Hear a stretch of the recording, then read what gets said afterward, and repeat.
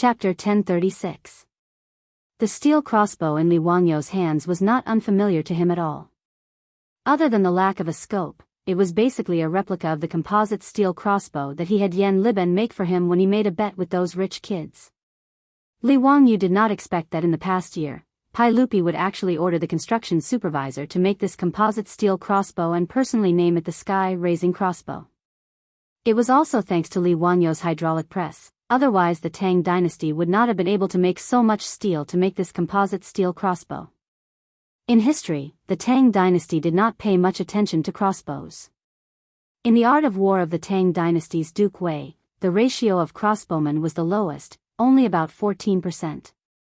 In each army, the ratio of crossbowmen was even lower, usually only 10%. Other than Jianghuai crossbowmen, the status of crossbowmen in the Tang dynasty was far lower than archers. The reason was naturally because crossbows had a short shooting range, slow reloading speed, and were good at defense and not good at offense. The generals of the Great Tang didn't have much hope in using a weapon like the crossbow to restrain the charging cavalry from afar. In the Tang army, the Mo sword and cavalry were the most important soldiers. However, Li Wangyou's composite steel crossbow not only had a long shooting range, but it also had a booster, which was not only fast but also labor-saving. Pai Lupi, as the emperor of the horse and the big shot who took down half of the Tang dynasty, how could he not see the use of this steel crossbow? Therefore, even though it was very expensive to make a composite steel crossbow, he gritted his teeth and ordered the construction supervisor to make it in large quantities and start to equip it to the army. Today, of the 10,000 Tang cavalry led by Li Wangyou, 2,000 crossbowmen were equipped with the Sky-Raising Crossbow. In fact, it was not correct to call these 10,000 Tang cavalry. Although they were all marching on horseback, only 2,000 of them were true cavalry. The remaining 8,000 should be called mounted infantry. Different from Shui Yintuo's dismounted infantry formation, the mounted infantry of the Tang army were all professional infantry. Horses were just a means of transportation for them. When they fought, they would dismount from their horses and fight on foot. According to Li Weigong's Art of War, 70% of the Tang army's field forces were soldiers, while the rest were medical, logistical, and auxiliary personnel. In other words, Li Wangyou's army of 10,000 had 7,000 combat soldiers. Among them, there were 2,000 cavalrymen, 2,000 archers, and 2,000 jumpers, who were also sword and shield wielders. As well as the Tang army's most elite sharp blade soldiers, 1,000 Mo blade soldiers. Originally, according to Li Wangyou's previous thoughts, the battle with Shi Li Fu was very simple. He only needed to copy Li Ji's tactics. Using 5,000 infantrymen to deal with Shui Yintuo's dismounted cavalry formation, then 2,000 cavalrymen would circle around the rear and launch a surprise attack on Shui Yintuo's cavalry. As long as Shui Yintuo's horse was killed, it was equivalent to cutting off the foot of 50,000 soldiers. By then, Shui Yintuo's dismounted cavalry would become meat on the chopping board, and the Tang army could do whatever they wanted with them. But Li Wangyou pondered for a while, and then shook his head and rejected this tactic. It was not that it was not suitable, but he did not plan to expose this tactic so early. Shui Yintuo's dismounted cavalry formation, to put it bluntly, was not worth mentioning, and was rather idiotic. But Li Wangyou's ambition was very big. He really had the idea of fighting all the way to Overseer Mountain and capturing the barbarian Khan alive. In this way, if he used this tactic to defeat Shi Li Fu, it would not be too appropriate. After all, Shui Yintuo's people were not idiots. After he used this method to defeat Shi Li Fu, it would not be so easy to deal with Shui Yintuo's remaining 150,000 soldiers. As long as Shui Yintuo left behind enough cavalry to protect the horses of the rear army, then it would be impossible for him to rely on his 10,000 men to defeat Shui Yintuo's 100,000 soldiers. Therefore, Li Wangyou needed to think of another method. He had to defeat Shi Li Fu's 50,000 soldiers, but he also could not expose the weakness of Shui Yintuo's dismounted cavalry formation. To use 10,000 men to face Shi Li Fu's 50,000 soldiers head-on was indeed not easy. If it was not handled well, it would be self-defeating. But ever since Li Wangyou discovered that Pai Lupi had actually given the army a large number of composite steel crossbows, he had enough confidence. Just these 2,000 composite steel crossbows could shoot the enemy to the point that they could not fight back. Adding on the Mo saber-wielders of the Tang dynasty, who were invincible in every battle, even if Xie Fu's forces were 5 times his, there was nothing to worry about. A normal crossbow's projectile range was no more than 200 steps, and its direct range was 70 to 80 steps. And the Tang army's current heaven-raising crossbow was equivalent to a 4-stone crossbow. Its projectile range was about 400 steps, and its direct range was also more than 200 steps. Li Wangyu was able to use this crossbow to kill a wild boar 300 meters away. Then, when dealing with Shui Yintua's soldiers, the effect would be the same. In other words, just relying on the super long range of the composite steel crossbow to Shui Yintua's people was no less than a dimensional reduction attack. Although Li Wangyu was not a soldier, as a military fan, he knew what it meant to have the advantage of a long range and to be able to continuously attack and kill the enemy outside the enemy's attack range. The replacement of the bow by the gun was the best example. In this era, the power of the composite steel crossbow was almost no different from the gun. It could even be said that it was stronger than the guns of the early era. At the very least, the guns of the Manchurian Qin were unable to accurately kill the enemy at a distance of 300 meters. And presumably, because of Li Wangyou's design of the winding device for the composite steel crossbow, not only was the winding speed faster, but it was also able to fire faster. And because steel cables were used as the bowstring, it was not even affected by the weather. Compared to the guns of the early era, the composite steel crossbow only had one flaw, and that was that it was expensive. Whether it was the cost of making the steel crossbow or the consumption of the crossbow bolts, compared to gunpowder and lead balls, it was too expensive. Fortunately, the Tang dynasty was flourishing, or else Pai Lupi might not be able to afford so many Atlas crossbows. However, the Tang dynasty had a misconception about the use of the composite steel crossbow. For example, when the tanks were first invented, the Western countries used them by distributing them to various divisions to coordinate with the infantry. It was not until the Second World War that the tanks began to be used together and became the king of land battles. The Tang army used the composite steel crossbow, but they were no different from ordinary crossbowmen.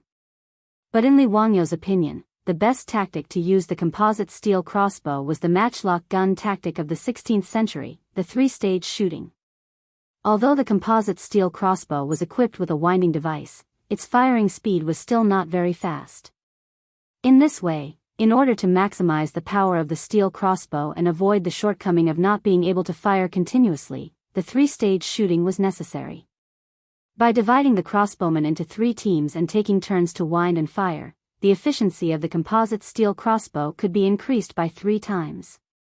In this regard, Li Wangyu was very confident. However, Li Wangyou's confidence did not mean that Mitua and Xing Chumo were also confident. Even if they were very confident in the combat power of the Tang army, but facing an enemy 5 times their own, whether it was the playboys, Mitua, or the captains and generals in the army, their hearts were beating like drums. Even Mitua and many others tried to persuade Li Wangyu to retreat, but they were all rejected by Li Wangyu. In this regard, Mitua was also very helpless. He could only secretly order his subordinates of the 100 Cavalry Department to prepare. If the Tang army was defeated, then even if he had to be tied up, he would still rescue Li Wangyu, the Qin king. After Xie Luo finally decided to fight to the death with Li Wangyu, both sides set up camp on the grassland and faced each other with a distance of 10 li. On this day, the wind was light and the clouds were light. It was a good day to kill and set fire. Both sides chose to start the war today. The Tang army blew the first bugle, and the Tang army gathered their men and cavalry into teams. The second bugle sounded, and the army's flags and spears were raised like a forest. The third bugle sounded, and the Tang army lined up to meet the enemy. The wind blew the flags. The war drum sounded, and the Tang army and Shui Yintua stepped out to attack at the same time. Chapter 1037. With the beating of the war drums, Li Wangyou's heart began to beat violently, and his palms were full of sweat. In fact, it was nonsense to say that he had absolute confidence in defeating Shui Yintua. Not to mention other things, just the dense phalanx of Shui Yintua's army on the opposite side made Li Wangyou's scalp tingle. As the saying went, 1,000 men could connect the earth to the sky, 10,000 men could be boundless. At this moment, the battlefield in front of Li Wangyu was such a boundless scene, and he could not help but feel nervous. After all, it was his first time facing such a big battle. Last time in Jilong County of Shu Commandery, there were only a few thousand people causing trouble. Compared with the tens of thousands of people now, it was simply child's play and was not worth mentioning.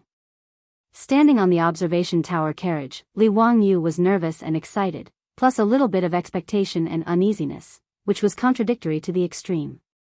It was understandable that he was nervous and excited, but he was uneasy because he was worried that the Tang army would suffer heavy casualties. After all, this war was purely initiated by him. If it were not for his insistence, according to Mituo's persuasion, the 10,000 Tang soldiers under his command would not appear on the battlefield at this moment. In other words, because of his own selfish interests, these Tang soldiers were facing death, which made Li Wangyu somewhat unable to bear and blame them. After all, Li Wangyu was not a person of this era. Even though he had been in a high position in recent years, he could not treat human lives as nothing. Whether this war was won or lost, the casualties of the Tang dynasty's soldiers were all due to his obsession. Because of Jun Mo's conferment of Marquis, a general became famous and tens of thousands of bones withered. Sighing silently in his heart, Li Wangyu put away the messy thoughts in his mind and raised his eyes to continue to look at the battlefield. The most important thing now was to win this war. As for other things, they could be dealt with later. If there were casualties in the Tang army, Li Wangyu planned to take out copper coins from his residents to compensate their families, which could be regarded as his goodwill to buy peace of mind. After collecting his thoughts, Li Wangyu raised the binoculars in his hand and carefully observed the disposition of Shui Yintuo's army on the opposite side with Qing Chumo and the others. Currently, there were still several miles between the two sides. Both sides were slowly advancing amidst the sound of their war drums and horns. Fighting a war was naturally not like the TV dramas of later generations, where people would shout and charge forward with their heads lowered. Otherwise, if the soldiers were fully equipped with armor and sabers, by the time they had charged a few miles, they would have already collapsed from exhaustion. At that time, how could they fight a battle? Normally speaking, the two armies would advance until they were about 1 li apart, which was about 500 meters away from each other. They would enter the range of the other party's long-range weapons and stop in their tracks. After resting and reorganizing, the battle would officially begin. The 10,000 Tang army was split into the middle and two wings. In the middle of the army, there were 2,000 archers, 1,000 Amo swordsmen, and 2,000 jumping soldiers. On the two wings, there were 1,000 cavalry. Of course, the 5,000 soldiers in the middle of the army were not squeezed together. Instead, they were arranged into multiple square formations. Actually, there was no need for Li Wangyu and the debauches to worry about these matters. Only the military officers in the army could handle these matters. The only arrangement that Li Wangyu made was that 2 days ago, he summoned the officer in charge of the 2,000 archers. He ordered him to follow his instructions and train those archers to practice the 3-section shooting method. As for Li Wangyu's orders, that Tang army officer did not understand. He even secretly felt that Li Wangyu was messing around. That officer was also an old soldier, so when had he ever seen someone use archers in such a manner? In the past, archers would gather their forces and shoot in a large area to injure the enemy. Archers would rarely shoot directly at the enemy. The main reason was because of the range. They could shoot up to 200 steps, and shoot straight up to 100 steps. On the other hand, Li Wangyu's instruction for the archers to practice was to divide all the archers into 3 teams. They had to load their crossbows and fire according to the order, and they had to shoot straight. This went against common sense. As for Li Wangyu's messing around, the officer cursed in his heart. However, there was nothing he could do. He could only follow Li Wangyu's orders and arrange for his soldiers to practice. However, just a day later, that officer was convinced. How could an old soldier like him not see the benefits of the 3-section shooting method? Facing the 50,000 Shui Yintuo cavalry today, everyone was nervous. Only this officer in charge of the archers was filled with confidence. He rubbed his palms and was ready to start a massacre. The war drums continued to beat. The carriage that Li Wangyu and the other rich kids were in was pulled by horses and oxen. They followed the footsteps of the soldiers and slowly moved forward in the middle of the army. The distance between the two sides was getting closer and closer. Only when they were 500 steps away from Shui Yintuo's army did Li Wangyu order the army to stop. Immediately, the various officers, captains, and colonels started to order the soldiers under them to get into formation. This caused the formation that was a little messy due to the march to be in order once again. At the front of the Tang army formation were the jumping soldiers who held swords and shields. The jumping soldiers were equipped with round shields and short swords. They wore light armor and were in charge of close combat to make up for the lack of agility of their comrades who used long weapons. The round shields in their hands were mainly used to defend against the arrow rain. Behind the jumping soldiers were the Mo swordsmen. The Mo swordsmen of the Tang dynasty could be said to be the strongest infantry in the cold weapon era. In history, during the Tianbao era, the Tang army used 20,000 men to fight against the 200,000 Arab army. Even when they were attacked by the rebel army, the Tang army still managed to wipe out 70,000 Arab army and had 10,000 people successfully retreat. Although the Tang army lost the battle in the end, it made the Arab army feel the terror of the Tang dynasty's Mo swordsmen. Like a wall, men and horses were crushed. This was how the Arabs were shocked by the Mo swordsmen. Behind the 1,000 Mo swordsmen were the 2,000 archers. They were the key to Li Wangyu winning this battle. As for the cavalry on the two wings, Li Wangyu did not give them any important tasks this time. They just needed to hold the line. When Shui Yintuo's army collapsed, they would chase and clean up the mess. After all, with Shui Yintuo's brainless tactics, Li Wangyu was not worried that his two wings would be attacked by cavalry. Just as he had expected, Shui Yintuo's 50,000 cavalry did not ride horses. Like the Tang army, they lined up in a grandiose formation and pressed down like a dark cloud. The Tang army did not have many soldiers, so they naturally would not take the initiative to attack. Xieli was also clear on this point. He did not expect the Tang army to be so brainless as to take the initiative to attack. After stabilizing their footing, Shui Yintuo's army made some adjustments. Xieli waved his hand, and the bugle horn sounded. The 20,000 troops at the front began to march in an orderly manner, pressing down on the Tang army. The 20,000 soldiers moved in unison and gave off a shocking aura. Even from the watchtower at the back, Li Wangyu could feel the ground trembling. At this moment, 80 was following behind Li Wangyu. He was just a herdsman of a small tribe and had never seen such a scene. He could not help but clench his fists nervously as he stared at Shui Yintuo's army. With the battle about to break out, Li Wangyu was not nervous. He turned his head and smiled at 80, Dalong, let's see how I take revenge for the Hurut tribe. Believe me, the blood of the Hurut tribe will not be shed in vain. 80 nodded his head and squinted his eyes as he looked at the rear of Shui Yintuo's army. That was where Xieli was. The 20,000 Shui Yintuo's vanguard continued to move forward. The distance between the two sides shortened bit by bit. 500 steps, 400 steps. Chapter 1038. At this moment, they had already entered the shooting range of the Tang archers. After changing to the mighty sky crossbow, the shooting range was 400 steps away. The lieutenant commanding the archers could not help but turn to look at the observation tower, but he saw that Li Wangyu did not say anything at all. He just looked at the approaching Shui Yintuo's army expressionlessly. 300 steps. 200 steps, the archers of Shui Yintuo's vanguard were the first to attack.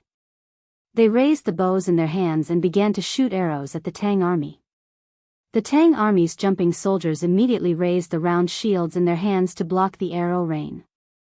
Shui Yintuo's vanguard had a total of 20,000 people. Among them, there were more than 5,000 archers. For a moment, the black mass of arrows poured down like raindrops. It was a terrifying sight. 200 steps, or 300 meters, was actually the maximum shooting distance of a bow and arrow. Although the arrow rain of Shui Yintuo's vanguard was very dense, the damage to the Tang army was pitifully small. Not to mention that the round shields in the hands of the jumping soldiers could block the arrows.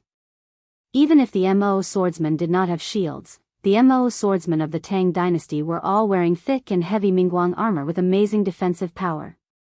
These arrows that were shot from the maximum shooting range did not have much kinetic energy. How could they penetrate their armor? However, when the arrows fell from the sky and hit the armor, the tinkling sounds were terrifying. But the Tang army could be said to be experienced in battle. Even in such a passive situation, the army did not have the slightest commotion. Except for the occasional unlucky person who was hit by the falling arrows and whose body was not protected by the shield and armor, the Tang army was like a reef in a torrent, motionless. Qing Chumo and the others were anxious. Zio, why don't you fight back? The shooting range of the mighty sky crossbow is much higher than the arrows of Shui Intua's men. Why are you taking the hits so passively? Li Wangyu laughed. Brother Chumo, don't worry. Let them come closer so that it will not be too tiring to chase them later. Chasing is too tiring, Qing Chumo, Fang Yai, and the others looked at each other and did not know what to say. Everyone was worried. Even Mitua had secretly gestured to his subordinates to protect Li Wangyu. If something went wrong, they should pull him away immediately. In the end, he was thinking about how to chase after the enemy. Wasn't he looking down on his opponent too much? They were facing 50,000 Shui Intua's army, not 50,000 pigs. Although Qing Chumo and the other debauches had never been on the battlefield before, they were still considered to be the sons of a military family. They were very clear about the battlefield. Just as they were about to speak again, they saw Li Wangyu suddenly wave his hand and the messenger beside him immediately blew the bugle horn in his hand. With the sound of the bugle horn, the leapers and Mo swordsmen who were originally at the vanguard of the Tang army suddenly moved. They all squatted down at the sound of the bugle horn, revealing the 2,000 archers behind them. The lieutenant commanding the archers shouted, "Fire!" A buzzing sound that made one's scalp go numb resounded through the sky. It was the sound of the composite steel crossbow's bowstring piercing through the air. 500 to 600 armor-piercing arrows, gleaming with cold light, broke through the air from the Tang army formation and shot toward Shui Intua's vanguard, who was 200 paces away. The reason why Li Wangyu dared to place Shui Intua's vanguard at such a close distance was because the composite crossbow had a big enough advantage compared to Shui Intua's bow and arrow. A distance of 200 paces, 300 meters, Shui Intua's bow and arrow could barely shoot to its maximum range. At this distance, it was not so easy to pierce through the armor. But at the same distance, the composite steel crossbow in the hands of the Tang army could shoot straight and had enough power to pierce through the armor on Shui Intua's men. The bowstring rang. The arrow was released. In the next second, the armor-piercing arrows flew across the distance of 300 meters, ignoring the obstruction of the armor and directly piercing into the bodies of the men, bringing out a cloud of blood. The 2,000 archers of the Tang army, according to Li Wangyu's order, were divided into 3 rows, with 500 to 600 men in each row. After a round of shooting, the archers in the first row immediately turned around and began to load the crossbow and arrow. The second row of archers stepped forward, raised their crossbows and aimed. Following the lieutenant's command, they pulled the trigger and shot out another arrow. Then, without hesitation, they turned around and retreated. In the blink of an eye, the 2,000 archers of the Tang army had completed a 3-stage shooting. 2,000 armor-piercing arrows were shot out. And Shui Intua's vanguard army was instantly stunned by this wave of arrows. 2,000 armor-piercing arrows directly shot down 700 to 800 of Shui Intua's soldiers. Even if they were wearing armor and holding round shields, they still could not block the arrows that were like meteors and lightning. The army that was originally marching in unison and following the sound of the war drums instantly melted. Countless miserable cries resounded throughout the grassland. The captain who was in charge of commanding Shui Intua's vanguard army could not help but feel his heart beating wildly. How could he have imagined that the Tang army's crossbows would have such great power? Before Shui Intua's men could react, the next wave of arrows from the Tang army had already taken away another 200 to 300 lives. The 2,000 archers of the Tang army, under the command of the lieutenant, were like a precise machine, continuously shooting out the fatal arrows in their hands. In just 2 rounds of shooting, Shui Yintuo's vanguard army had already lost close to 2,000 bodies, and the number of injured was uncountable. In just a moment, Shui Yintuo's 20,000 vanguard army was on the verge of collapsing.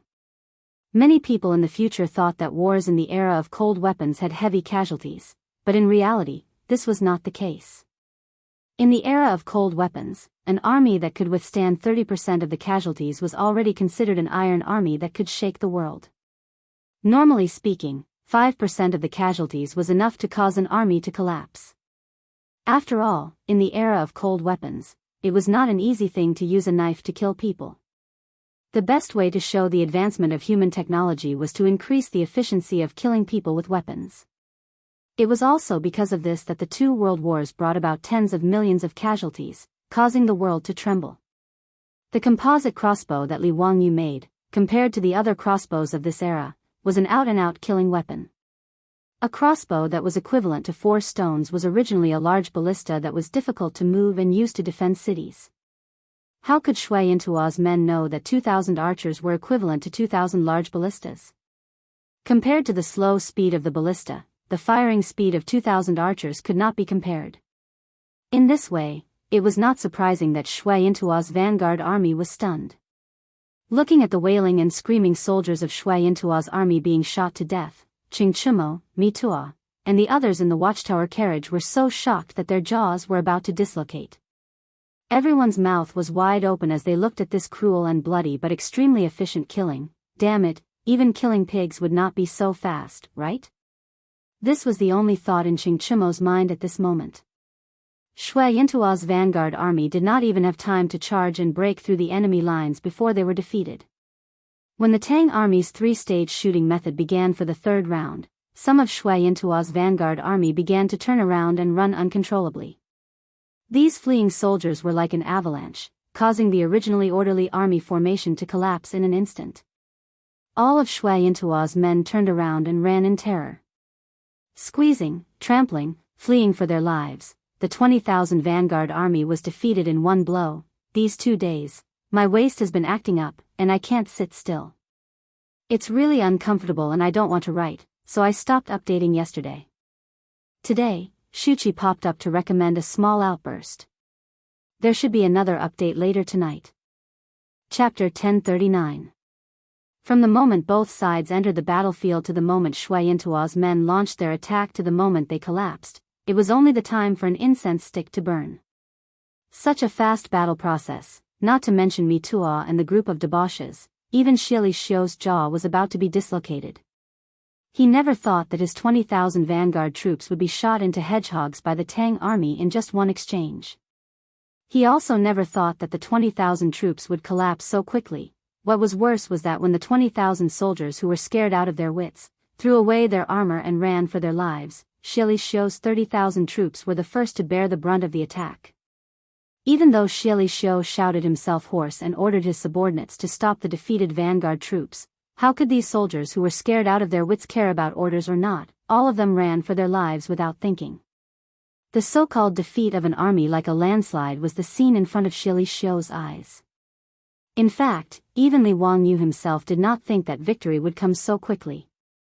Even if he was sure that the 3-stage shooting method of the composite steel crossbow could defeat the enemy, he did not expect that with just 3 rounds of shooting, it would defeat the 20,000 vanguard troops and cause the enemy to collapse. Li Wangyu, Qing Chumo, and the others looked at each other. Their eyes could not hide the excitement. Without any hesitation, he immediately ordered the whole army to attack. The cavalry on the 2 wings drove away the defeated troops. The 7,000 infantrymen pressed on and continued to expand the battle results. The Tang army's jumping soldiers and Modeo soldiers also did not think that before they even had the chance to attack, the enemy would be defeated. After hearing the battle drums, how could these jumping soldiers and Modeo soldiers let the archers have the advantage? All of them roared and rushed out, starting to chase the crazily fleeing enemies.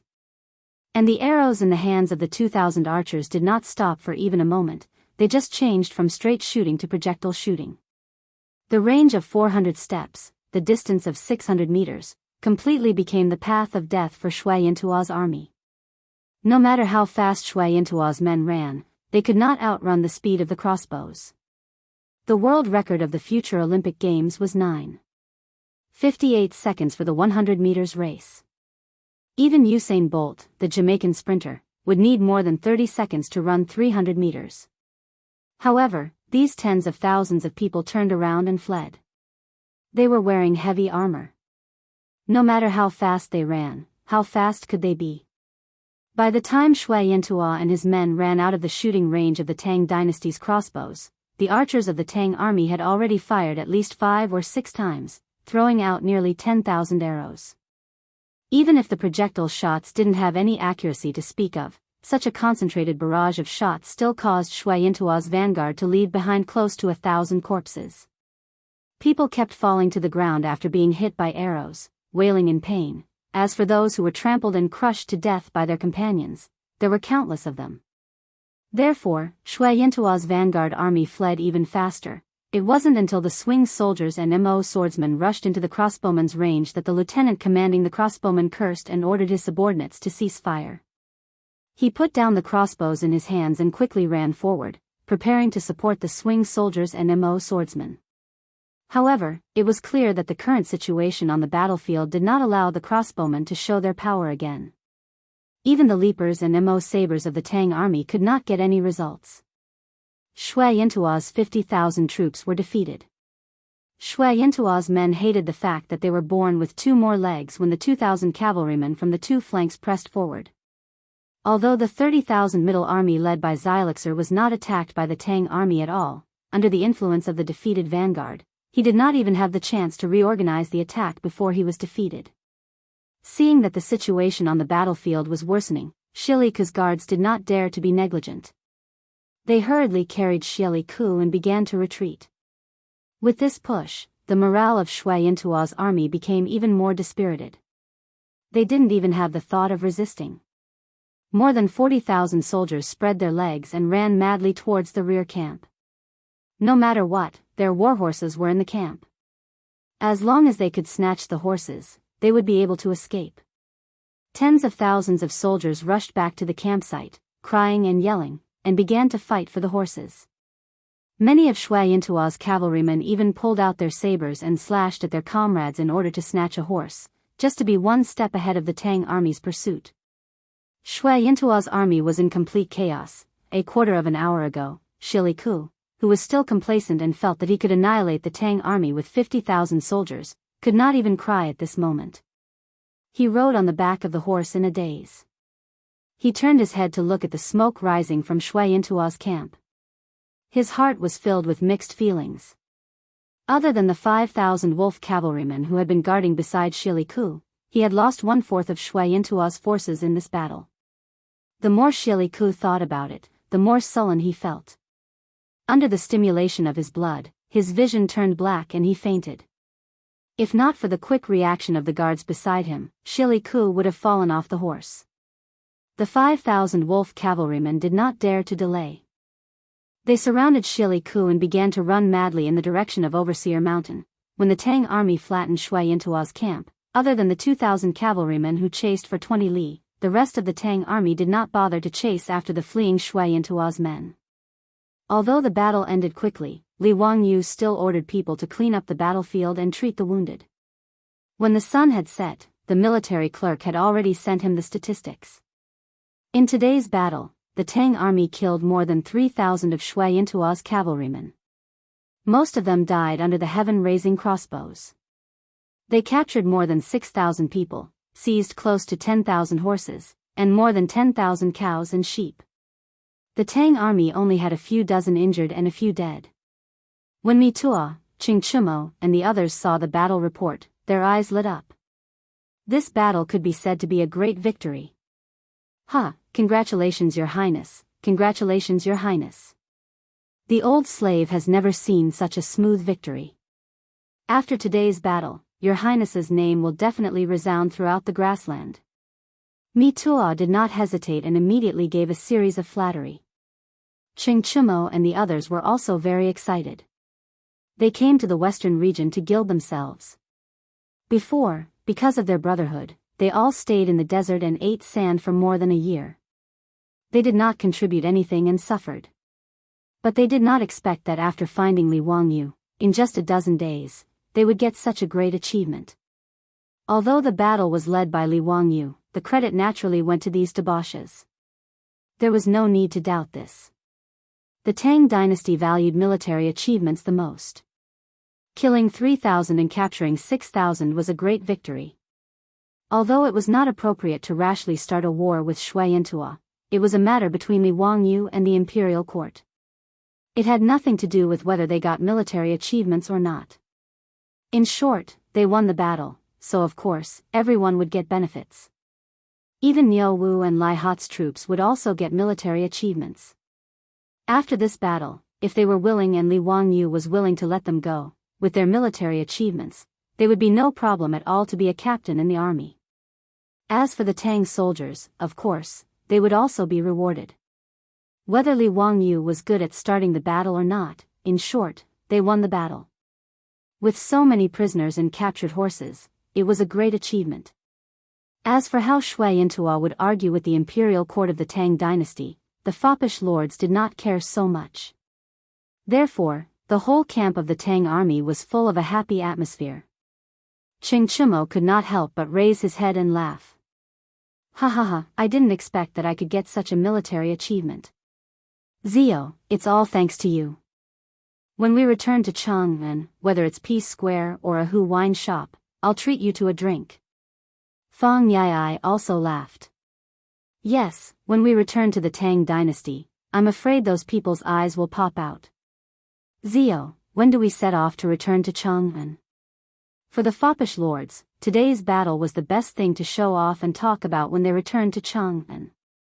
They could not wait to return to Chang'an and show off today's battle to their friends and relatives. As the saying goes, not returning to one's hometown after riches and honor is like traveling at night in brocade clothes. The foppish lords were eager to return home. Li Wangyu glanced at them and shook his head in confusion. Return to Chang'an? Why do we have to return to Chang'an? Order the army to rest for a day and set off tomorrow to continue chasing that bastard Xieli. If he runs back to Overseer Mountain, I'll kill my way to Overseer Mountain. If I don't catch that bastard, how can I relieve the anger in my heart? Li Wangyu's words immediately made the foppish lords and Mi Tuo dumbfounded. Chapter 1040. Originally, Mi Tuo and the other playboys thought that Li Wangyu was very persistent in leading the troops to chase after Xieli Ruo because he wanted to vent his anger and take revenge for Xieli Ruo's previous pursuit. However, in today's battle, the Tang army easily defeated Shui Yantua's army of 50,000. It could be said that it was a complete victory and there were many spoils. Why was Li Wangyu still not satisfied? If he continued to chase, wouldn't he chase all the way to the military governor mountain? Could it be that Li Wangyu really wanted to use these 10,000 men to fight against Shui Yantua's army of 200,000? Mi Tuo felt a headache coming on. Your Highness, why don't we retreat and rest for a while before making any plans? Moreover, there are so many spoils that need to be dealt with. We can't possibly bring these spoils to chase after Shui Yantua's men, right? Mi Tuo hesitated but could only continue to persuade Li Wangyu to retreat. The playboys quickly nodded in agreement. That's right, Zio. There are thousands of prisoners and so many horses, cows, and sheep. We can't not deal with them properly.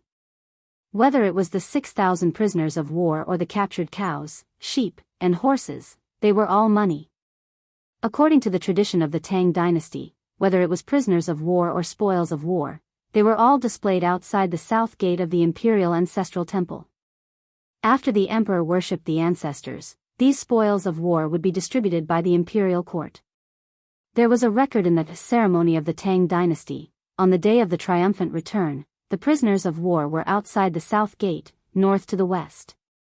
However, this was the way to deal with the situation when the army was leading the troops into battle. Li Wangyu attacked Shui Yantua without the consent of Pai Lupi and the imperial court. He was completely acting on his own. Therefore, the spoils of war could not be sent to the imperial ancestral temple to worship the ancestors. Li Wangyu, as the commander, could be said to be good at starting a war or provoking for no reason. However, how to deal with him was a matter for Pai Lupi and the imperial court officials. It had nothing to do with the playboys. It wasn't that they were heartless, but they knew that Pai Lupi wouldn't blame Li Wangyu. Just by looking at how sad Pai Lupi had been during Li Wangyu's disappearance for more than a year, one could tell how important Li Wangyu was to him. Even Mido, the head steward of the imperial palace and the commander of the 100 Cavalry Department, was driven to the desert by Pai Lupi because of Li Wangyu's disappearance. Before finding out the exact whereabouts of Li Wangyu, Mi Tuo could not return to Chang'an. From this, it could be seen how much Pai Lupi cared about his nephew. As long as Li Wangyu was safe and sound, he could beat Shui Tuo. Could it be that Pai Lupi would pay attention to the weeping complaints of the barbarian Khan? Moreover, it was Shui Tuo's men who chased after Li Wangyu first. Therefore, no matter how Li Wangyu retaliated, in the eyes of the playboys, it was reasonable. Shui Tuo's men were beaten in vain. As for the prisoners and spoils of war, the Tang dynasty would never return them. Since the spoils of war couldn't be returned to Shui Tuo and couldn't be sent to the imperial ancestral temple to worship the ancestors, the right to dispose of them was naturally up to the Western Punitive Expedition Army. These prisoners of war and the spoils of war were all extremely valuable. Needless to say, the spoils of war could be sold directly, whether it was war horses or cattle. As for the prisoners of war, they would be listed as slaves and sold. These prisoners of Shui Tuo were all strong young men who could be sold at a high price. As for the spoils of war, everyone in the Western Punitive Expedition Army would get a share of it. It was just that the amount was different. This was one of the reasons why the camp was full of singing and laughter. Li Wangyu laughed at the persuasion of Mi Tuo and the playboys. "Brothers, is your appetite so small? It wasn't easy for us to come to the grasslands, so how can we just let it go like that? Furthermore, I haven't taken revenge for Ajie's tribe, so how can I let them off so easily?" His words made it hard for the playboys to reply. They exchanged glances and kept silent. Li Wangyu continued, "As for the prisoners and cattle, I'll arrange 1,000 sword-shield soldiers to escort them back. We'll rest for a day and continue tomorrow to chase Shili Khan. Brothers, don't worry. Isn't the strength of the heaven-raising crossbows enough to prove it? So what if Shui Tuo has 200,000 troops? They're just chickens and dogs, unable to take a single hit. Hee, brothers, think about it. If we can fight our way up to Military Governor Yu Mountain, how many prisoners can we get? If we can capture that bullshit barbarian Khan back to Chang'an and let him accompany Shili Khan, wouldn't that be even better? That is something that can leave one's name in history, no less than General Fei and Marquis Champion. Brothers, don't you want to try?" The General Fei and Marquis Champion that Li Wangyu was referring to were naturally Li Guang and Huatsubing. When Qing Chumo and the others heard those words, their eyes turned red from the stimulation. If they could stand shoulder to shoulder with Li Guang and Huatsubing, how glorious would that be? Fang Yai directly punched his own palm. "Bastard, let's do it. Ziyu is right. So what if Shui Tuo has 200,000 troops? They're just chickens and dogs." Today, Shui Tuo's 50,000 troops were shot down by the crossbows in an incense stick's time. I think that even if they had a few times more men, it wouldn't be a big deal. That's right, that's the theory. Ziyu's three-part shooting technique is simply too exquisite. I don't believe that those Shui Tuo people can block such a dense barrage. Chai Lingwu also laughed out loud. The future that Li Wangyu described to the playboys was simply too tempting. If they could really conquer Mo Bay with just 10,000 Tang cavalry, then when they returned to Chang'an, wouldn't they be too arrogant? Not mentioning Qing Yaojin, Qin Xiong, and the other country lords, be it the aristocratic families or the second or third generation, who could compete with them? Furthermore, these bunch of playboys had been eyeing the title of nobility for a long time. If they could make such a huge contribution, would they still need to be afraid of not being given a title? In the worst-case scenario, Pai Lupi might even give them the title of County Marquis. Taking a step back, even if they could not defeat the 200,000 Shui Tuo army, as long as they had the heaven-raising crossbows, retreating safely would not be a problem. With that, the risk of continuing to conquer Mo Bay would not be too high. If one was not willing to do such a profitable business, then one would be a fool. Even the group of playboys were hoodwinked by Li Wangyu. Mi Tuo naturally had nothing to say and could only agree with Li Wangyu's decision. After the discussion, they arranged for the lieutenant to lead 1,000 men to escort the war prisoners, cattle, sheep, and other spoils of war to retreat to the south and return to the Tang dynasty. Mi Tuo also sent out a few men from the 100 Cavalry Department to quickly return to Chang'an to inform Pai Lupi of the news of Mo Bay. After resting for a day on the grassland, the army set off for the second time, using the momentum of their victory to chase after Shili's remaining troops. After Xylixer's defeat, he ran north for nearly 100 li in one breath, and only then did he stop and begin to gather the defeated army. After the battle, only 30 to 40,000 of the 50,000 Shuayantua cavalry were left, and many of their horses were lost. The army on the grassland, whether it was Tujue or Shuayantua, had always had 1 man and 3 horses. But Shili was defeated too quickly this time. Tens of thousands of people were running all over the place. How could they care about those horses? The 30 to 40,000 troops were now short of men and horses, and they were in an even more difficult situation. Shili originally wanted to rest and reorganize his troops, but before he could gather all the defeated troops, the scouts came to report that the Tang army had caught up again. Shili had now lost all his confidence after being killed by the Tang army. How could he dare to stop and fight with the Tang army again? Without hesitation, he immediately led Shuayantua's remaining troops to run north, and at the same time sent out fast horses to ask for help from his father, putting aside how Li Wangyu was chasing after Shili. At this time, outside Chang'an City, several exhausted horses, covered in dust, were currently galloping over from the northwest. Chapter 1041. Dingzhou Village, Hu County, the Prince of Qin's residence.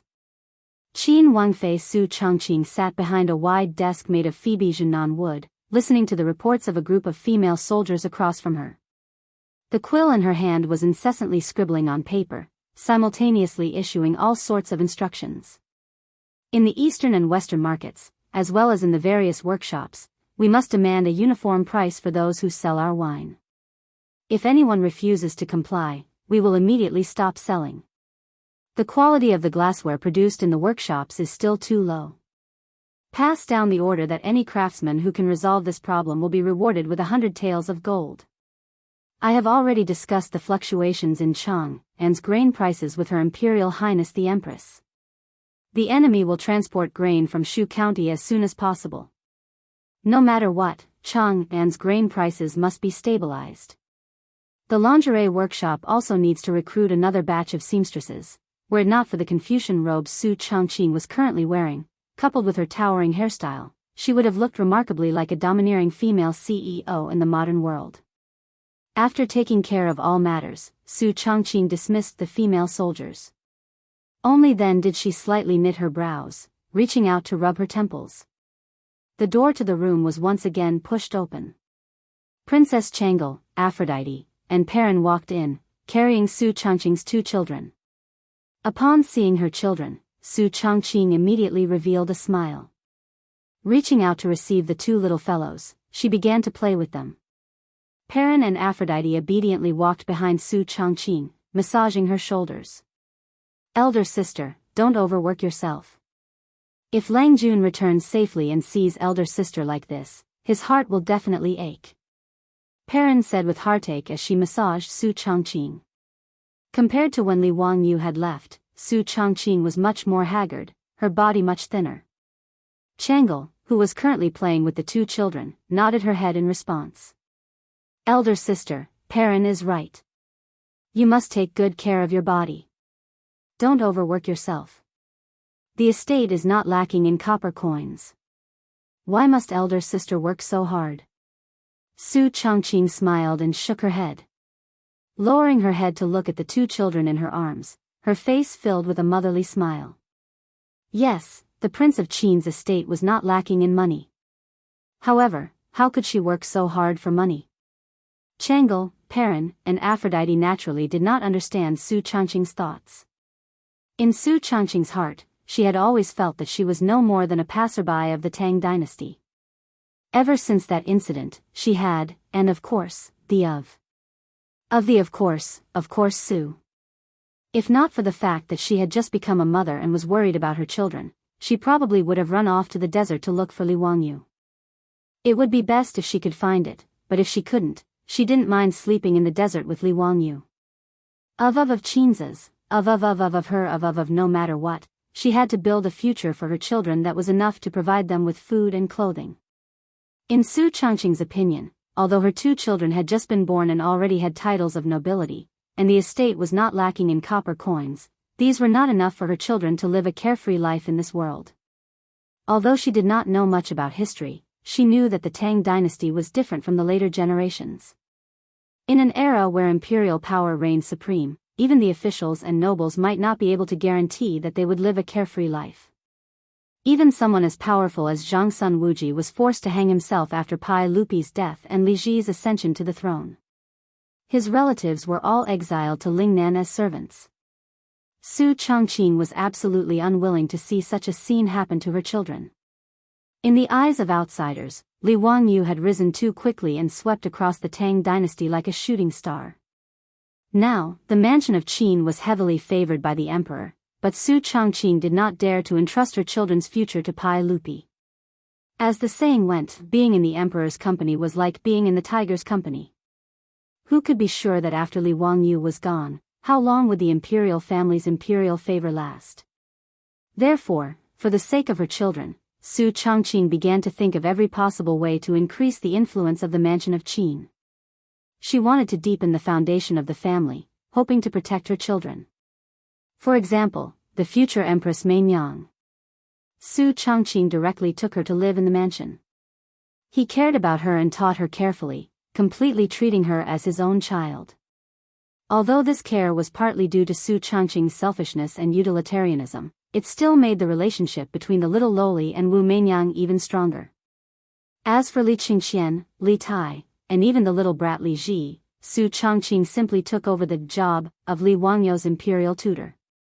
After all, compared to Su Changqing, Li Wangyu, who graduated from a second-tier university, was not enough to be compared to Su Changqing, who was a top student from the University of Pennsylvania. What Li Wangyu could teach, Su Changqing could teach as well. After comparing with Empress Zhangsun, Pai Lupi found that Su Changqing was indeed as good as she said. She knew everything about astronomy and geography. For a moment, she was also shocked. Regarding this, Su Changqing only said that when the Tao Father imparted knowledge to Li Wangyu, she was also listening at the side. Therefore, she could also be considered half a disciple of the Tao Father. Pai Lupi did not doubt Su Changqing's words. It was just that a woman imparting knowledge to a prince was not a pleasant thing to say. Therefore, Pai Lupi did not publicize this matter. She only tacitly allowed Li Qingxian and the others to often go to the Duke of Qin's mansion to listen to lectures. Whether it was teaching Li Qingxian, Li Ji, or Wu Mainyang, it was all a long-term investment that Su Changqing carried out for her and Li Wanyu's child. In the future, no matter who ascended the throne, they would at least have a relationship with the Duke of Qin's mansion. However, Su Changqing did not place all her hopes on others. Originally, Su Changqing did business and took care of the properties in the mansion. It was just to pass the time. The business methods that she had learned in the future were just a small part of her skills. However, after Li Wangyu was gone, although Su Changqing did not take a step out of the mansion, she relied on her female army and began to show off her skills. Not only did she expand the properties in her mansion, but Su Changqing also wanted the Duke of Qin's mansion to have a more stable foundation. She did not choose to use her power in the imperial court. Instead, she chose to use the merchants that even the landowning clans looked down on. The merchants of the Tang dynasty were all miscellaneous, low class, and lowly. However, Su Changqing knew how much power merchants could have, and she did not look down on their value. Over the past year, Su Changqing had borrowed the power of various factions to fight against others. With her business mind and management strategies that surpassed the times, she had established a huge business network in the east and west of Chang'an. Her name as the goddess of wealth was known by everyone in Chang'an and the surrounding provinces. In this regard, Pai Lupi and Empress Zhangsun had no objections. They were even happy to see it happen. After all, the imperial family also had a large share of the Duke of Qin's business. Speaking of which, the imperial family had a big advantage. Over the past year, Su Changqing naturally had a hard time. She not only had to take care of her 2 children who were crying piteously for food, but she also had to teach Wu Meinyang and the others. She also had to remotely command a group of female army and plan her business empire. However, no matter how hard it was, Su Changqing felt that it was worth it as long as she could see her 2 children. This might be a common problem for parents. Naturally, she could not tell Changle and the others about these thoughts. Even though Changle and the others were Li Wangyou's wives and concubines in name, these things could not be announced. A few months ago, Duke Lu, Qing Yaojin, ordered someone to send back a shocking piece of news. The Duke of Qin, Li Wangyou, actually did not die in the desert. Instead, he was captured by a group of desert bandits. However, just before Qing Yaojin sent troops to eliminate the desert bandits, Li Wangyou actually escaped from the desert bandits' camp alone. Once again, his whereabouts were unknown. This news immediately made everyone in the Duke of Qin's mansion cry tears of joy. The haze that had been suppressing the Duke of Qin's mansion for more than a year finally dissipated by more than half. As long as Li Wangyou did not die in the desert, then there was hope. Chapter 1042. Ever since the news that Li Wangyou didn't die in the desert and escaped alive spread, Su Changqing couldn't help but hold her children and cry bitterly. Even though they hadn't found Li Wangyou's exact whereabouts, Su Changqing firmly believed that her husband, Li Wangyou, would definitely return home. As this news spread back to Chang'an, it also brought some trouble to Pai Lupi. First of all, there was the issue of Changle's identity. Since ancient times, Huaxia had a system of 1 husband and 1 wife and many concubines. It was the same for the emperor and the commoners. So even Li Wangyou was no exception. Back then, Pai Lupi nodded and agreed that Li Wangyou could imitate a Huang Nuing and have 2 wives. However, Pai Lupi didn't have the final say on this matter. Even if he was the emperor, this kind of thing that violated Huaxia's ethics and morals would definitely be criticized to death by those old masters. Not to mention other things, Wei Jing alone would definitely be fiercely opposed to this kind of thing. In addition to the issue of 1 husband and 1 wife, Changle had to marry Li Wangyou. What was more troublesome was that Huaxia didn't allow people with the same surname to marry.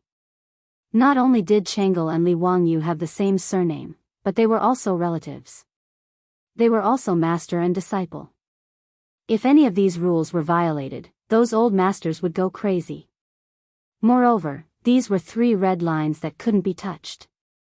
Therefore, if nothing happened to Li Wangyou, it was actually impossible for Pai Lupi to marry Changle even if he wanted to. If Pai Lupi insisted on doing things his own way and used his authority as the emperor to force an edict, there would be a lot of trouble in the imperial court. At least, it wouldn't be as easy as the plague of locusts in Jingguan's 2nd year. The aristocratic families led by the 5 surnames and 7 hopes would definitely not let go of this opportunity to criticize Pai Lupi from the height of morality. However, coincidentally, when Li Wangyou led the army to the west to conquer the western region, he was accidentally buried in the desert. It could be said that with Li Wangyou's death, his identity became very sensitive. To go to war for the country and die in an accident, that was a martyr, a hero of the country. Under these circumstances, Princess Changle's choice to marry of a lower status became a beautiful story. Even the stubborn Wei Zheng had to pinch his nose and accept it. After all, although Li Wangyou had sacrificed his life for the country, Princess Changle's insistence on marrying him, although it was unreasonable, it was the friendship of the imperial family. And no one could say a single word. In any case, Li Wangyou was no longer in this world. Although this marriage was unreliable, no one jumped out to seek trouble for themselves. But who could have thought Li's s? When the news reached Chang'an, everyone was surprised and looked at each other. They did not know how to deal with the fact that Li Wangyou had 2 concubines. To impeach Li Wangyou? There didn't seem to be any reason. After all, when Changle married into the Prince of Qin's household, Li Wangyou was still trapped in the desert. He didn't know about this matter, so how could he be blamed? Should Changle and Li Wangyou divorce? These words were not pleasant to hear. Since ancient times, there had been a saying in China, it's better to tear down 10 temples than to ruin a marriage. Ruining a marriage was a grave sin. Regardless of whether it was the aristocratic families or the scholarly old masters, no one dared to write such a memorial to Pai Lupi. They would be spurned by the common people. For a moment, everyone was in a difficult position. Another problem for Pai Lupi was Li Wangyo's title. At that time, in his grief, Pai Lupi had given the order to posthumously confer Li Wangyu the title of imperial prince, giving his former title to Li Wangyu. But now that Li Wangyu was still alive, this matter was somewhat inappropriate. After all, Li Wangyu and his father, Li Zhou, had already been ordered by Pai Lupi to reinstate them into the imperial family by the Zongjing Temple. What was more troublesome was the title of Prince of Qin. Prince of Qin was Pai Lupi's title before he ascended the throne after the Xuanwu Gate incident. To a certain extent, Prince of Qin represented Pai Lupi. This was also the reason why in the Tang dynasty, no one had been conferred the title of Prince of Qin except for Pai Lupi. But now that Li Wangyu was still alive, this title was rather inappropriate. Pai Lupi had also figured it out at this time. He was somewhat regretful and felt that he had been too hasty at that time. He wanted to confer the title of Li Wangyu again, but this matter had already been issued and the imperial envoy had heard of it. Li Er also wanted to save face. He was a little embarrassed to do this kind of thing that changed orders all the time. In short, the news that Li Wangyu was still alive made Pai Lupi very happy, but it also brought him a lot of trouble. However, although there was news of Li Wangyu at that time, the Tang army had not yet found Li Wangyu. Therefore, although this matter was rather troublesome, it was not urgent. The most important thing was to find Li Wangyu's exact whereabouts. That was the most important thing. In the 5th month of the 7th year of Zhenguan, several secret agents of the 100 Cavalry Department rushed back from the western regions and finally brought good news to Pai Lupi. Mi Tuo, Qing Chimo, and the others led 10,000 Tang cavalry and rescued Prince of Qin Li Wangyu in the desert. What the secret agents of the 100 Cavalry Department brought back, other than Mi Tuo's memorial, there was also Li Wangyu's handwritten memorial for Pai Lupi and a letter for Su Chongqing. This was what Li Wangyu hurriedly wrote down before he led the Tang army into the grassland to pursue Xieli and let Mi Tuo order people to bring it back to Chang'an. In the memorial presented to Pai Lupi, Li Wangyu explained his whereabouts in the past year and the reason why he led the troops to pursue Shui Yintuo's wolf cavalry. Pai Lupi carefully read this short memorial several times. He was both happy and angry. He was happy because he found Li Wangyu, but angry because he targeted Shui Yintuo and the barbarian Khan. He sent Tang Songling to Shui Yintuo, wanting to borrow Shui Yintuo's power to search for Li Wangyu. Who would have thought that Shui Yintuo's people actually ate the bear's heart and leopard's guts and actually dared to pursue Li Wangyu? If it were not for the coincidence that Mi Tuo and Qing Chimo led the army and appeared, Li Wangyu would probably have lost his life in the desert. How could this not make Pai Lupi angry? If it were not for Qing Yaojin leading 150,000 troops and still opening up territory in the western regions, Pai Lupi almost wanted to order people to kill their way into the grassland and capture that bastard Khan back to Chang and to interrogate him in front of him. Although Pai Lupi could not send out the army to pursue Shui Yintuo, he immediately ordered the Tang army guarding the Great Wall passes from Ping to Luku to immediately leave the pass and head to the grassland north of the desert to meet up with Prince of Qin Li Wangyu. After dealing with official business, Pai Lupi looked at the letter on the table that Li Wangyu asked the 100 Horsemen Department to bring back. He could not help but laugh and scold. This bastard boy. He only knows how to be sentimental. Pai Lupi could not help but think so. Li Wangyu's memorial to Pai Lupi was only 2 short pieces of paper. As for the letter he wrote to Su Chongqing, although Pai Lupi did not open it, he knew how much it was just by looking at the bulging stack of letters sealed in the fire seal. Empress Zhongsun also received the news and hurried to the legislative hall. Erlang, I heard that there is news from the western regions. Zio, he has been found? Pai Lupi smiled and nodded. Yes, Mi Tuo and Qing Chimo found that bastard in the desert. Dao Zhu bless. Empress Zhongsun also heaved a sigh of relief and then asked, Erlang, when will he return to Chang'an? Has he already set out? Ever since Chang'e married into the Duke of Qin's residence, the relationship between Li Wangyu and Empress Zhongsun changed from uncle and nephew to mother-in-law and son-in-law. Li Wangyu was originally liked by Empress Zhongsun. Moreover, the more a mother-in-law looks at a son-in-law, the more she likes him. Set out my ass. This scoundrel brat, after sending a letter back, he himself brought 10,000 soldiers and horses, charging into Mabe to find Shili to settle the score. Li Er replied exasperatedly, then handed Li Wangyu's memorial to Empress Zhongsun. Empress Zhongsun hurriedly finished reading the memorial but also frowned. This child is really mischievous. Shui Yantua has 200,000 armored soldiers, how can he be so reckless? Erlang, quickly send troops to Mabe to meet up with Zio. Don't let anything happen again. Empress Zhongsun didn't care about her habit of never getting involved in politics. After reading the memorial, she immediately spoke and had Pai Lupi send troops to meet up with Shui Yantua.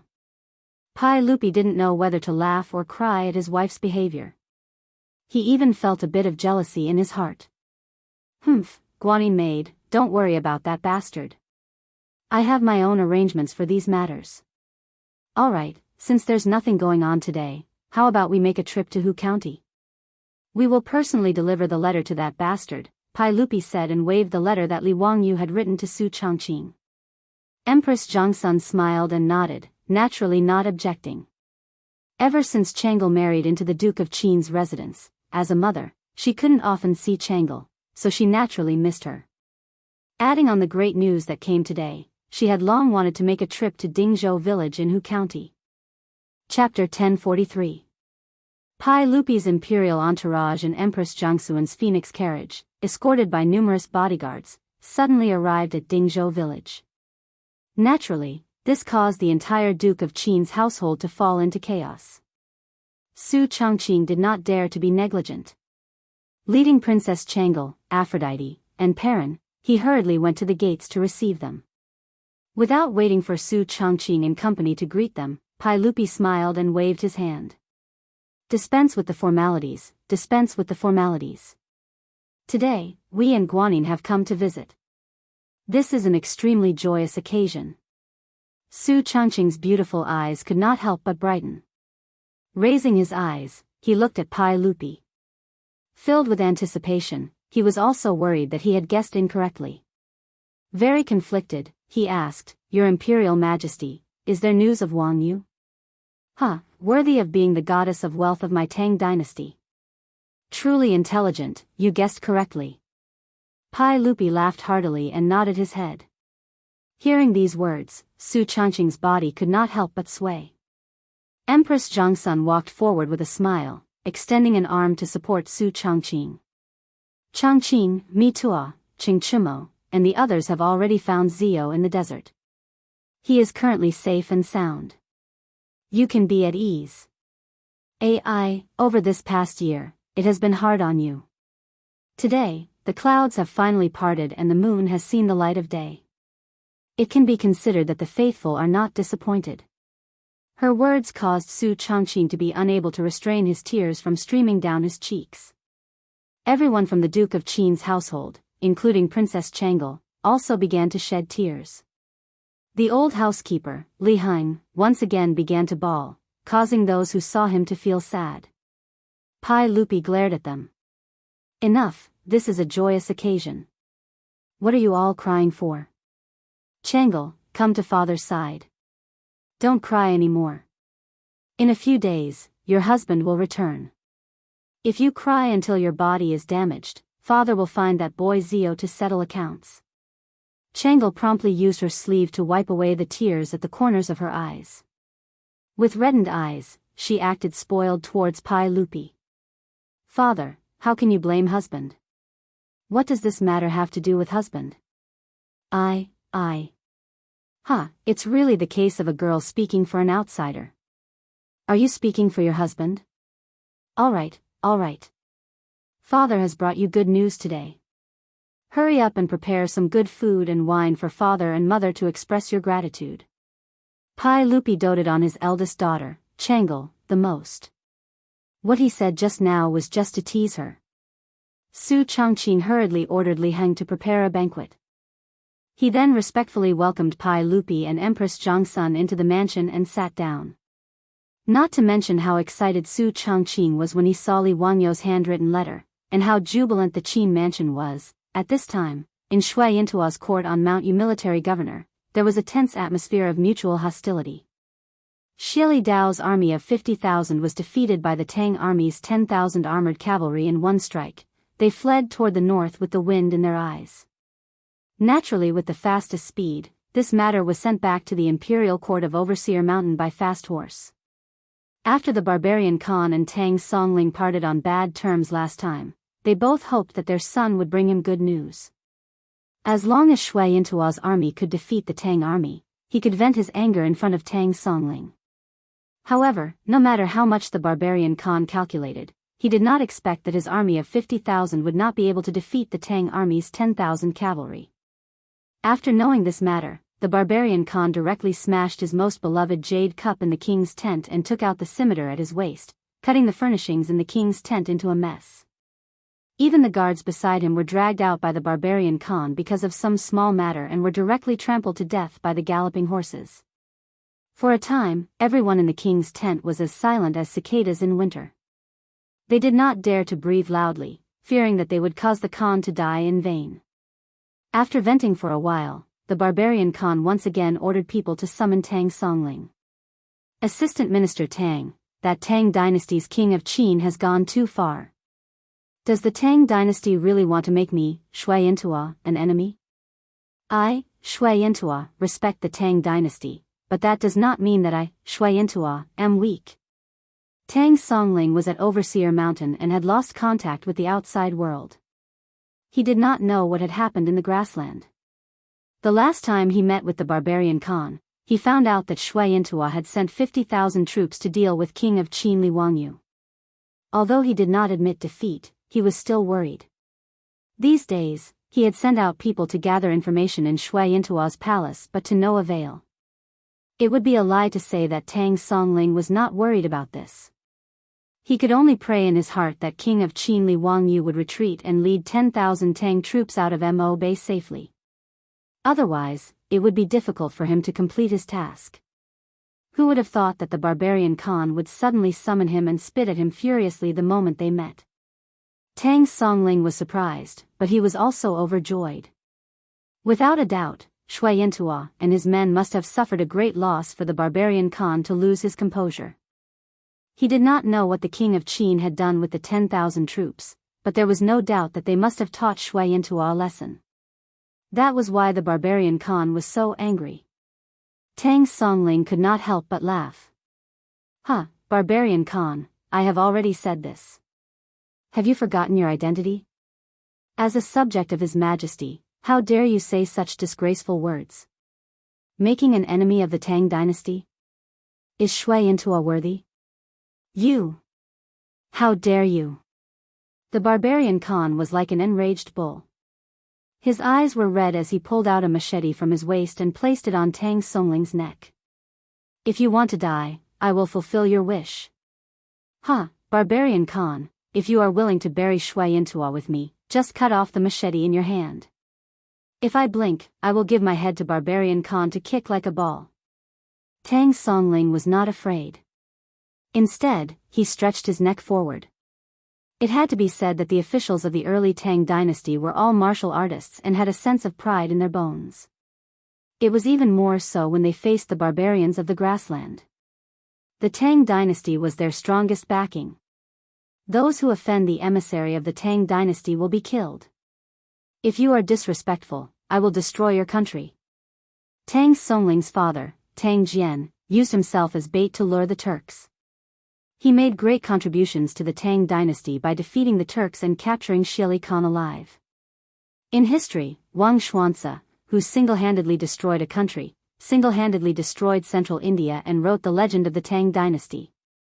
The barbarian Khan wanted to threaten the emissary of the Tang dynasty, but he had made a mistake. Tang Songling's words put the barbarian Khan in an awkward position.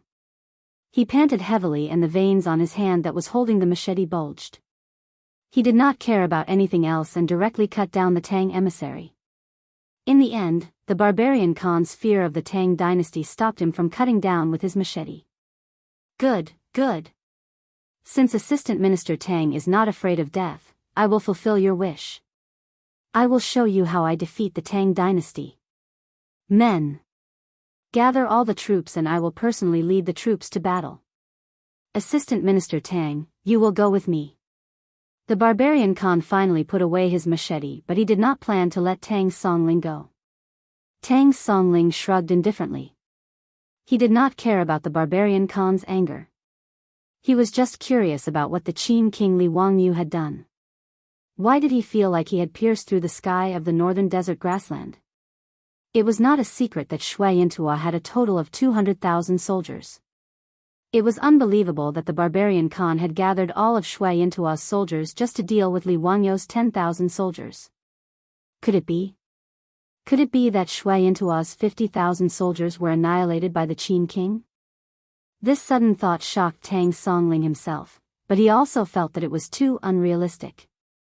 Tang Songling naturally did not expect that although his guess was not correct, it was not far from the truth.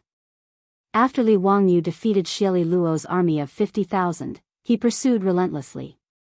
Xie only had 30,000 to 40,000 soldiers and he was already scared out of his wits. He did not dare to go against the Tang army and could only escape to the north. However, when Shui Yintua's army was defeated, most of the horses were seized by the Tang army during the chaos. This caused Shui Yintua's army to not have enough horses. At least half of Shui Yintua's cavalry only had 1 man and 1 horse. Under such circumstances, how could they outrun the Tang army on the grassland? Therefore, after more than 10 days of pursuit, Xili's 30,000 to 40,000 soldiers were left with less than 20,000 soldiers. The rest of the cavalry were left behind due to the lack of horses. They were either captured by the Tang army or killed by the blades of the Tang army. Li Wangyu led 9,000 cavalry and pursued all the way. They were about to reach Shui Yintua's palace, Overseer Mountain. At this time, the remaining 150,000 soldiers of Shui Yintua had already gathered at Overseer Mountain. They had already set up camp and were waiting for the Tang army to arrive. Chapter 1044. Pai Lupi ordered the Tang army stationed along the Great Wall to leave the pass and enter the desert to meet the king of Qin. Naturally, the generals did not dare to delay. After receiving the order, the Tang army stationed at several passes left the pass and entered the Mabe grassland. The Tang dynasty did not attach importance to the Great Wall. Unlike the Qin and Han dynasties, the Tang dynasty did not rely on the Great Wall to defend the grassland tribes. If the nomads from the north came to invade, the Tang dynasty would just mount their horses and charge into the grassland, killing the nomads until their faces turned pale. Therefore, the Tang army stationed at several passes along the Great Wall did not have many soldiers. Their main task was to patrol and warn, not to defend. The Tang army stationed at several passes totaled only 5,000 to 6,000 men. Compared to Shui Yintua's army of 200,000, it was just a drop in the ocean. However, the Tang army did not take Shui Yintua's threat seriously. After receiving Pai Lupi's order, the 5,000 to 6,000 Tang cavalry immediately charged into the grassland. It was not that the Tang army was muddle-headed and thought that they were supermen who could fight 100 men. It was because they were like Tang Songling, who had the solid support of the Tang dynasty. Therefore, they did not take Shui Yintua seriously. Unlike the 10,000 Tang cavalry led by Li Wangyu, they were attacking Shui Yintua privately under the order of Li Wangyu. However, the several thousand Tang army stationed at the Great Wall came out under the order of the emperor. The meaning was different, so was the morale. They did not believe that Shui Yintua dared to fight with them. The Tang flag in their hands was the embodiment of Pai Lupi's will in the Mabe grassland. The boundary between the Tang dynasty and Shui Yintua was the Great Wall. In addition to the Tang army stationed by the Tang dynasty, Shui Yintua also had several thousand cavalry stationed here.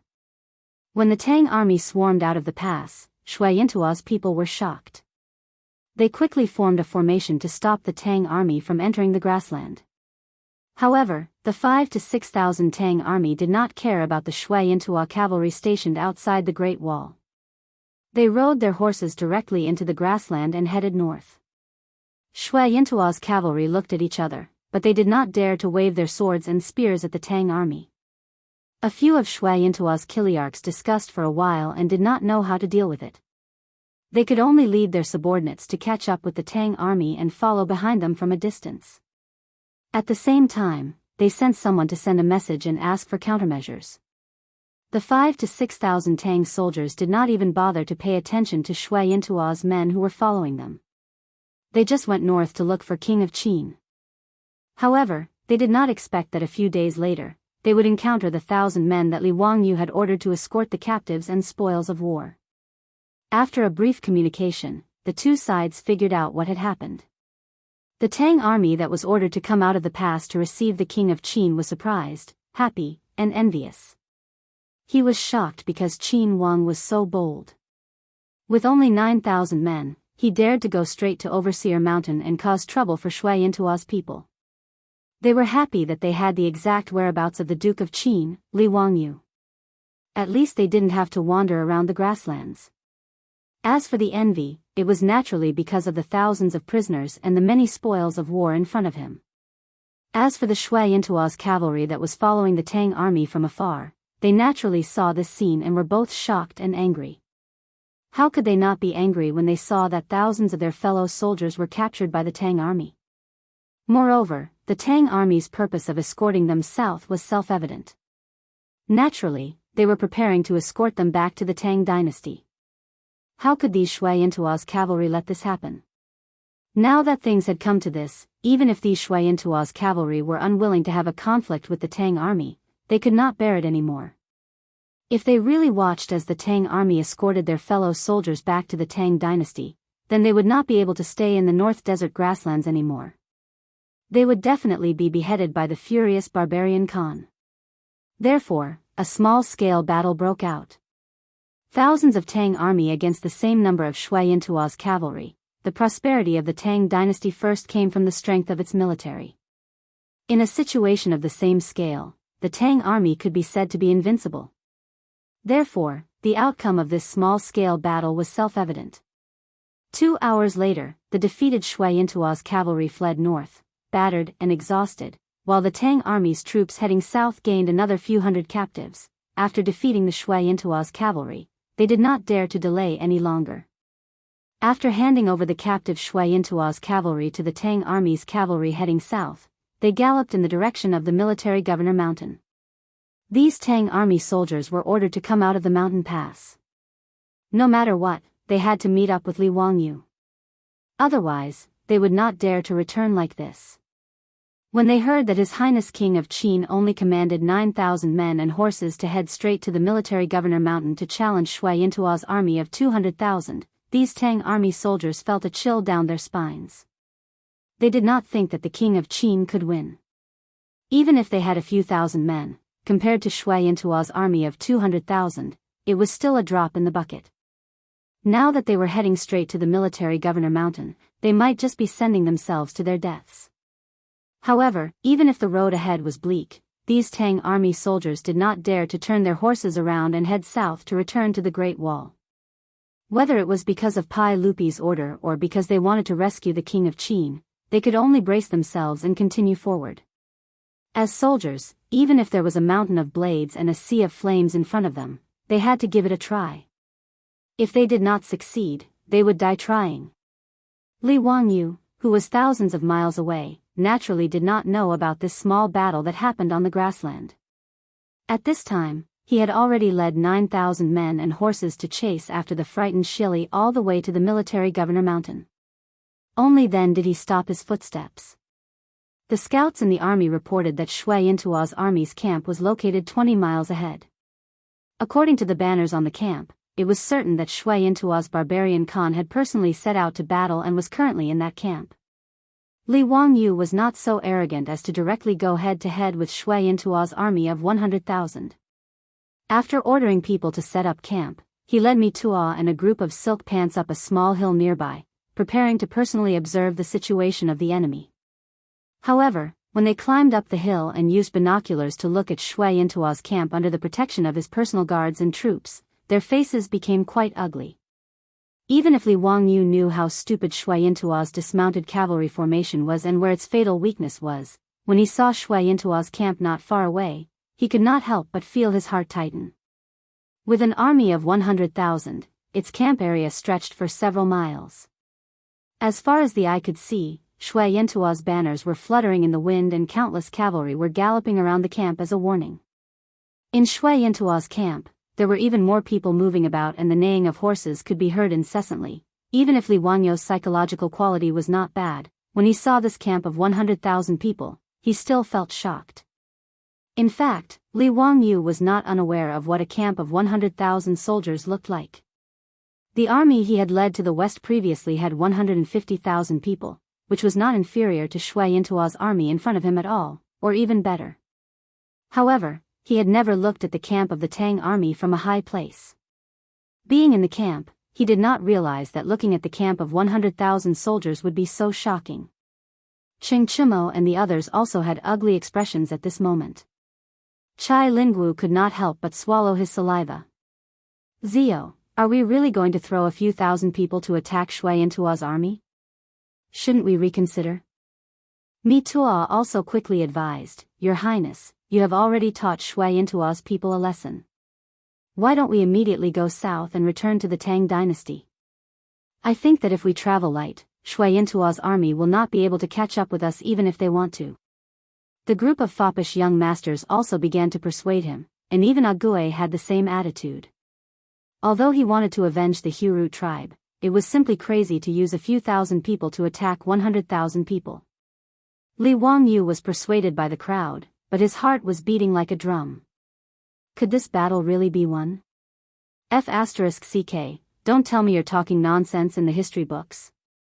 Could Li Ji really defeat tens of thousands of Shui Yintua's cavalry with just 6,000 people?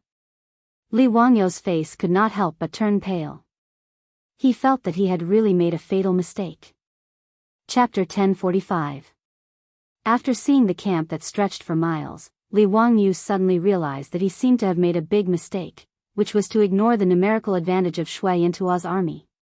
Although he knew the fatal weakness of Shui Yintua's dismounted cavalry, in the face of an absolute advantage, it was as difficult as ascending to the heavens to break this weakness.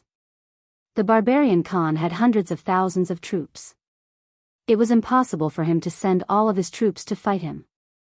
Thus, even if he defeated tens of thousands of Shui Yintua's army, it would be meaningless. The barbarian Khan still had hundreds of thousands of troops in his hands. He would not give him a second chance to send out cavalry to attack the cavalry at the rear. Even if the barbarian Khan was extremely stupid and ordered all of his troops to dismount and fight the Tang dynasty, Li Wangyu would not stand a chance. Shui Yintua's army had 5 people in a team. During the battle, 4 people would dismount and 1 person would guard the horses at the rear. Among the hundreds of thousands of troops, there were nearly 30,000 people guarding the horses at the rear. On the other hand, Li Wangyu only had 2,000 cavalrymen. Unless he could conjure up a few thousand more cavalry, it would be impossible for him to defeat 30,000 people with only 2,000 cavalry. Another way to defeat Shui Yintua's army was to use the composite steel crossbows to shoot in 3 stages. Li Wangyu believed that as long as he had enough crossbows, he would not be afraid even if there were thousands of soldiers and horses on the opposite side. However, the problem was that the 2,000 crossbowmen had a limited number of arrows in their quiver. This was not a real-time strategy game where as long as there were soldiers, there would be an endless stream of arrows to shoot out. The standard configuration of the Tang army was that each crossbowman carried 75 arrows, the same as the Mongolian cavalry in the future. This was because the Tang dynasty did not lack horses and could provide enough horses for the crossbowmen to carry supplies and other supplies. Otherwise, they would not have been able to carry so many arrows. European longbowmen in the Middle Ages usually carried only 50 arrows with them when fully loaded. As for the 2,000 crossbowmen under Li Wangyu, they had used up some of the arrows in their quiver during the chase. Now, each of them only had 50 to 60 arrows left. It was wishful thinking to rely on these crossbow bolts to defeat the 100,000-strong Shui Yintua cavalry. Without the crossbows, the composite steel crossbows in the hands of the 2,000 archers were no different from firearms without bullets. They were even worse than fire sticks. If the barbarian male Khan did not care, and the 100,000 soldiers surrounded him from all sides, then even if he, Li Wangyu, had great ability, he would not be able to escape even if he grew wings. After understanding all this, Li Wangyu's back couldn't help but break out in cold sweat. Although Li Wangyu was unwilling to accept the persuasion of the foppish young masters and Mito, he could only nod silently. All right. Let's withdraw. Motherf ****, Nan and Xieli Luo, those two bastards, got lucky. Li Wangyu spat angrily towards the foot of the hill, then turned around and ordered everyone to descend the hill, preparing for a full retreat. Li Wangyu admitted defeat and prepared to run, but the barbarian Khan would not let him go. After Li Wangyu made the decision, the Tang army immediately abandoned the camp that they had just set up, and the rear became the front, retreating towards the south. However, the army had only run for a few dozen miles when the scouts at the back of the army quickly reported that the Shui Yintua army had also left camp, and the Super Tang army was chasing after them. Li Wangyu cursed in his heart, but there was nothing he could do. He could only order the army to speed up and retreat towards the south. The current situation was completely reversed from a few days ago. Previously, Li Wangyu led the Tang army to chase after Xieli Luo, but now, it was the barbarian Khan who led his son Xieli Luo to chase after Li Wangyu. Luckily, the 9,000 Tang cavalry led by Li Wangyu did not lack horses. Each person rode 3 horses, and with a small group moving forward, they did not have to worry about being caught by the Shui Yintua army for a while. However, the sudden change in the situation caused the morale of the 9,000 Tang cavalry to drop to the bottom. A second ago, they were still arrogant victors, and the next moment, they were chased by the Shui Yintua army like dogs. This was a huge blow to their morale. The Tang army retreated all the way south, but the Shui Yintua army did not give up and chased after them. Who asked Li Wangyu to kill the son of the barbarian Khan, Bashuo, and lead the Tang army to defeat Xieli Luo's 50,000 cavalry. He even chased them all the way to where the Shui Yintua palace was. If the barbarian Khan swallowed this humiliation and did not take revenge, then his Khan position would not be stable. After all, Shui Yintua had just established the Khanate not long ago, and the people of the various tribes in the Khanate were not stable. If Li Wangyu was allowed to leave after slapping the face of the Zuyanshuo Khanate, it would not be long before the Zuyanshuo Khanate was divided. To stop the Tang cavalry from escaping south, the barbarian Khan sent out his 10,000 most elite wolf cavalry. These 10,000 wolf cavalry used the speed of their horses to cause a lot of trouble for Li Wangyu's Tang cavalry. Luckily, with the steel crossbows in their hands, they were able to suppress the arrogance of the wolf cavalry. After leaving behind hundreds of corpses, the wolf cavalry did not dare to force their way into the Tang army. They could only follow behind the Tang cavalry and harass their speed day and night.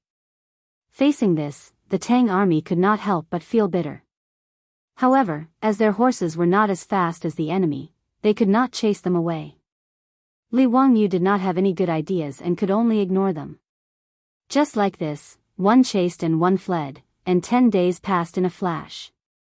During this period of time, the 9,000 Tang cavalry lost close to 100 men due to the harassment of the wolf cavalry. Of course, the Shui Yintua wolf cavalry did not have it easy either. To delay the Tang army's retreat, they left behind close to 1,000 corpses. However, even so, the Tang army was in a tough spot. The North Desert was simply too huge. From the military governor mountain to the Great Wall, it was 2,000 miles. The Tang army traveled light and could only travel 100 miles in a day. To return to the Tang dynasty, they had to cross the Great Wall, and they were only halfway there. However, after being chased by the Shui Yintua army for 10 days and being harassed by the wolf cavalry, the men were tired and the horses were tired. On this day, before the sun set, the Tang army charged into a river valley. Li Wangyu immediately ordered the army to set up camp here. Although the North Desert was a grassland, it still had mountains and rivers. The river valley that they were in had mountains on both sides and trees on the mountains. At the bottom of the valley was a meandering river that was a few meters wide. The entire river valley was less than 100 steps wide, easy to defend and hard to attack. It was a rare place for the Tang army to rest. At least they did not have to worry about being attacked by the wolf cavalry in the middle of the night. As long as they blocked the entrance of the river valley, they would not have to worry about the harassment of the wolf cavalry. The tired Tang army got off their horses. Without resting, they led their equally tired horses to the river to wash them. These horses were the most trustworthy companions of the Tang army.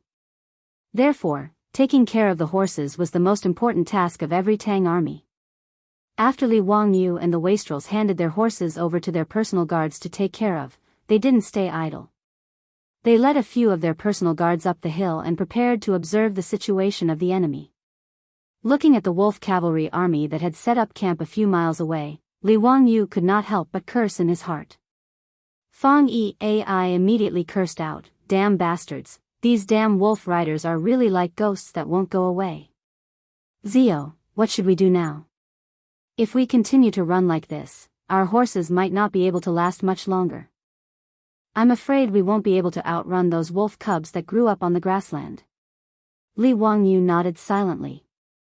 Everyone knew what Fang Yi said, but they did not have a way to break out of this situation. For a moment, everyone was silent. After a long time, Mi Tuo suddenly said, "Your Highness, old slave dares to say that this place is easy to defend and hard to attack. Why don't your Highness hand over the army to the old slave? Your Highness should not care about this matter and quickly return to Chang'an. His Majesty is still waiting for your Highness in Taiji Palace." Mi Tuo's words stunned Li Wangyu and the others. They immediately reacted and understood what Mi Tuo meant. Obviously, Mi Tuo intended to lead the rest of the Tang army to defend this river valley to give Li Wangyu and the other wastrels time to escape. With the ability of the Tang army, even if the barbarian Khan arrived with more than 100,000 troops, they might not be able to break through the defense of the Tang army in a short time. As long as they could delay for a few days, Li Wangyu and the others could easily escape from the pursuit of Shui Yintuo's army. Mi Tuo's words made the wastrels look at each other and did not know how to respond. If they said that they did not want to live, it would be a lie. But if they were asked to abandon the Tang army and escape on their own, Qing Chimo and the others would definitely not agree. Everyone was speechless for a moment. They all looked at Li Wangyu, waiting to see how he would answer. Li Wangyu laughed and patted Mi Tuo's shoulder. "Haha, Mi Tuo, I am still alive and you want to snatch my military power? Get lost. Don't forget, as long as His Majesty does not give an order, I am still the chief of the Western Expedition Army. Your Highness." Mi Tuo was anxious and wanted to persuade him again. But Ah Gui, who was beside Li Wangyu, suddenly spoke. "Oh no, there is smoke and dust on the south side of the river valley. There is cavalry." Ah Gui's words shocked everyone and they all turned to look. Chapter 1046. Not only did Atai notice the appearance of cavalry in the south of the valley, the scouts in the army had also issued a warning. Horns were blown in the valley, and all the Tang soldiers did not hesitate. They quickly gathered under the orders of the captains and were ready to face the enemy. The faces of Li Wangyu and the other wastrels had turned ugly. The valley they were in was still in the hinterland of the Shui Yintuo Khanate, so there was no doubt about the identity of the cavalry in the south. Li Wangyu did not expect Shui Yintuo's men to be so fast. They had already bypassed the valley and appeared in the south. As a result, the 9,000 Tang soldiers were in a desperate situation. It was true that the valley was easy to defend, but if both sides of the valley were blocked by Shui Yintuo's army, the Tang army would be trapped in a cage. Even if Li Wangyu had great abilities, he would not be able to escape. After being stunned, Qing Chimo spat on the ground. "Bastard. They came so fast." Atai was very experienced, and he could roughly estimate the enemy's strength just by looking at the dust. He observed carefully and was relieved. It's not a big problem, only 5,000 to 6,000 cavalry. Li Wangyu and the others were relieved when they heard this. 5,000 to 6,000 Shui Yintuo cavalry was not a big problem. Since Li Wangyu led the Tang army to defeat the 50,000 Shui Yintuo cavalry, the few thousand cavalry were not taken seriously by the others. Such a small force was not enough to stop the Tang army from leaving. Not to mention 5,000 to 6,000 cavalry, even if it was 10,000 Shui Yintuo cavalry, the Tang army would not be afraid. It was only because of the threat of Shui Yintua's 100,000-strong army that they did not dare to tangle with the Shui Yintua cavalry. Li Wangyu did not dare to delay, and he ordered everyone to go down the mountain. Just as he was about to break out, he heard the sound of a gong coming from the camp of the Tang army. Sun Zi, discussion of troops, enter when hearing the sound of the drum, retreat when hearing the sound of the gong. Since ancient times, China would beat the gong to retreat. The sound of the gong meant that the troops were retreating, and the Tang dynasty was the same. The sound of the gong meant that the battle alarm was lifted.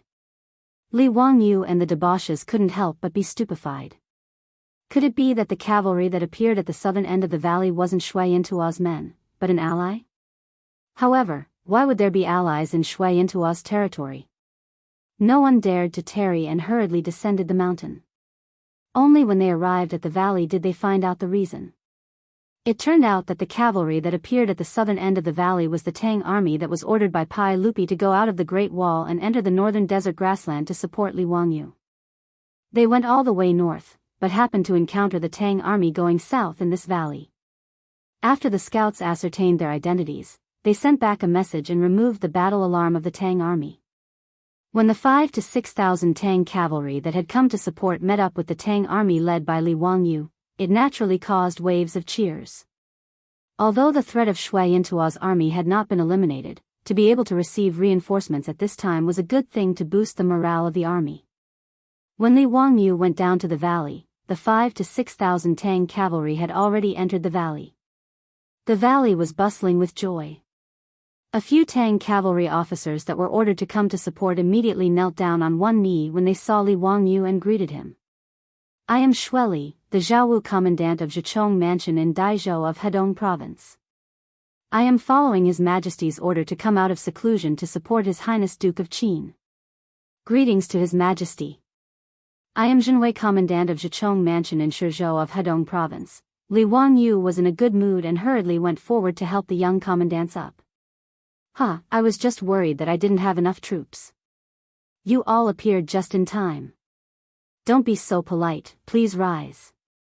Li Wangyu had been conferred the title of queen by Pai Lupi, so he should change his title to I or I. To this, Li Wangyu was not used to it. However, under the repeated requests of Mitua, the minister of imperial household, he was slowly getting used to it. The commandants of the Tang army called Li Wangyu His Majesty, which was the official title of prince in the Tang dynasty. Although Li Wangyu always felt that this title sounded like a bandit leader, he could do nothing about it. As for Qing Chumo and the rest, although they usually called Li Wangyu by his courtesy name, when it came to formal occasions, they still had to call him His Majesty. Li Wangyu praised the commandants of the Tang army and invited them to sit down and chat. At the same time, he ordered people to prepare wine and food. He wanted to reward these commandants. In the Tang army, there were a total of 9 ranks and 16 grades. These commandants were only secondary rank 6 and primary rank 6 commandants. They were low-level officers in the army and were far from Li Wangyu's status. Seeing Li Wangyu, the famous king of Qin, treating them so kindly, the commandants couldn't help but blush with excitement and straighten their backs. Li Wangyu chatted with the commandants for a while and suddenly remembered their self-introduction. He turned to the commandant named Shueli and asked, "Commandant Shui, are you from Hedongdao?" "Yes, I am from Longmen County in Jiangzhou of Hedongdao. My ancestors are from the Shui clan's southern ancestral house." "What?" Li Wangyu suddenly stood up, which startled everyone. Li Wangyu ignored everyone's surprise and stared at Shueli and asked, "Do you have your courtesy name?" "Your Majesty, my courtesy name is Rengui." "Shueli? Shui Rengui?" Li Wangyu couldn't help but be in a daze. This young commandant in front of him was the famous Shui Rengui from the beginning of the Tang dynasty. The Shui Rengui who defeated the 9 surnames Tai Lu, subdued Goguryeo, and defeated the Turks. He had outstanding achievements: 3 arrows set the heavenly mountain, divine bravery conquering Liaodong, and taking off his hat and repelling 10,000 enemies. Li Wangyu had asked that question because he felt that Shueli's name was somewhat familiar, which was why he had asked. "Shueli, courtesy name Rengui, was from Longmen County in Jiangzhou of Hedongdao. He was from the Shui clan's southern ancestral house, a famous general from the beginning of the Tang dynasty. In history, Shui Rengui joined the army at the end of the Zhongguan era. He followed Goguryeo and was promoted by Pai Lupi. When Li Wangyu thought of this, he couldn't help but be surprised. The timing didn't match. Shui Rengui joined the army when he was nearly 30 years old. At that time, it was already the 17th year of the Zhongguan era. Previously, Shui Rengui had always been farming at home. It wasn't until Pai Lupi went to Liaodong and recruited soldiers that Shui Rengui joined the army under the persuasion of his wife. However, now that it was the 7th year of the Zhongguan era, why was Shui Rengui in the army? Was this Shui Rengui really that famous general in history? Li Wangyu was a little confused. His excitement from before calmed down a little. Commandant Shui, when did you join the army? Li Wangyu asked again. I joined the army in the 5th year of the Zhongguan era. Oh. Since Commandant Shui is from the Shui family's southern ancestral house, you are also the descendant of a famous person. Why did you join the army? Shui Rengui's face turned slightly red. He looked up at Li Wangyu and replied embarrassedly, Your Majesty, although I am from the Shui family's southern ancestral house, my family has been poor since childhood. Although I have practiced martial arts since childhood, I have never thought of joining the army. The reason I joined the army, apart from my wife's persuasion, was mainly because of Your Majesty. Because of me? Li Wangyu couldn't help but be surprised. He didn't understand what Shui Rengui meant. I won't hide it from Your Majesty. After I read Your Majesty's Romance of the Three Kingdoms, I felt that men should be like Guan Yu, Guan Yunchang, Zhang Fei, Zhang Ida, and Zhao Zilong of Changshan. They should rely on their own abilities to assist the king and support the country. Only then would they not have wasted their time in this world. I also have some martial arts skills, so I chose to join the army. I want to make some achievements and bring glory to my ancestors. I want to bring glory to the Shui family. Shui Rengui's words made Li Wangyu's teeth ache. He felt that plagiarizing the Romance of the Three Kingdoms could make the butterfly wings of history flutter like this. Even Shui Rengui's life had been changed. He really didn't know how to evaluate this. However, when he thought about it carefully, it seemed that not only Shui Rengui, but also Li Qingxian, Li Tai, Wu Meinyang, and the others' lives had changed because he and Su Chongqing had transmigrated to the Tang dynasty. When Li Wangyu thought about these things, he couldn't help but feel happy. It wasn't a bad thing. Regardless of whether Shui Rengui had joined the army more than 10 years in advance, now that he was in trouble, the heavens sent Shui Rengui to him. It was really interesting. Cheng Chumo and the others didn't know that Li Wangyu's heart was full of twists and turns. Seeing that reinforcements had arrived, they were also happy. Fang Yai raised his head and drank a cup of wine. He shouted, Zio, it's naturally a good thing that Officer Shui and the others have come to help. Today, we will rest and reorganize for the night. Tomorrow, we will continue to march and return to the pass as soon as possible. The dandy and Mitua nodded. Although the 5,000 to 6,000 soldiers brought by Shui Rengui wouldn't be of much use, they could raise the morale of the army. With this motivation, the soldiers could continue to hold on. If they held on for another 10 days, as long as there were no accidents, they would be able to return to the Great Wall. When Li Wangyu heard this, his eyes flashed. He shook his head and smiled. Chapter 1047. Run my ass. I'm not running anymore. I've been chased by that bastard for thousands of miles, I've had enough. Since we have reinforcements now, let's have a showdown with Xieli and Barbarian here. Li Wangyu was indeed being chased by Shui Yintua's army led by Barbarian Khan. He was so frustrated that he directly cursed. Cheng Chumo was stunned, not understanding Li Wangyu's meaning. Zio, what do you mean? Do you want to have a showdown with Barbarian Khan? That's close to 200,000 troops. Shui Yintua Khanate had 200,000 armored soldiers. Even if Xieli had lost 20 to 30,000 men, there were still 170 to 80,000 soldiers chasing after them. They were only a day's journey away. He didn't understand what Li Wangyu wanted to do. Even if reinforcements arrived, there were only 5 to 6,000 cavalry. Did Li Wangyu want to start a war with Shui Yintuo's people with only 10,000 men? Wasn't that crazy? Including those officers who were ordered to support Li Wangyu, after hearing Li Wangyu's words, they were all thunderstruck. Only Shui Rengui's eyes were shining, as if he didn't feel that Li Wangyu's words were inappropriate. Your Highness, don't use force. Shui Yintuo is coming menacingly, it's better to avoid them for now. Mi Tuo hurriedly advised. Li Wangyu waved his hand. Actually, Shui Yintuo's people are not that powerful. Shili's 50,000 cavalry were also beaten to the point of fleeing. Even if Barbarian Khan has more troops now, so what? Can they still break through the crossbowman's 3-stage shooting? He then pointed to the hills on both sides. Brothers, this valley is easy to defend and hard to attack. The valley entrance is only 100 steps wide, even if Shui Yintuo has more troops, how many can he send? Previously, we didn't have enough crossbow arrows and could only retreat. But Officer Shui and the others brought a lot of armor-piercing arrows, enough to teach that bastard Barbarian Khan a lesson. Li Wangyu's words were not without reason. Shui Rengui's 5 to 6,000 cavalry were all lightly armored, unlike the infantry and cavalry under Li Wangyu's command. In addition to being equipped with armor and weapons, the light cavalry soldiers were also equipped with horned bows. Every soldier carried 50 arrows in their quiver. 5 to 6,000 cavalrymen, that meant they had brought close to 300,000 bows and arrows. Including the arrows that Li Wangyu's archers still had, they had a total of 4 to 500,000 arrows. With enough ammunition, Li Wangyu had enough confidence to say what he had just said.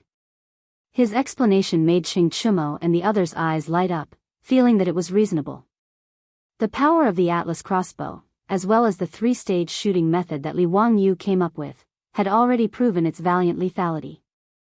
Qing Chumo was confident that no army could withstand such a dense and powerful rain of arrows. Not to mention Shui Yintuo, even the Tang army could not do it. Even the most elite cavalry of the Tang dynasty, the black armored army, could not do it. The valley they were in now was an excellent place to fight. They did not need to worry about Shui Yintuo's army surrounding them from all sides. As long as they could withstand the attacks of Shui Yintuo's army, they would be invincible. Qing Chumo and the others were actually the same as Li Wangyu. These days, they had been chased by Shui Yintuo's army until they were frustrated. Being harassed by those damn wolf cavalry day and night made them even angrier. After hearing Li Wangyu's plan, they did not hesitate and were all rubbing their hands together in excitement. Ziyu's words make sense. F***ck his mother. Bastard, after chasing us for so long, it's time to let that bastard Barbarian Khan have a taste of our power. That's right, damn it, being chased for thousands of miles, I've had enough. F***ck his mother. That's right, now that we have tens of thousands of soldiers, let's fight that old Barbarian Khan. Shui Rengui did not hesitate and bowed, my king, if you trust this general is willing to lead my soldiers as the vanguard and serve my king. Willing to serve my king. Although the rest of the captains felt that Li Wangyu and the others were crazy, they could not say anything at this time and could only follow Shui Rengui's lead and ask to fight. Li Wangyu raised his head and laughed, haha, of course, I dare to fight the Barbarian Khan here because of Lieutenant Shui's help. Whether we can win this battle or not, it all depends on Lieutenant Shui. Shui Rengui was a rare fierce general in the early Tang dynasty. He joined the army in the 17th year of Jingguan and followed Pai Lupi to Liaodong, achieving great merit in his first battle. According to the history books, Shui Rengui was dressed in white, with a halberd and spear in his hands and 2 bows at his waist. He was invincible and defeated the Goguryeo army. If the 30-year-old Shui Rengui was so brave, how could the 20-year-old Shui Rengui not do the same? To defeat Shui Yintuo's army, the key was to attack the cavalry behind the dismounted cavalry formation. As long as he defeated Shui Yintuo's cavalry and turned them into cripples, Li Wangyu would not be afraid even if he fought with fewer people. Previously, he only had 2,000 cavalry under him and did not have a fierce general to lead them. It was difficult for him to attack Shui Yintuo's cavalry. Who would have thought that the little wings of history would flap, and because of age romance of the Three Kingdoms, Shui Rengui joined the army 10 years earlier and led the Tang army to reinforce him. This naturally gave Li Wangyu a lot of confidence. He was prepared to hand over his 2,000 cavalry and the 5,000 to 6,000 cavalry to Shui Rengui. When the two sides were fighting, Shui Rengui would lead his troops to attack Shui Yintuo's cavalry. As long as he succeeded, needless to say, the 100,000 Shui Yintuo's army would be no more than chickens and dogs. Li Wangyu kept his smile and said solemnly, Shui Rengui, listen to my orders. Present. I order you to be the commander of the cavalry, and all the cavalry will be under your command. Do you have the confidence to lead the cavalry to defeat Shui Yintuo's army? Li Wangyu's words shocked everyone. The rich kids and Mi Tuo looked at each other, not understanding what Li Wangyu meant. This young officer named Shui Rengui was merely a Zhaowu chaplain of the upper 6th rank. A lieutenant only led 1,000 men, and his position was similar to a colonel in the future. Under Li Wangyu's command were the Xianwei general of the lower 4th rank, the Dingyuan general of the upper 5th rank, and the Qi general of the lower 5th rank. Their positions were similar to the major generals or brigadier generals of the future. To let a colonel command a group of major generals and brigadier generals, this matter was weird no matter how one looked at it. More importantly, Li Wangyu and Shui Rengui had only met for the first time, so why would he give him such an important task?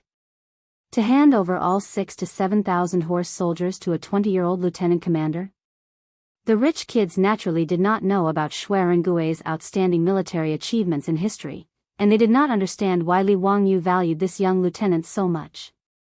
However, although everyone was astonished, no one said anything to refute him. After all, Li Wangyu had too many mysterious abilities, and they were most familiar with Li Wangyu, so they knew that he would not speak without thinking. Since he thought highly of this young lieutenant, there must be a reason for it. When the Qin king gave the order, the rich kids did not say anything. Even if the generals in the army cursed in their hearts, they did not dare to say anything.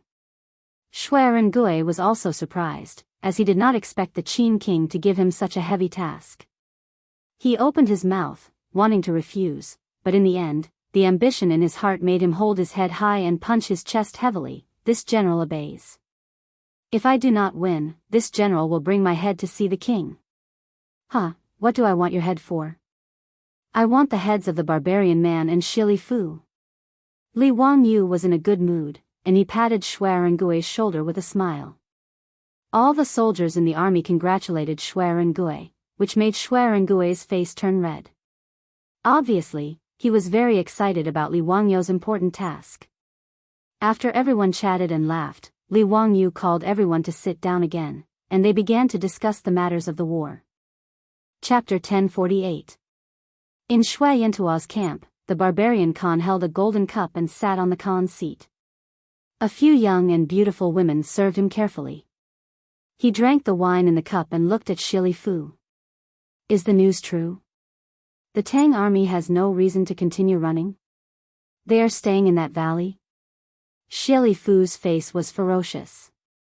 Father, this is the news from the wolf cavalry. It must be true. Humph, they have been chased by my army for more than 10 days. With the wolf cavalry attacking them at any time, I'm afraid they are tired and have no strength to continue. I'm afraid they can't run even if they want to, so they can only stop. They want to use the geographical advantage to fight against my army.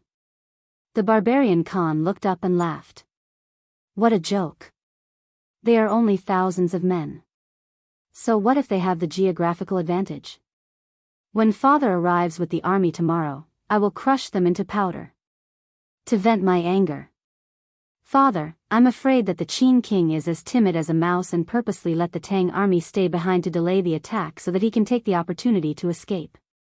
If we can't catch the Qin king and let him escape back to the Tang dynasty, I will not be satisfied.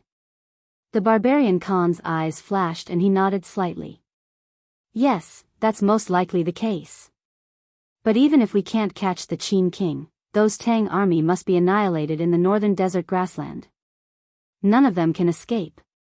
Humph, the Tang dynasty is powerful, but I, Shui Yantua, can't come and go as I please. We have to teach them a lesson they will never forget. He thought for a while and continued, after the Tang army is annihilated, cut off all their heads and let the Tang dynasty's envoy bring them back. Hee, I want to see what the heavenly Khan of the Tang dynasty has to say. Xie Fu nodded. Father is wise. The father and son looked at each other, then both of them raised their heads and laughed loudly. The army led by the barbarian Khan rushed to the valley where the Tang army was stationed the next day.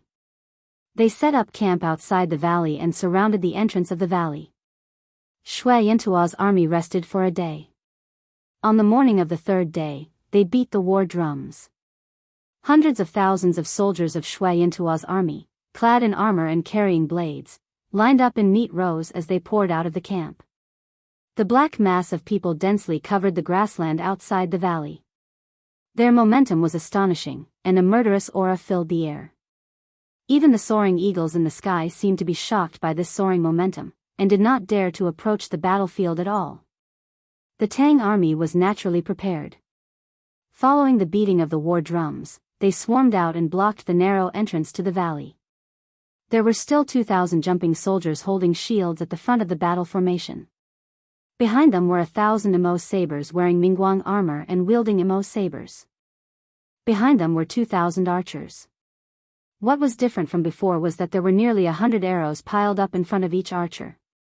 The fine steel arrowheads shone with a dazzling cold light under the morning sun. If they were ordinary archers of the Tang dynasty, Li Wangyu would never equip them with so many arrows.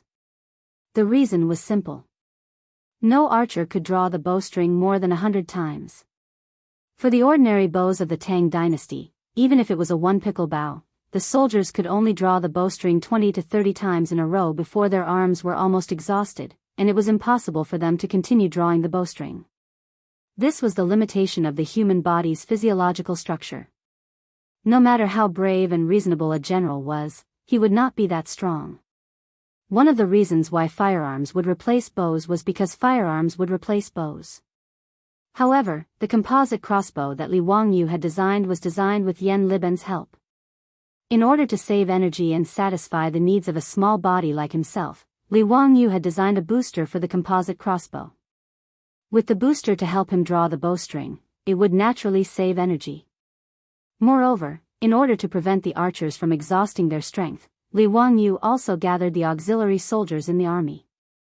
Once the archers were unable to draw the bowstring, the auxiliary soldiers would be able to replace them. The biggest advantage of a crossbow was that after the bowstring was drawn, it would be in a state of accumulating energy and waiting to be fired. Therefore, the most exhausting part of drawing the bowstring could be handed over to others.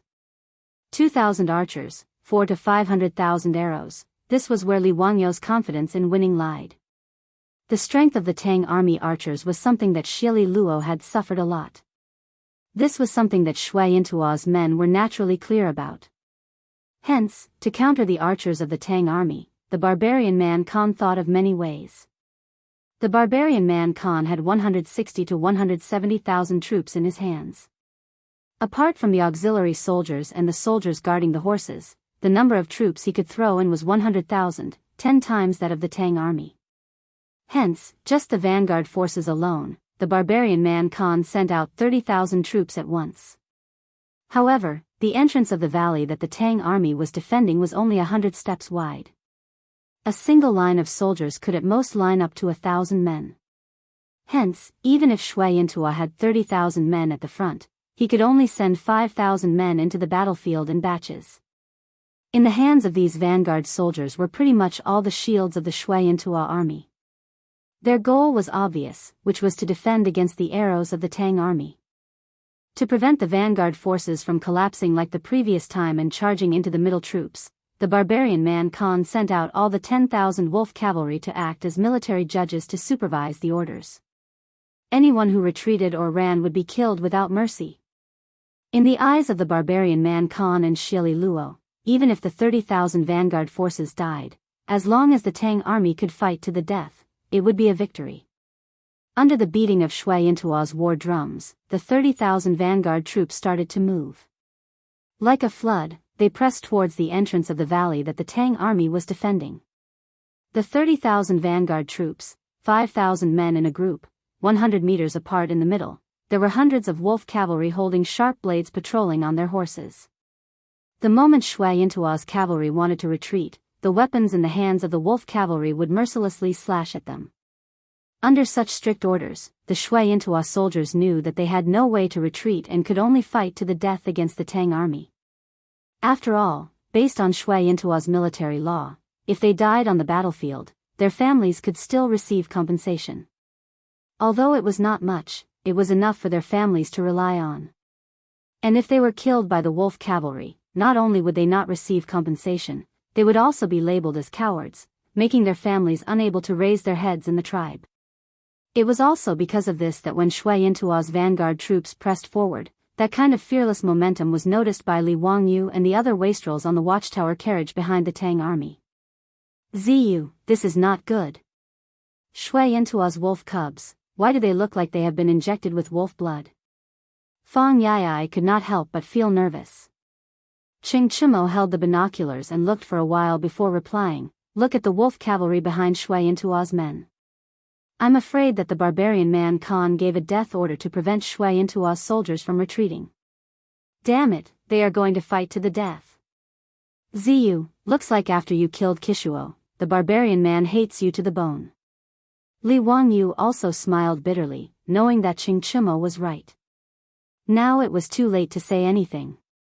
It all depended on whether the Tang army could withstand the pressure and resist the crazy attack of Shui Yintuo's army. Shui Yintuo's war drums became more and more urgent, and the footsteps of Shui Yintuo's vanguard troops became faster and faster. They slowly trotted and rushed toward the Tang army's battle formation. The war had begun. This time, the Tang army's 2,000 archers did not let Shui Yintuo's men get close. When Shui Yintuo's dismounted cavalry stepped into the shooting range, the 2,000 archers began to shoot under the command of the lieutenant. A sky full of arrows rained down from the sky, directly toward Shui Yintuo's army hundreds of meters away. All of Shui Yintuo's cavalry immediately raised the shields in their hands, vainly trying to block the arrows. But the arrowheads of the Tang army were all made of fine steel and were extremely sharp. In addition, the composite steel crossbows were pushed by the 4-pickle bowstring, making them even sharper. When the arrows rained down, they instantly penetrated the shields of Shui Yintuo's men.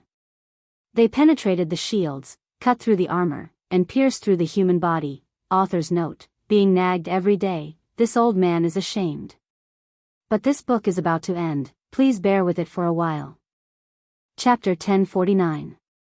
As the arrows rained down, Shui Yintuo's vanguard immediately suffered a fatal blow.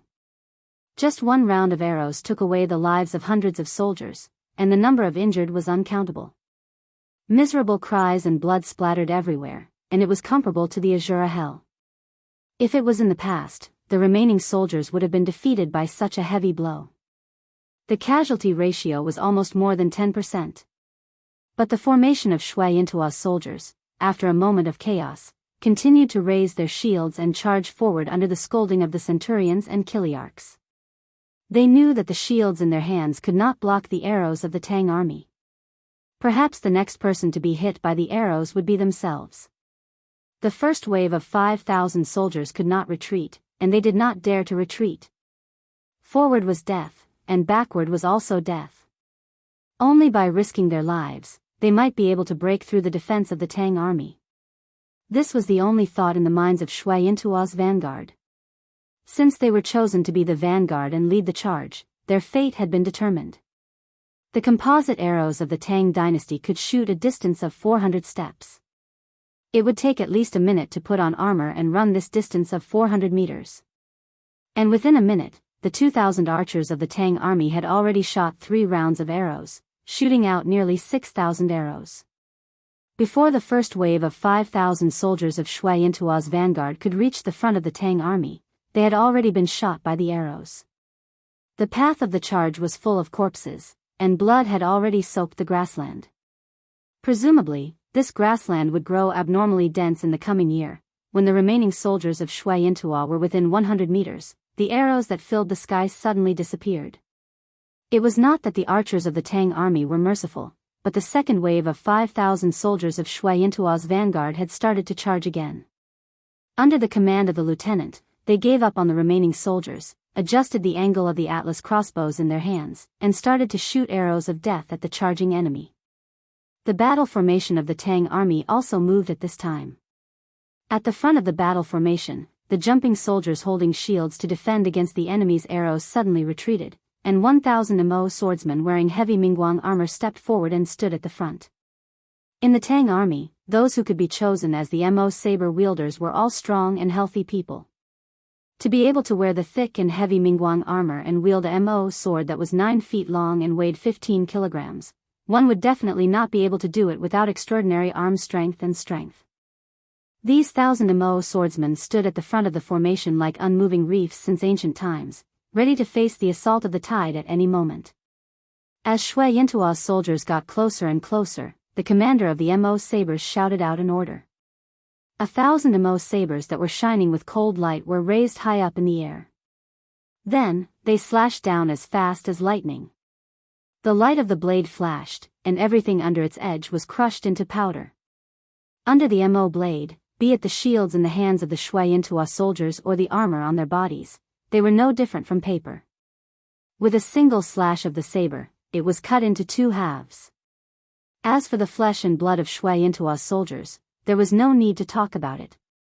After the cold light, countless severed limbs flew all over the sky, blood splattered everywhere, and miserable screams almost shattered the clouds in the sky. This was the Mo swordsmen of the Tang dynasty, the strongest infantry in the era of cold weapons. Like a wall, men and horses were crushed. Shui Yintua's first wave of 5,000 men and horses, most of them were shot to death by the crossbowmen. The rest of them luckily escaped and tried their best to rush to the front of the Tang army formation. However, they were just sending their heads 1,000 miles away. The 1,000 Mo swordsmen slashed twice, and the corpses of the enemy chiefs in front of them were piled up like a mountain. And the only damage they caused to the Tang army's Mo swordsmen was only a few scratches of varying depths on the Mingguang armor.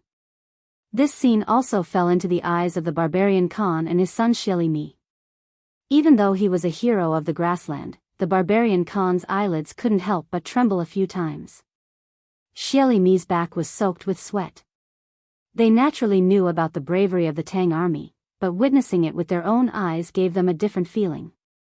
Father, the Tang army's Mo swordsmen are really amazing. The barbarian Khan's face was gloomy as he nodded silently. They are indeed amazing, but so what? The Tang dynasty's Mo sabers weigh 30 pounds.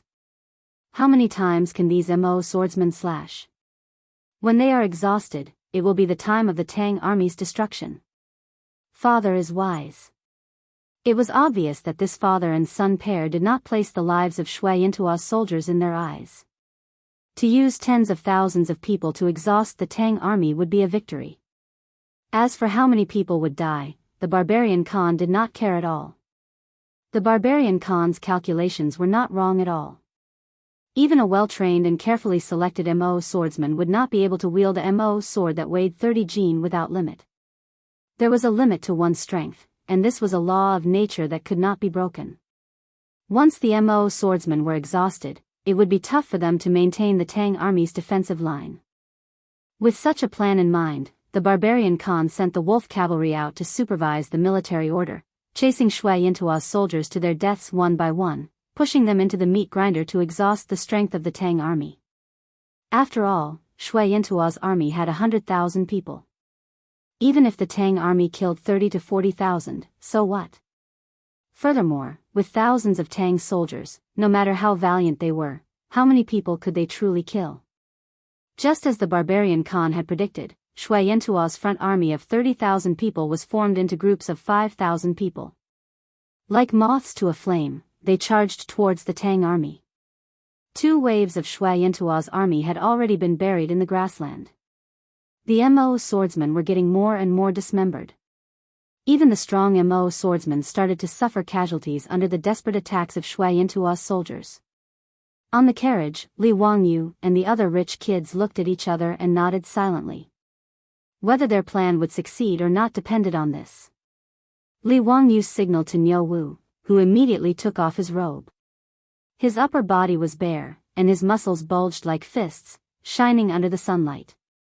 Niu Wu pulled aside the soldiers beside the war drum and spat on his palm.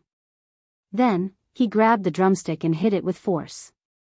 The Tang army's war drum sounded, and the Tang army heard the drum and moved. The 1,000 Mo swordsmen coldly kept their Mo swordsmen and gathered their strength. At the same time, all of them stepped forward. The uniform footsteps gave off a sound like that of a drum, matching the sound of the Tang army's war drum. The 5,000 Tang army started to push forward. The Tang army actually did not guard the entrance of the valley, but directly pushed out. This change caused the Shui Intua's army to stagnate. The barbarian Khan suddenly stood up from the stirrups, his eyes filled with shock. How dare they? How dare they charge out of the valley? Are they not afraid that this Khan will surround them and annihilate them? Xieli was also in disbelief. With such a huge disparity in strength, the Tang army actually started to counterattack. How could they? Father, maybe the Tang people know that their strength cannot last long. Rather than waiting for death, why not give it a try? This will save us a lot of trouble. Since they are willing to charge out, there is nothing bad about it. The barbarian Khan did not comment on Xieli's words. His eyes stared straight ahead, wanting to see what the Tang army was trying to do. The Tang army that came out of the valley once again clashed with the Shui Intua's army. The sky was still filled with broken limbs, and the wails of the Shui Intua's army. The 5,000 Tang army formed a battle formation and charged forward with no hesitation. Their sharpness was unstoppable. To be honest, I am not very good at writing war scenes. If you are not happy with it, please forgive me. I have already tried my best. Chapter 1050. Not only did the Tang army not defend the valley, but they also pushed out after crushing Shui Intua's 2 waves of attacks. This was not because Li Wangyu was hot-headed and felt that 5,000 Tang army could go against the 100,000 Shui Intua cavalry. The Tang army was at a disadvantage, and this was an undeniable fact. After Li Wangyu discussed with the debauches and a group of generals and lieutenants in the army, they believed that the only way to win was to put enough pressure on Shui Intua's army and let the barbarian Khan invest more troops. As long as Shui Intua's cavalry got off their horses, Shui Rengui's 6,000 to 7,000 cavalry would charge out of the valley and go around the battlefield to attack Shui Intua's cavalry. Hence, even if they were at a disadvantage, the 5,000 Tang army still charged out without hesitation. When the Tang army charged out of the valley, Shui Intua's advantage was shown. Originally, the Tang army defended the valley, and no matter how strong Shui Intua's forces were, he could only send more troops to attack the valley entrance.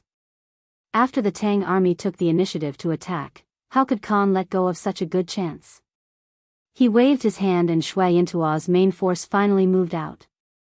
Khan sent out another 60,000 men in one breath, splitting into the left and right, ready to pincer the Tang army from the sides. Although he felt that something was not right, Shui Intua's remaining 20,000 vanguard troops were facing huge pressure from the Tang army, and they were showing signs of not being able to win. The 5,000 Tang army had the firepower of the heaven-raising crossbows and the unstoppable killing power of the Mo swordsmen, forcing Shui Intua's vanguard to retreat. Even if the wolf cavalry kept on shouting orders and even killed dozens of retreating Shui Intua cavalry, they were still unable to prevent the defeat of the Tang army. However, when Khan directly sent out 60,000 men to pincer the Tang army's attack stopped. 2,000 jumped soldiers blocked the front of the left and right wings of the Tang army, and the archers were also forced to split into 2 rows to try and suppress the enemies in 3 directions. However, the 5,000 Tang army was surrounded by 70,000 to 80,000 Shui Intua cavalry. No matter how valiant the Tang army was, they could not avoid casualties. When Shui Intua's archers started to shoot arrows, they caused huge casualties to the Tang army. The bouncing soldiers and Mo swordsmen were still fine. At the very least, they had shields and heavy armor to defend themselves. Even if they were hit by arrows, they would not be hit in the vitals and could still hold on. However, the crossbowmen in the middle of the Tang army's battle formation were at a great disadvantage in the crossfire with the crossbowmen of Shui Intua.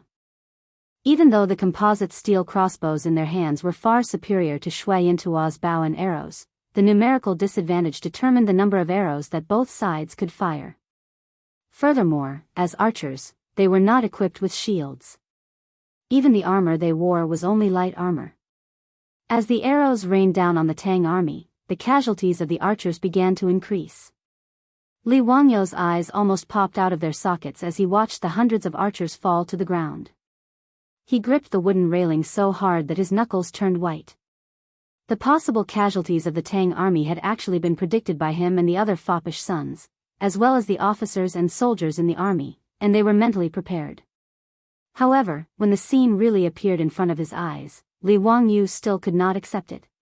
He even began to blame himself deeply. In his mind, he kept repeating a sentence: a general makes a name for himself and tens of thousands of bones wither. A general makes a name for himself and tens of thousands of bones wither. However, these officers and soldiers were still alive just a moment ago. How could they become Li Wangyo's stepping stones? They also had parents, wives, and children. How could Li Wangyu face the families of these officers and soldiers when they died in the Mabe grassland? Thinking of this, Li Wangyu felt that there was a breath stuck in his chest, and he did not know how to vent it out. In his previous life, he was just an ordinary person who had lived in a peaceful era since childhood. When had he ever seen such a bloody battlefield? Even though he had experienced a lot after transmigrating to the Tang dynasty, Li Wangyu was still a loser in his bones. He had never thought about the blood and fire of war, but the reality forced him to face it. The sacrifice of the Tang dynasty's officers and soldiers made Li Wangyu ashamed and angry. The bloody fighting on the battlefield made his heart beat violently, and a stuffy feeling in his chest made him look up to the sky and howl. Li Wangyu's sudden outburst scared the wastrels, and they did not understand what had happened to him.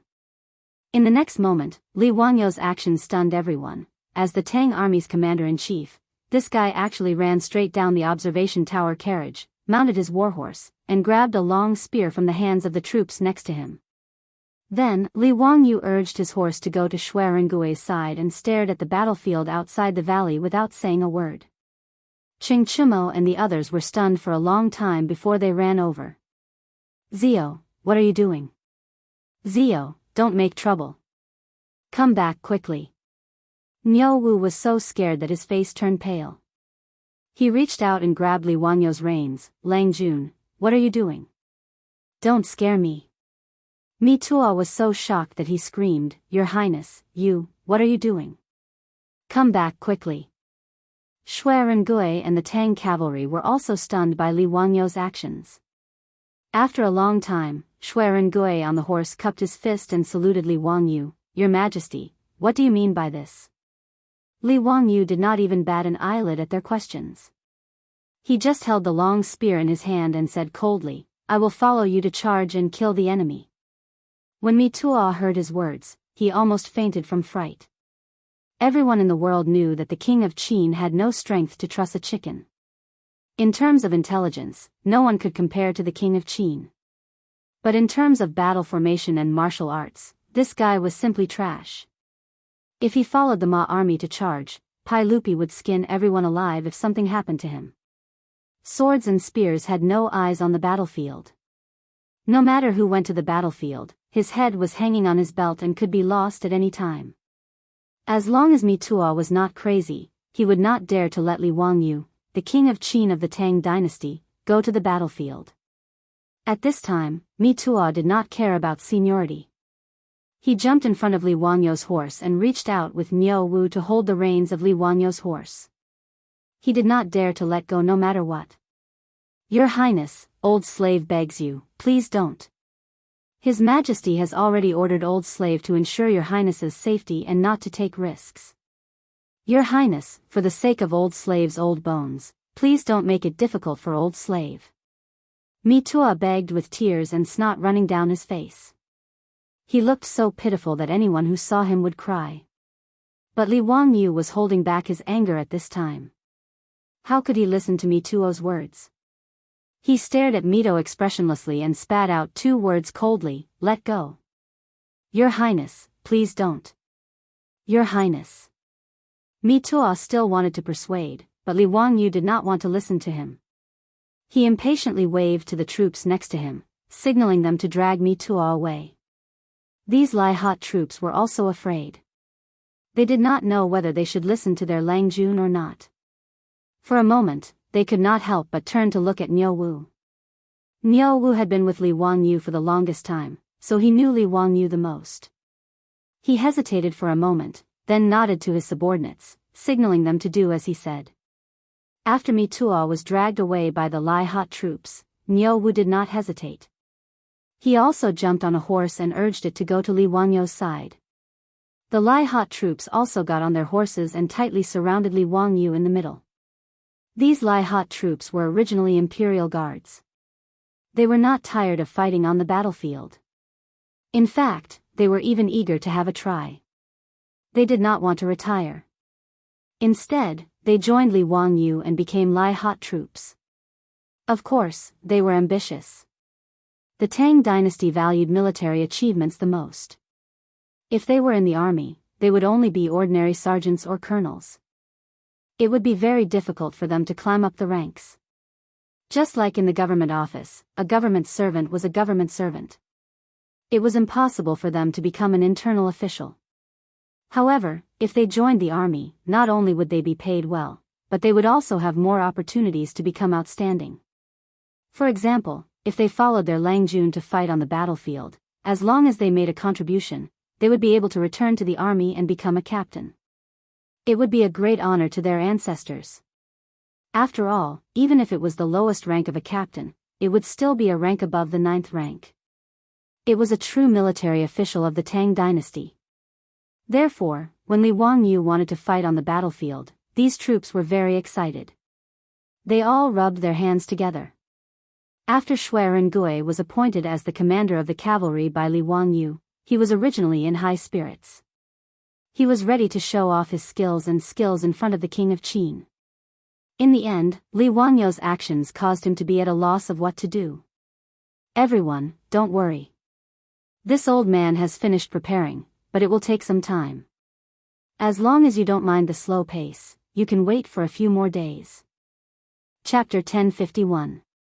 Li Wangyu wanted to go to the battlefield and charge with the cavalry, not because he wanted to show off, but because he wanted to have peace of mind.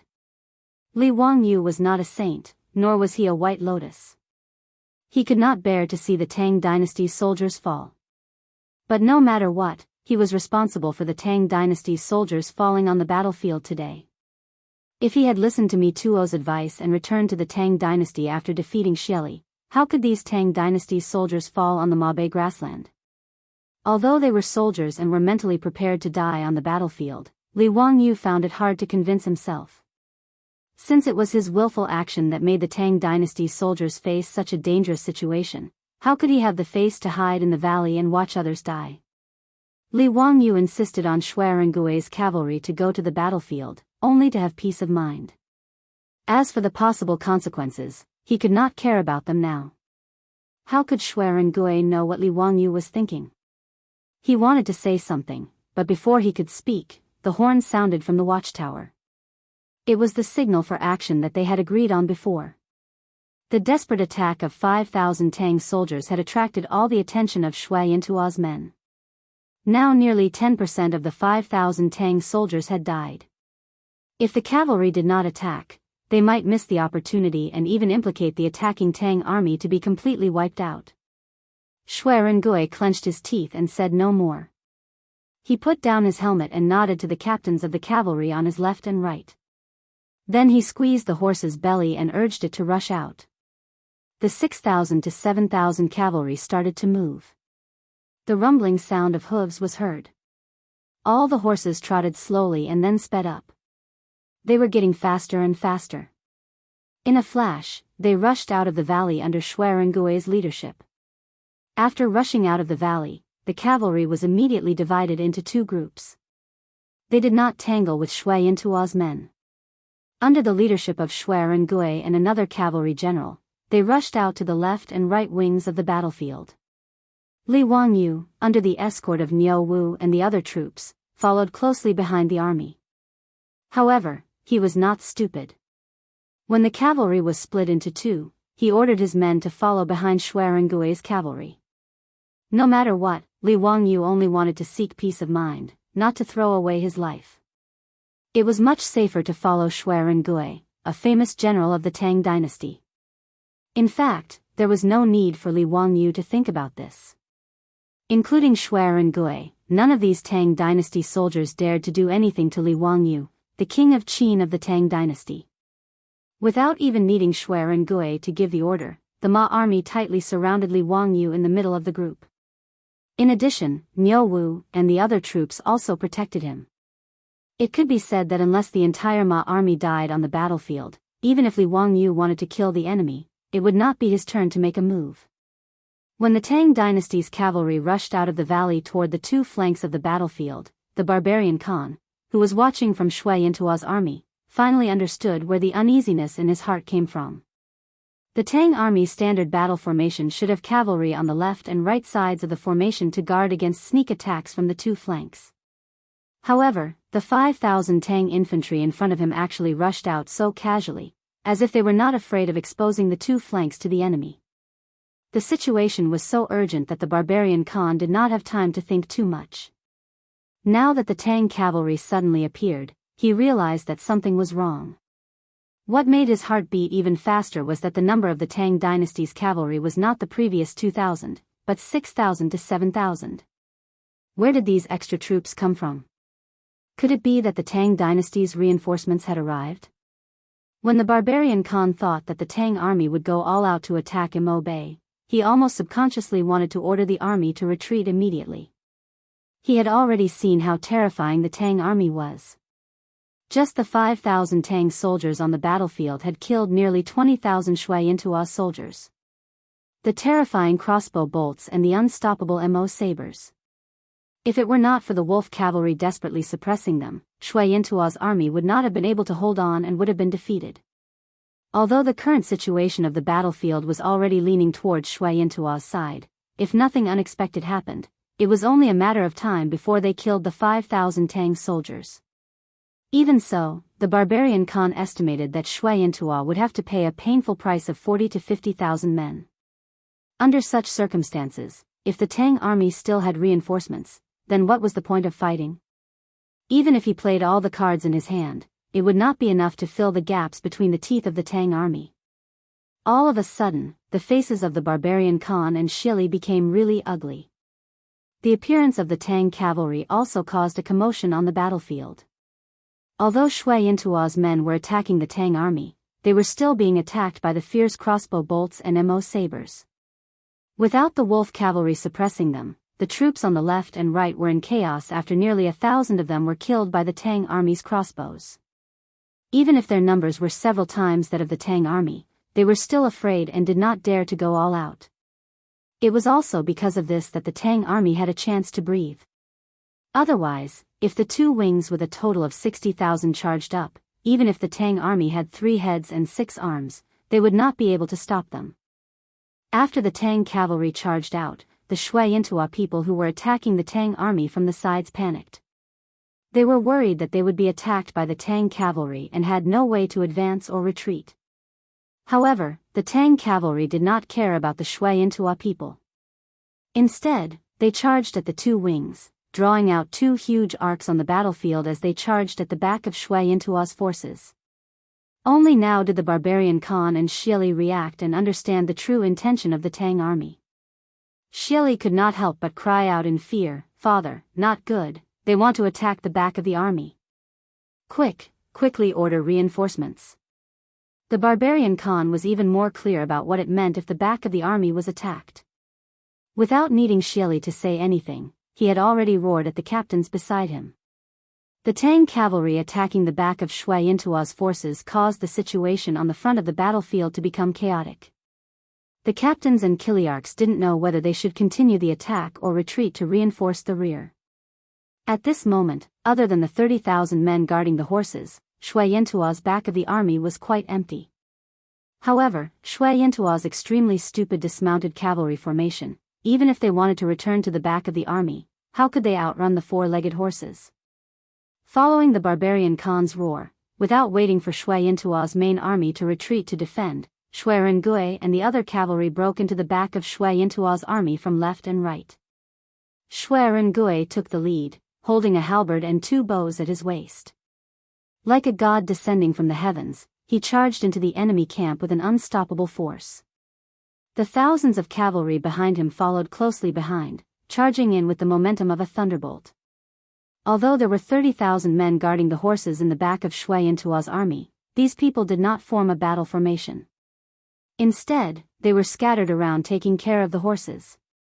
This gave Shui Rengui and the others more space to display their abilities. When the Tang army broke into the back of Shui Yintuo's army, it was a complete mess. Countless horses of Shui Yintuo's army were frightened and fled in all directions. Shui Rengui naturally did not chase after the fleeing horses. These horses could be slowly collected after cleaning up the battlefield after the war. However, it was impossible for Shui Yintuo's army to rely on these horses to fight or escape in a short period of time. In this way, Li Wangyou's purpose of ordering the Tang army to attack Shui Yintuo's army was achieved. Li Wangyou charged with the army, the frustration in his heart was long gone. This feeling of riding the horse and attacking the enemy had already made his scalp numb, and he almost roared out in excitement. He waved the halberd in his hand, wishing that he could immediately kill a few enemies with his own hands. However, it was obvious that Li Wangyou was disappointed. After charging with Shui Rengui for a while, Shui Yintuo's army almost collapsed. The Tang army killed all the way, and blood flowed like a river. However, his halberd was clean, and there was not even a trace of blood. Everyone, I wish you a happy National Day 2020. Be healthy, have a family reunion, and wish you all the best. Chapter 1052. It was the end of summer in the 7th year of Zhengguan. With the sound of the horn, the Xuanda gate of the Taiji Palace slowly opened. Numerous imperial guards in armor and helmets escorted Pai Lupi's carriage out of the Taiji Palace and toward the north of the city. In the carriage, there were hundreds of officials and nobles in the imperial court. On both sides of the official road, there were countless people waiting there. When the carriage passed by, everyone knelt down and kowtowed. Not long after the carriage left, a carriage with a banner with the word Qin, under the protection of dozens of brocade guards, merged into the carriage and headed 30 miles north of the city. Today's big lineup was not for anything else but to welcome Li Wangyou's victorious return to the imperial court. During this period of time in Chang'an, the news of Li Wangyou's resurrection had already spread like wildfire. Originally, many people did not believe it, but the official bulletin of the government and the palace gate transcript clearly stated that the current dynasty's king of Qin, Li Wangyou, led 10,000 Tang troops to the northern desert grassland, and defeated the Shui Yintuo Khanate's army of 200,000. Even the barbarian Khan and his son Shili were captured alive by the army. Naturally, everyone had no choice but to believe this, and they were flabbergasted. When the imperial court spread the news that Li Wangyou had died in the desert, the civil and military officials in the imperial court all had their own thoughts. There were those who were sad, those who felt pity, and those who were secretly happy. However, when the news spread to the streets, the people in Chang'an cried and mourned for Li Wangyou. Countless people spontaneously tied white cloth to the doors of their houses as a sign of mourning, which was very surprising. Even Pai Lupi did not expect his nephew to have such prestige among the people. In fact, this was not strange. As the saying goes, everyone has a stick in their heart. The many things that Li Wangyou had done in the past few years seemed unremarkable, but in fact, they had benefited the people of Chang'an a lot. Whether it was building toilets or making public carriages for the people to travel, the people were grateful. As for the Wangyou charity hall that Li Wangyou and his playboys made every year from cleaning the toilets in the city, it had helped many lonely old people, women, and children. The Union Medical Hospital treated the poor people for free and did not take any money for medicine. How many people were grateful to it? Not to mention that Li Wangyou and his wife risked their lives in Yanling County of Shuzhou to put out the big head plague that made people pale at the mention of it. The imperial court officials might not remember these things, but the people of Chang'an engraved them in their hearts. At that time, not only were the people mourning, the scholars were also mourning. After all, Li Wangyu was a shameless plagiarism. He Taoist Academy of the Tang Dynasty Royal Academy and publicly taught Taoist ancestors' unique skill. It could be said that in the literary world of the Tang Dynasty, Li Wangyu had long been the idol of countless scholars and scholars. The news of Li Wangyu's death also made the scholars of the Tang Dynasty write essays and poems to mourn. In the end, no one expected that more than a year later, there would be news from the desert that Li Wangyu was not dead. What was more unexpected was that this guy was not only alive, but also led the army to the Mabe grassland. In a short time, he destroyed the newly rising Xuanchuo Khanate with only a little more than 10,000 soldiers. All kinds of news came one after another, but it dazzled the people and made them even more speechless. The imperial court was in a mess because of this. Li Wangyu led the army to attack the Xuanchuo Khanate without the emperor's order, which naturally made the aristocratic families feel that they had something on him. For a time, the officials from the aristocratic families wrote letters to impeach Li Wangyu for indiscriminately using the army, plotting against the law, and destroying the harmonious relationship with the Xuanchuo Khanate. A series of impeachment memorials gave Pai Lupi a headache. It was difficult for Pai Lupi to suppress this matter even if he wanted to. After all, Li Wangyu attacked the Xuanchuo Khanate without authorization, which was an indisputable fact. Pai Lupi was worried about the safety of his nephew, but he could not ignore the overall situation. He could only appease the officials and promise that Li Wangyu would be severely punished when he returned to the imperial court. Only then did he temporarily suppress the storm in the imperial court. However, no one had expected that Li Wangyu would be able to defeat the barbarian Khan with only 10,000 men. The battle outside the valley had already ended the moment Shuai and Gui led the cavalry to break into the Xuanchuo Khanate's army.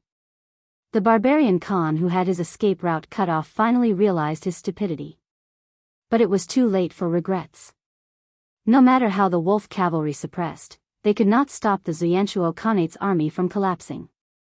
In the battle outside the valley, 50,000 of Xuanchuo's 200,000 soldiers were beheaded, 30,000 were captured, and the rest fled.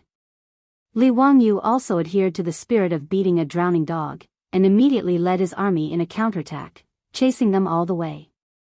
In the end, only 50,000 to 60,000 of Xuanchuo's 200,000 soldiers managed to escape back to the Overseer Mountain. But Li Wangyu did not let them go and sent Shuai and Gui to break into the Overseer Mountain and capture the barbarian Khan and Shieliku alive. As for the nobles of the Xuanchuo Khanate, none of them escaped and were all captured. Tang Songling, who was imprisoned in the Overseer Mountain by the barbarian Khan, only realized that the Xuanchuo Khanate was destroyed just like that when the Tang army broke into the Overseer Mountain and rescued him. Not to mention how happy Tang Songling was and how he crazily flattered Li Wangyu. When the news reached Chang'an, it scared Pai Lupi and the officials. After confirming that the news was accurate, Pai Lupi could not care less about his dignity as an emperor and laughed in front of the officials. Although the Xuanchuo Khanate and the Tang dynasty had a good relationship, and the barbarian Khan had once asked Pai Lupi to marry the princess of the Tang dynasty. However, there was no such thing as true friendship between countries.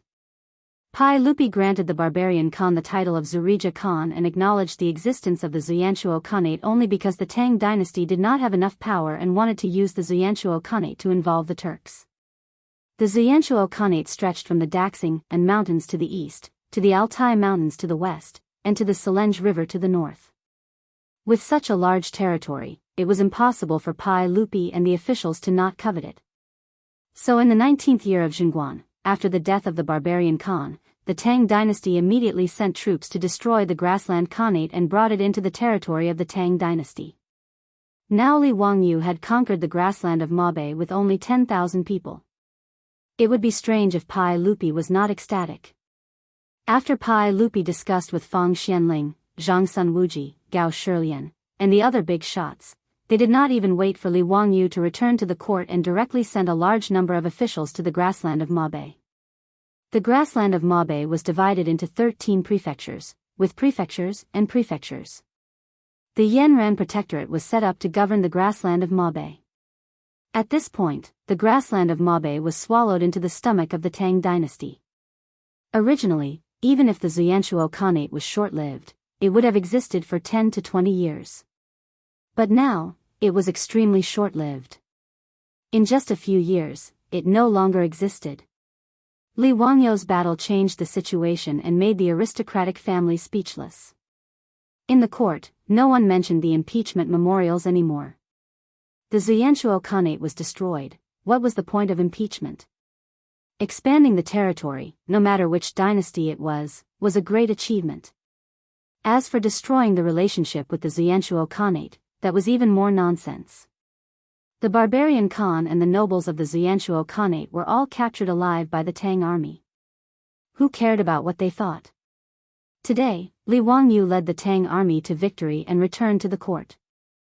Pai Lupi personally led the civil and military officials 30 li out of the city to welcome him back. Chapter 1053. In the autumn of the 5th year of Zhengguan, Li Wangyu set out from Chang'an to the western regions. Who knew that after going around in circles, when he returned to Chang'an, it was already the summer of the 7th year of Zhengguan. Nearly 2 years later, when Li Wangyu led the army back to the Tang dynasty and was about to reach Chang'an, he could not help but feel a sense of homesickness and unconsciously became anxious and nervous. Especially when he thought of Su Changqing and his son and daughter, Li Wangyou's heart could not help but beat faster.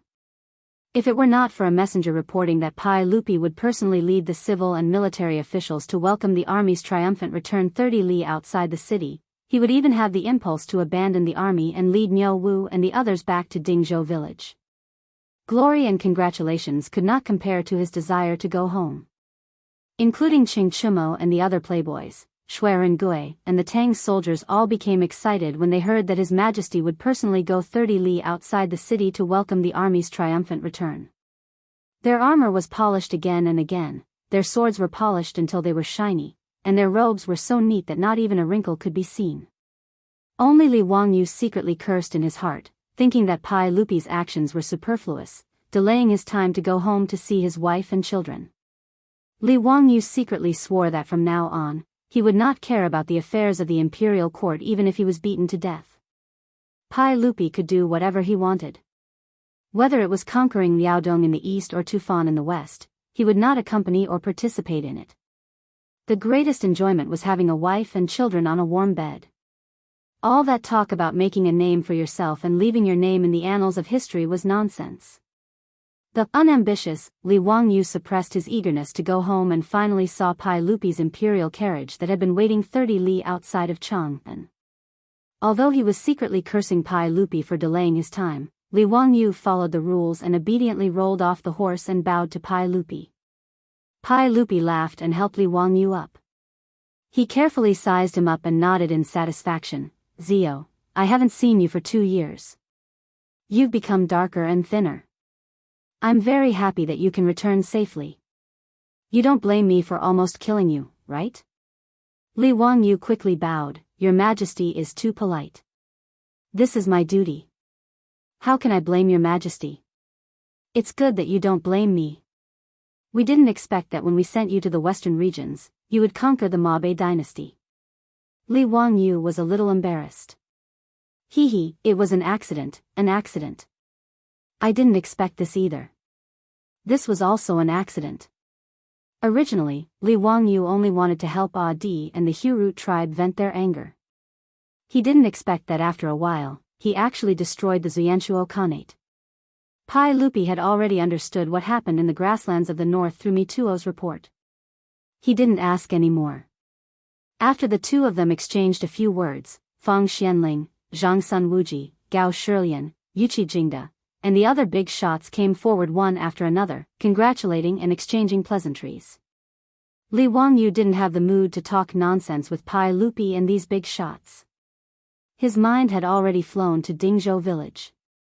However, he also knew that it wouldn't be easy to get away today. He still had a lot of things to do. While he was absent-mindedly greeting the big shots, Li Wangyou's body suddenly froze. His eyes stared straight at the back of the crowd. Seeing him like this, Pai Lupi, Fang Xianling, and the others looked at each other and smiled. They didn't say anything. They just stepped aside and made a path for the people behind them. At the back of the crowd, Su Changqing, who was dressed splendidly with tears in her eyes and a smile on her face, slowly walked forward. Wang Yu. Before Su Changqing could finish his sentence, Li Wang Yu couldn't care less about shocking the world. He directly reached out and hugged her tightly in his arms. Changqing. I'm back. I'm back. Su Changqing, who was holding back her tears, couldn't hold back anymore. She also hugged Li Wang Yu tightly and cried, Wang Yu, you bastard. You left for 2 years without any news. I thought you. Yes, it's all my fault. I won't leave you in the future. Li Wangyou's nose was also sore. If it weren't for the fact that he was in front of Pai Lupi and the others, and that he still had some scruples about his image, he was afraid that he would have cried out by now. Originally, when he watched those romantic TV dramas in his previous life, he always felt that it was too pretentious for the male and female protagonists to cry when they met. But the moment he saw Su Changqing, he realized that some things just couldn't be helped. The two of them hugged each other as if there was no one else around, which made Pai Lupi and the others feel a little embarrassed. Although the people of the Tang dynasty were open-minded, it was still a little embarrassing for a couple to hug like this in public, even if it was a couple. Pai Lupi couldn't help but cough, which woke Su Changqing up. After all, she was a woman. Being surrounded by so many people like this, she was a little shy. She quickly pushed Li Wangyu gently. Li Wangyu didn't mind. In any case, he was thick-skinned. Hearing Pai Lupi's cough, he even glared at him in dissatisfaction. I'm hugging my wife. What the hell are you coughing for? The two of them calmed down. Just as they separated, they saw 3 similarly excited beautiful girls walk out from behind Su Changqing. With tears in their eyes, they respectfully bowed to Li Wangyu. This concubine greets Lord Husband. Lord Husband went on an expedition to the northern desert, plowing the courtyard and sweeping the acupoints. It must have been hard on you. Their words caused Li Wangyu to stare blankly. Bridgebean sack. What did they call him? Lord Husband? Oh my God. Li Wangyu naturally recognized these 3 beautiful girls. They were his personal maidservant Perrin, the European girl Aphrodite, and Pai Lupi's eldest daughter, Princess Changle Li Lizzie. It was very normal for Aphrodite to call him Lord Husband. Li Wangyu had already taken Aphrodite into his room. Although he hadn't had the time to give her a status, the relationship between the two was worthy of such a title. Perrin was no longer the 12 or 13-year-old loli that he had first transmigrated to the Tang dynasty. Now that 5 years had passed, the little loli had grown into a beautiful young lady in the prime of her life. Su Changqing had already agreed to let Li Wangyu take Perrin into his room as a concubine. Therefore, Li Wangyu didn't find it strange that Perrin called him Lord Husband. But Changle called him Lord Husband. What kind of situation was this? Although Li Wangyu had been forced to agree to Pai Lupi's unequal treaty in the Taiji Palace in order to marry Su Changqing, that was actually just a delaying tactic. Li Wangyu didn't believe that Changle would be willing to marry him. Even if Pai Lupi and Empress Zhongsun were willing, it was still impossible. People with the same surname would not marry. Moreover, he had taken Changle as his disciple, and the two were relatives. Moreover, he had already officially married her. In this way, if Pai Lupi insisted on marrying Changle, the aristocratic clans and Confucian scholars would probably spit the shit out of Pai Lupi. Even Wei Zheng, the goat-nosed duke who was loyal and devoted to Pai Lupi, would cause a ruckus in the Taiji Palace and teach Pai Lupi the meaning of moral principles and ethics. As a result, although Li Wangyu had promised Pai Lupi, he had never considered this matter. In any case, if Pai Lupi couldn't handle the aristocratic clans, they couldn't blame him. How could Li Wangyu have known that because he had gone missing in the desert for over a year and was misunderstood by the court as having died, Changle's marriage to him had actually been accomplished without any hiccups? After Mitua and the other debauches found Li Wangyu, they forgot to tell him that during the time he had gone missing, his wife, Su Changqing, had actually married Princess Changle and brought her back to the Prince of Qin's household in one go. She had also taken in 2 children while she was at it. Seeing Li Wangyu standing there in a daze, Su Changqing reacted. She couldn't help but secretly extend 2 slender fingers and pinch Li Wangyu's waist. She was also somewhat dizzy. Other women were afraid that their husbands were unfaithful, but she, as a professional elite in the future, had actually helped her husband marry a wife and take in 2 concubines. Thinking of this, Su Chongqing felt her face burn with incomparable hidden bitterness. Chapter 1054. After Li Wangyu finally figured out the ins and outs of the matter from Su Chongqing, he didn't know whether to laugh or cry. He looked at Pai Lupi with eyes full of hidden bitterness. He really didn't know whether marrying a 12 or 13-year-old little girl was considered marrying a wife or helping Pai Lupi raise his daughter. Especially when he heard Chang'e call him husband, Li Wangyu felt even more guilty. Even he himself felt flustered and embarrassed. But what was done could not be undone. It was too late to say anything. He couldn't drive Chang'e back to Taiji Palace, could he? If he did that, wouldn't Pai Lupi fight him to the death? Rubbing his nose, Li Wangyu could only grit his teeth and squeeze out a smile at Chang'e. "My wife, I'm sorry." With tears in her eyes, Chang'e smiled like a flower and shook her head desperately. "As long as my husband can return safely, my sister and I will be satisfied." Li Wangyu really didn't know how to respond to this. In front of Pai Lupi, he could only laugh dryly. He habitually reached out to touch Chang'e's head, but felt that it was inappropriate, so he could only withdraw his hand awkwardly. As for Aphrodite and Perrin, seeing their Langjun like this, they snickered. Li Wangyu was so angry that he glared at them fiercely. Pai Lupi didn't notice Li Wangyu's expression, nor did he feel that there was anything wrong with his daughter marrying Li Wangyu at such a young age. After all, this guy had married Empress Zhongsun at such a young age. Of course, Pai Lupi actually only allowed the officials to set fires, but not the common people. Because as early as the first year of Zhongguan, Pai Lupi issued an imperial edict to set the marriage age of men and women in the Tang dynasty, 20 years old for men and 15 years old for women. It wasn't until the Kaiyuan era that Emperor Xuanzong of Tang changed the marriage age of the Tang dynasty to 15 years old for men and 13 years old for women in order to increase the population. Now Li Wangyu was old enough, but Chang'e was still a few years away from 15. Of course, no one would ask Pai Lupi for this reason. Li Wangyu's resurrection caused all the officials in the imperial court to have a lot of complaints. Just his title as the Duke of Qin was enough to give the other officials a headache. As for the matter of Li Wangyu marrying 2 princesses by accident, no one, including Wei Zheng, bothered to get involved. In any case, Chang'e had already married into the Duke of Qin's manor. Even if they were sick of her, they couldn't say anything. Li Wangyu also had a headache about this, but he was too lazy to think too much about it. If he married her, then so be it. He could just treat it as a nurturing game. After a few years, Chang'e would eventually grow up. Thinking of this, Li Wangyu, the outwardly passionate man, couldn't help but steal a glance at Chang'e. He was a little excited. Pai Lupi led the officials out of the city to welcome the army's triumphant return. The ceremony was very complicated.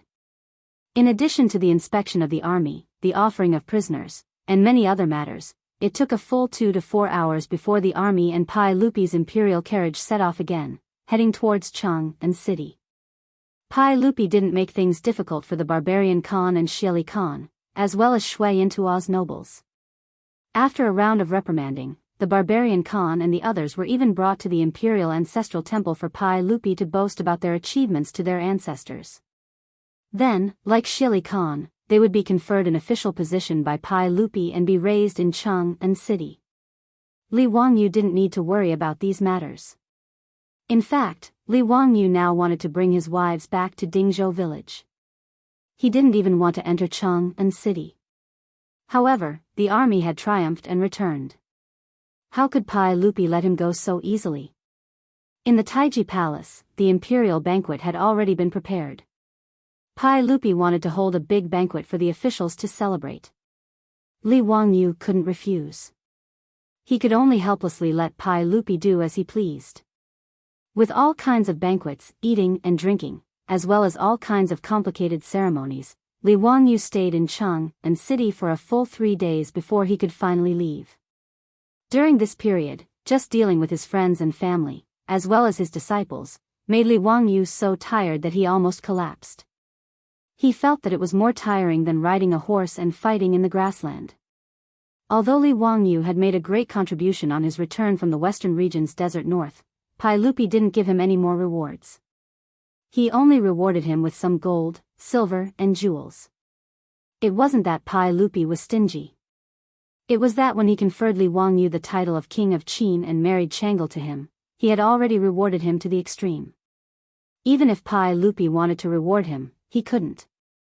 Above the title of prince, there was only the throne in the Taiji Palace. Could Pai Lupi give his throne to Li Wangyu?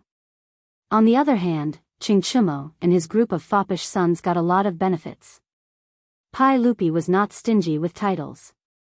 Almost all the foppish sons were conferred titles, which made them very happy. They held a big banquet to show off. Li Wangyu didn't pay attention to the foppish sons' invitations. After he finished delegating the affairs in the imperial court and returned the military power to Pai Lupi, he couldn't wait to lead Niu Wu and others out of Chang'an City and rushed back to Dingzhou village. Li Wangyu couldn't help but be anxious. After returning to Chang'an, he only saw his wife once. He didn't even have time to be intimate with her. What's more, he hadn't even met his twins yet. When Su Changqing and Changle went to meet Li Wangyu, they didn't take the children with them because they were too young. They were afraid that they would get sick. This made Li Wangyu even more restless in Chang'an City and couldn't wait to fly to Dingzhou village immediately. He made up his mind that if there wasn't a comet hitting the earth, he wouldn't go to Chang'an City. He would hide in Prince Qin's mansion in Dingzhou village and live his life behind closed doors. He would hide in the small building and live his life there. He didn't care about winter, summer, or spring. His wife, children, and warm bed were the life he wanted to live. Li Wangyu galloped all the way to Dingzhou village. Li Wangyu could already see from afar that there were many people waiting at the village entrance to welcome him. The old village chief had not seen him for 2 years, but he looked older. The old housekeeper Li Hang was supported by his wife. Looking at his Lang Jun, he was so excited that tears flowed down his face. He couldn't speak clearly. The men and women of Dingzhou village, old and young, all came out to welcome him. The servants and maids in his residence were all present as well. They all came to welcome the return of their Lang Jun. However, Li Wangyu didn't have time to greet them.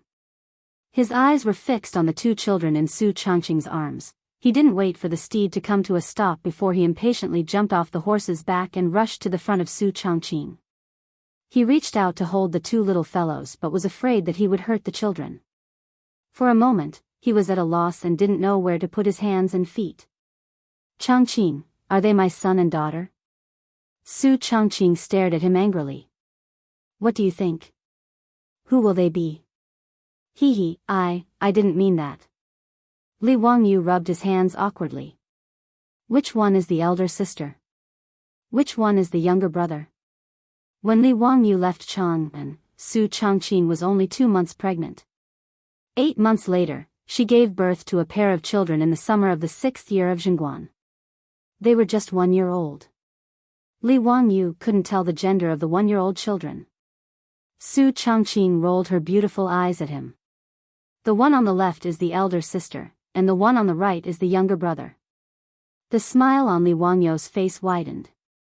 He reached out to hold the children. Good daughter, brat, call me daddy. He didn't care whether there was a father in the Tang dynasty or not. In Li Wangyu's mind, nothing was better than calling him daddy.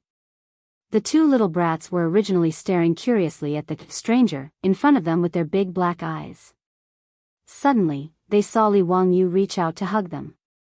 As if they had made an agreement, the siblings turned their heads at the same time and plunged into Su Changqing's arms. Then, they burst into tears. Obviously, Li Wangyu's action scared the 2 children. Li Wangyu withdrew his hands awkwardly, and his face was full of pain. Damn it, these 2 brats didn't give him any face at all. Su Changqing hurriedly coaxed the children and didn't forget to roll her eyes at Li Wangyu again. Humph, now you know. Let's see if you still run around in the future. Look, even the children don't recognize you.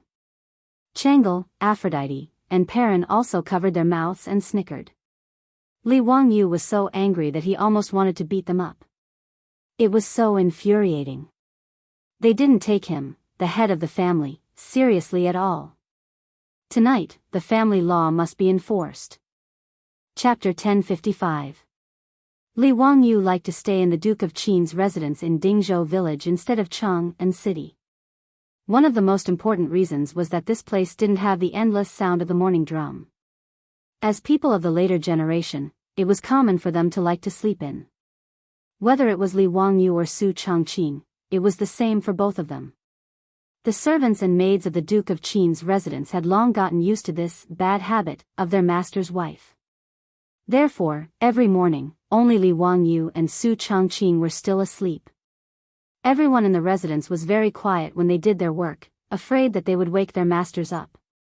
Li Wangyu only slowly woke up when the sun had already risen high in the sky. Soon after, he reached out to hug Su Changqing beside him and very skillfully reached his hand into his beautiful superior's bosom to play with her. After giving birth, Su Changqing insisted on breastfeeding herself, and her breasts had become even more impressive. Li Wangyu felt that her breasts were comparable to that European girl, Aphrodite, and he couldn't bear to part with them. After returning from home for 2 years, Li Wangyu was already on the verge of going crazy from boredom. Last night, he had even tossed around with Su Changqing for most of the night before falling asleep. With his interruption, his beautiful superior in his arms naturally woke up and slapped his hand in annoyance. "You're so annoying. You're already being naughty early in the morning. Hee, I'll be punished by the heavens if I'm naughty with my wife." Li Wangyu had a glib tongue as he teased, "Wife, time to get up and do your morning exercise." Su Changqing's pretty face immediately turned red. "Stop fooling around. The maids will come in soon." Hee, they wouldn't dare. I've already instructed them not to enter the bedroom without a summons."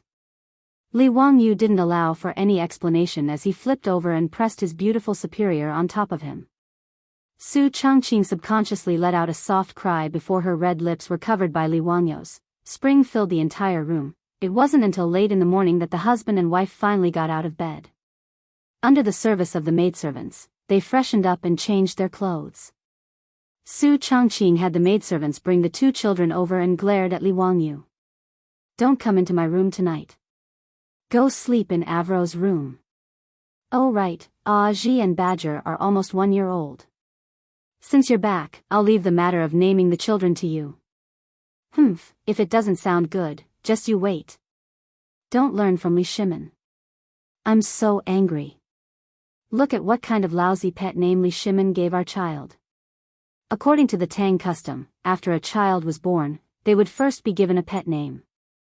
Only when the child was 1 year old would they be officially given a name. When Li Wangyu's twins were born, Li Wangyu was still playing with mud in the desert robbers' camp. Therefore, Pai Lupi unceremoniously gave the 2 children pet names in the name of his uncle. However, Li Wangyu couldn't help but want to beat someone up when he heard this nickname. His eldest daughter's pet name was Ji. Ji meant pig. Ji was a little pig. His son's pet name was Badger, a type of mustelid, F*ck. What kind of lousy pet names were these? Not to mention Su Changqing, even Li Wangyu wanted to curse when he heard it. However, when he thought about the pet names Pai Lupi had given his children, Li Wangyu felt relieved. Li Tai's pet name was Qing K, which was a type of bird. Li Ji's pet name was Ji Nu, which meant a little pheasant. Princess Jinyang, who would be born in the future, was Ji, which meant a little rhinoceros. Li Wangyu deeply suspected that Pai Lupi was running a zoo. The pet names he gave his children were all animals. However, since the names were given by Pai Lupi, although Su Changqing and Li Wangyu despised them, the officials and nobles were envious. In the residence, whether it was the old butler, Li Heng, or the servant girls, they all felt that it was a great honor. In this regard, Su Changqing could only pinch his nose and accept it. During this year, he had gotten used to calling them Ji and Badger every day. However, the 2 in-laws did not dare to let Pai Lupi name the children's names. After Li Wangyu returned as a father, the responsibility of naming the children naturally fell on his head. Li Wangyu also had a headache when it came to naming. It was not a day or two that he was incompetent at naming. Otherwise, he would not have named the grandson of carpenter Lu in the village Lu Dehua. After Su Chongqing gave him this arduous yet glorious task, this guy's brain was about to explode. His mind was filled with all kinds of famous people with the surname Li in history. Li Bai, Li Qingzhao, Li Shangyin, Li Bingbing. Li Kui, Ba. What the hell was Li Kui?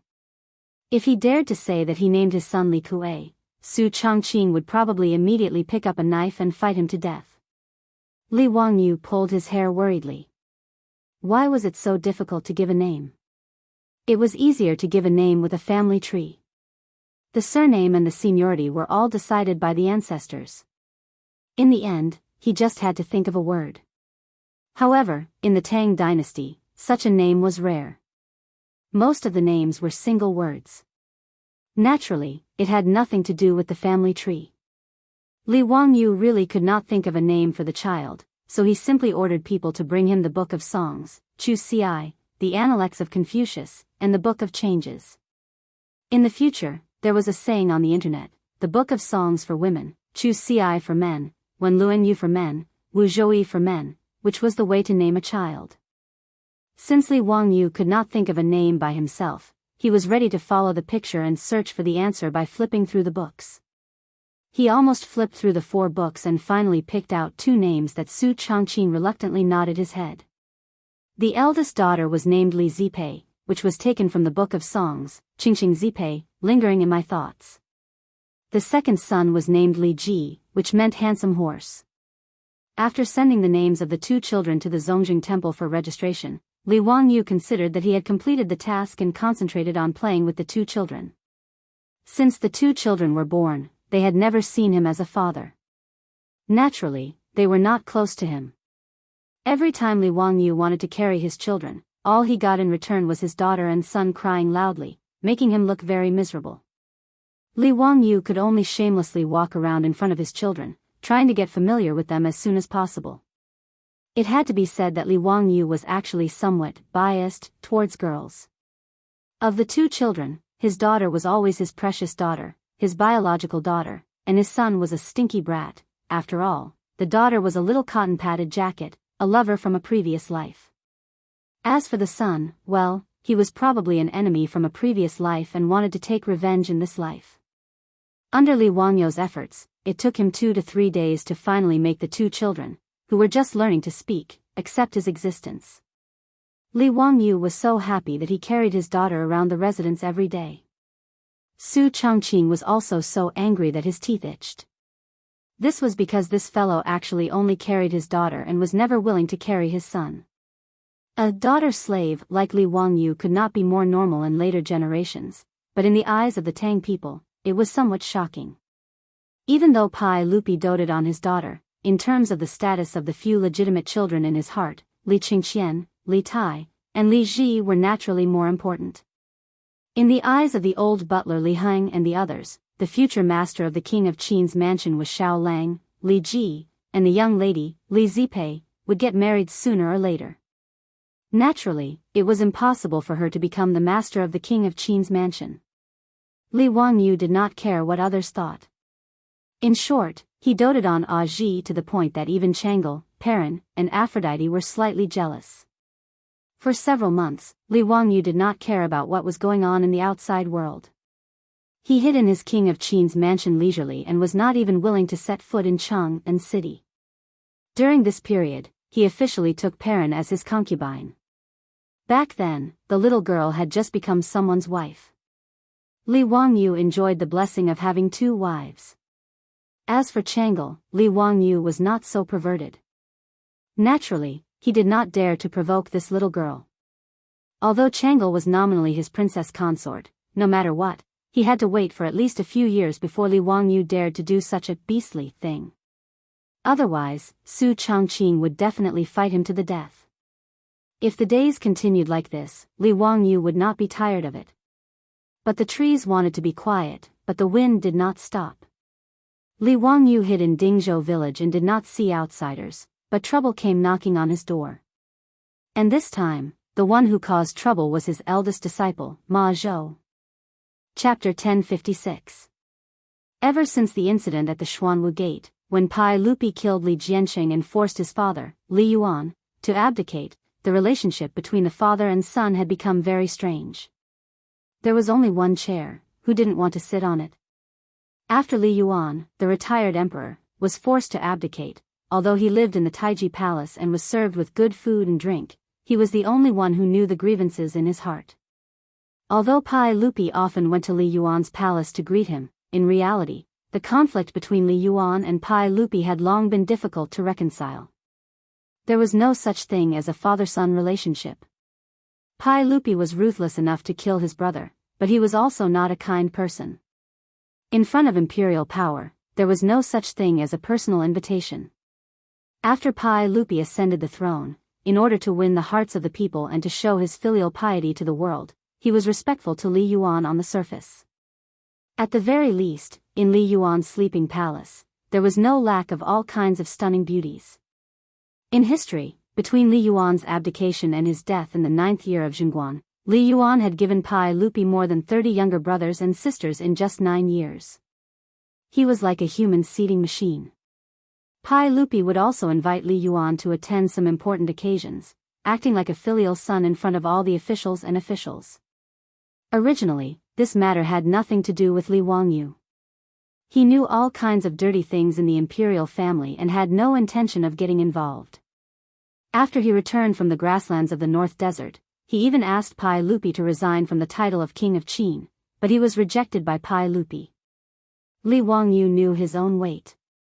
He only wanted to be a rich and idle person and live out his life well.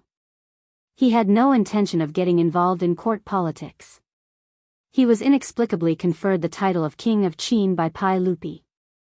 It was not a good thing for his status to suddenly rise so high. After he returned to Chang'an City, he had been hiding in Dingzhou village. Apart from his laziness, it was also to avoid taboos. Originally, he was just a lowly prefectural duke, so he could speak and do things without any restrictions. However, after being conferred the title of Prince of Qin, Li Wangyu felt uneasy. He was afraid that he would say something wrong and cause Pai Lupi to be wary. Accompanying a monarch was like accompanying a tiger. This was not a joke. Although Li Wangyu and Pai Lupi, the emperor of the Tang dynasty, had always had a harmonious relationship, and Pai Lupi even cared for him a lot, who could guarantee this kind of thing? Li Qingxian was Pai Lupi's son, and had been made the crown prince since he was young. But when the Pai Lupi's throne was threatened, what could Li Qingxian do? Li Wangyu did not think that his position in Pai Lupi's heart was higher than Li Qingxian's. Now that the emperor and his minister were so harmonious, it was only because Li Wangyu had shown outstanding talent, was young, and did not have a high status. He was not a threat to Pai Lupi at all. In addition, Pai Lupi was now in the prime of his life, so he would not be suspicious of him. However, Li Wangyu also knew that as Pai Lupi grew older, he would do a lot of foolish things. He now had a big family with sons and daughters, so Li Wangyu did not dare to gamble, nor could he afford to gamble. Therefore, after returning from the grasslands of the North Desert, Li Wangyu made up his mind to speak less and do less in the future. He would try his best to eliminate his presence in the imperial court and just be a rich and idle king. However, it was still the same saying. The tree wants to be quiet, but the wind will not stop. Li Wangyu wanted to calm down, but his eldest disciple, Ma Zhou, had caused him trouble that was neither too big nor too small. In history, in the 8th year of Zhengguan, Ma Zhou, who was then the imperial censor, wrote a memorial to Pai Lupi, asking Pai Lupi to build a palace north of Taiji Palace for the retired emperor, Li Yuan, to serve the retired emperor and enjoy his old age. This was the famous Daming Palace in the history of the Tang dynasty. Pai Lupi, in order to show to the world that he and Li Yuan were filial, nodded and agreed to this matter. At first, this palace was named Yong'an Palace, and in the 9th year of Zhengguan, it was renamed Daming Palace. However, at that time, the Tang dynasty was not very strong. In addition, 1 year after the construction of Daming Palace, Li Yuan suddenly died of illness. Pai Lupi ordered the construction of Daming Palace to be suspended. It was not until Li Ji ascended the throne that the construction of Daming Palace was restarted after 28 years. In the third year of Longxua, Emperor Gaozong of Tang, Li Ji moved from Taiji Palace to Daming Palace. From then on, the political center of the Tang dynasty changed from Taiji Palace to Daming Palace. Logically speaking, although the current financial situation of the Tang dynasty was not very good, Pai Lupi wanted to build Daming Palace to show filial respect to Li Yuan, so no one could say no. However, the problem was that this matter was not proposed by Pai Lupi, but by Ma Zhou. As a result, they had poked a hornet's nest. Unlike in history, when Ma Zhou, as the imperial censor, wrote a memorial to build Daming Palace, those aristocratic families and the officials of the imperial court were too lazy to participate in this matter. Hence, the matter of building Daming Palace did not cause any waves. However, now that Ma Zhou was Li Wangyou's eldest disciple, whether it was Pai Lupi, the aristocratic families, or the officials of the imperial court, they all treated Ma Zhou as Li Wangyou's direct disciple. They treated his idea as Li Wangyou's idea. After Ma Zhou handed a memorial to Pai Lupi in Taiji Palace, asking to build Daming Palace, it instantly caused a huge wave. The aristocratic families could not find an excuse to attack Li Wangyou, but Ma Zhou's memorial gave them a reason. Under the instructions of Wang Renyu, Jing Yuanshou, and the others, the aristocratic family officials crazily wrote memorials to attack Ma Zhou for having evil intentions and deceiving the emperor. In the memorials that the aristocratic family officials handed in, they listed Ma Zhou's various crimes. To a certain extent, the memorials from the aristocratic families were not wrong. Now that the Tang dynasty had just recuperated for a few years, the treasury was slightly full, and it was the time for many things to be done. Now that they had conquered the western regions and the northern desert grassland, they needed a lot of funds from the imperial court. At this time, Ma Zhou actually dared to persuade His Majesty to build a palace. He deserved to die. In the end, it was all about money. According to the contents of Ma Zhou's memorial, the cost of building Daming Palace was naturally a huge astronomical figure. In history, Li Ji and Wu Zetian built Daming Palace. They recruited 100,000 craftsmen and spent the taxes of 15 states. When Penglai Palace was built, they even stopped giving the officials a month's salary to fund the construction of Penglai Palace. Later, several generations of Tang emperors also spent a lot of money to repair and expand Daming Palace, which lasted for 100 years. Therefore, it was really difficult to calculate how much money was spent to build Daming Palace. In short, it was an astronomical figure that was difficult to calculate. Not to mention the aristocratic families used this to attack Ma Zhou and Li Wangyou. In fact, even Fang Xianling, Gao Shilian, and others did not agree with spending a lot of money to build this palace. It's just that everyone was worried about Pai Lupi and Li Wangyou's face, so they didn't follow and hit them when they were down, but they also kept their mouths shut and didn't help either side. Pai Lupi was also a little hesitant. On the one hand, he felt that it was indeed right to build a new palace for his father, Li Yuan. On the other hand, he was also a little distressed about the money. Over the years, the imperial family had done business with Li Wangyou and earned a lot of gold and copper coins. He also felt a little distressed about using all this money to build a palace. But if he supported the aristocratic families, then Pai Lupi would definitely not be willing. So he simply did not express his opinion and let Ma Zhou and the other aristocratic family officials argue. Li Wangyou's disciples would definitely help Ma Zhou. Whether it was Yan Liben, Lu Rengui, or Sheng Guanyi, they stood firmly behind Ma Zhou and supported him. As a result, the court became more and more lively, and it was noisy every day. Pai Lupi also had a headache about this, so he simply issued a decree and ordered people to run to Dingzhou village in Hu County and drag out Li Wangyou, who was living peacefully in Qin Wang's mansion, and order him to come to the court to solve this matter. Tomorrow, I will go out with my friends for 2 days. Although I brought my mobile phone and Bluetooth keyboard, I may not have time to write. If I don't update, then this old man is asking for leave. Chapter 1057. After Li Wangyou finally figured out what happened in the imperial court, he didn't know whether to laugh or cry. With regards to Ma Zhou's memorial, he was gnashing his teeth in hatred. If he had nothing better to do, why did he get involved in the imperial court's affairs? Who cares if Pai Lupi is filial to me?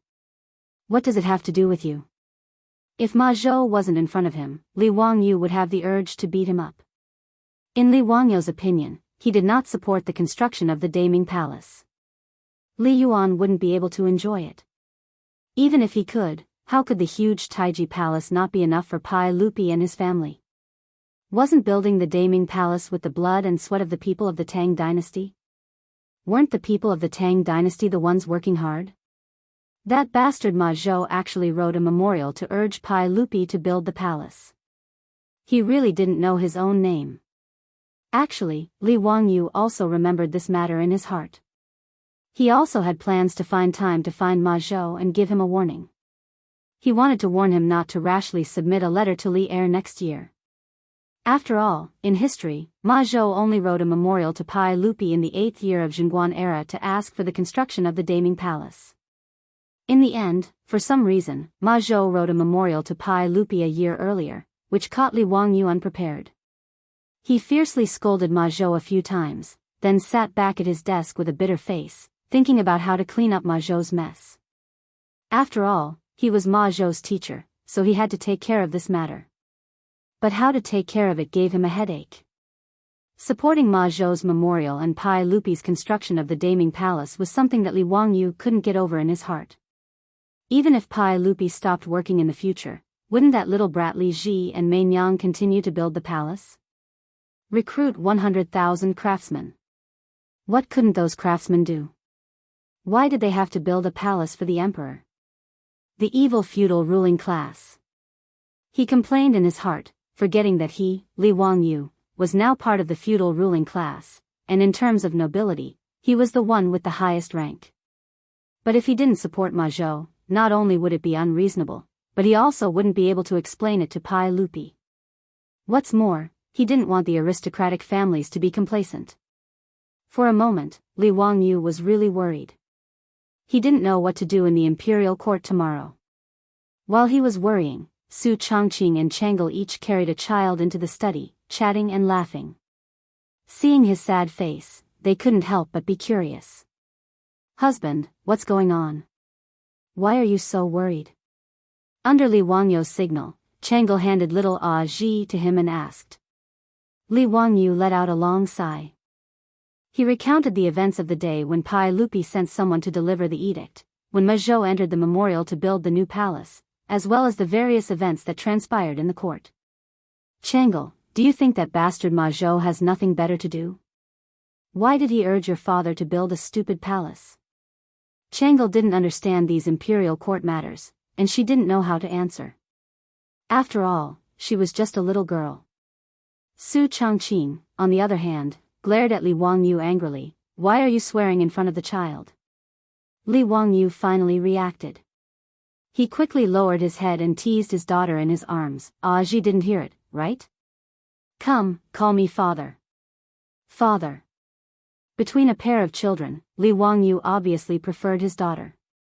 Su Chongqing was too lazy to complain about this daughter-slave. He directly stuffed his son, Badger, into Li Wangyu's arms. "If you continue to be so biased, be careful that Badger won't take care of you when he grows up. How dare he? I'll beat him to death." Li Wangyu couldn't help but stare. Su Chongqing rolled his eyes at him and was too lazy to say anything more. He reached out and picked up the copy of Ma Zhou's memorial from the desk and read it. After a long while, Su Chongqing suddenly said without rhyme or reason, "Wangyu, it seems that real estate development is very profitable, right?" Profitable? Li Wangyu was a little dumbfounded. He didn't understand Su Chongqing's meaning. This was the Tang dynasty, not the later generations. How could real estate make money? Su Chongqing said without rhyme or reason, "I heard that there are more and more merchants and officials in Cheng and city now. The houses near Taiji Palace in the north of the city are also getting more and more expensive. Wangyu, if we want to sell the house in Kaihua Square now, it will be much more expensive than when you bought it, right?" Su Chongqing's words were like a bolt of lightning that suddenly illuminated Li Wangyu's eyes. He suddenly stood up. "Chongqing, what do you mean?" "Humph, think about it yourself. Sister Changle, let's go. After saying this, Su Chongqing pulled Changle out of the door, leaving Li Wangyu holding his son and daughter and excitedly pacing in the study. In this case, it seems to be very promising. After thinking for a while, Li Wangyu had an idea. After kissing his daughter and son fiercely, he called the maidservants and handed the children to them. He returned to the study, found a pen and paper, and began to write and draw. The next day, before dawn, Aphrodite and Perrin, who had served their master in bed last night, carefully woke him up. After washing him up and changing him into his court robes, he got on the four-wheeled carriage under the protection of Niao Wu and the other officers of the mansion and sped towards Chang'an City. Li Wangyu had to attend the morning court today. After entering the imperial city, Li Wangyu smiled and greeted a group of familiar big shots. He still bowed and greeted them with the etiquette of a junior. When he saw Yu Shinan arrive, he hurriedly trotted forward and carefully supported the old man. Regardless of whether it was Yu Shinan or the other officials, they were all gratified that Li Wangyu, the Duke of Qin, was still as close to people as before despite his noble title. Zio, I'm afraid there will be many waves in court today. You must remember to be careful. Yu Shinan kindly reminded. Li Wangyu smiled, rest assured, Duke Yu, I know what to do. Oh. What do you plan to do? Do you have any use for old me? Buddha says, I can't say. Haha. Li Wangyu smiled and kept him in suspense. These were the same words he had said to Yu Shinan when he first met him. Yu Shinan examined Li Wangyu from head to toe with his slightly dim old eyes. Then, a grin appeared on his face. This young prince whom he had met at the crossroads of Hu County was indeed the same young man from back then. He hadn't changed at all. Li Wangyu supported Yu Shinan and walked towards the rows of officials. Ma Zhou, Yan Liben, Lu Rengui, Sheng Guanyi, and the others silently walked to Li Wangyu's side and bowed. Teacher, I've caused trouble for you. Ma Zhou was ashamed. He also didn't expect that a memorial would cause such a stir in the capital. Pai Lupi had summoned Li Wangyu to court for this matter.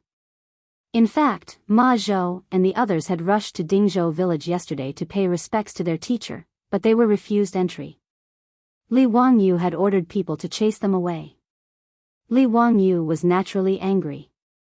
He felt that his disciple, no matter what, should have the country and the people in his heart. What was the point of meddling in the affairs of the imperial family? Moreover, Ma Zhou's memorial to build the Daming Palace was too much of a flattery to Pai Lupi. Therefore, how could Li Wangyu not be angry? After hearing Ma Zhou's words, Li Wangyu rolled his eyes to the sky. Oh, isn't this Imperial Censor Ma? What are you saying? Imperial Censor Ma is wholeheartedly serving the public. How did you cause trouble for me? His words scared Ma Zhou so much that his face turned white. His knees went soft and he directly knelt in front of Li Wangyu. Teacher, I was wrong, please forgive me. Please punish me. Ma Zhou was really scared at this time. Chapter 1058. In history, Ma Zhou had only become the head of the Secretariat in the 18th year of Zhenguan's reign. In other words, he was one of the prime ministers of the Tang dynasty. The current Ma Zhou was merely an insignificant imperial censor. He did not have any authority to speak of. In fact, Yan Liben, Lu Rengui, Sheng Guanyi, and the other disciples were all like this. However, compared to the many officials of the capital in Chang'an, they were unremarkable. Even though Yan Liben's rank was relatively high, he was only an official of an unpopular yamen. He did not have any authority. However, Li Wangyu's disciples had a very special status within Chang'an. In particular, after Li Wangyu had been conferred the title of Prince of Qin and received news that he had not perished in the desert, Ma Zhou and the others were revered within Chang'an. Even those officials whose ranks were far higher than Ma Zhou, Lu Rengui, and Sheng Guanyi were courteous upon seeing them, not daring to offend them in the slightest. There was no need to explain the reason. It was because behind them was the great backing of Li Wangyu. Everyone knew how much Li Er valued and doted on his nephew, Li Wangyu. Not only had he bestowed his own title, the Prince of Qin, upon Li Wangyu's marriage, even Princess Changle had married into the Prince of Qin's household, becoming one of Li Wangyo's consorts. Even though Li Wangyu kept a low profile, he could not resist the reverence that the officials of the capital had for him.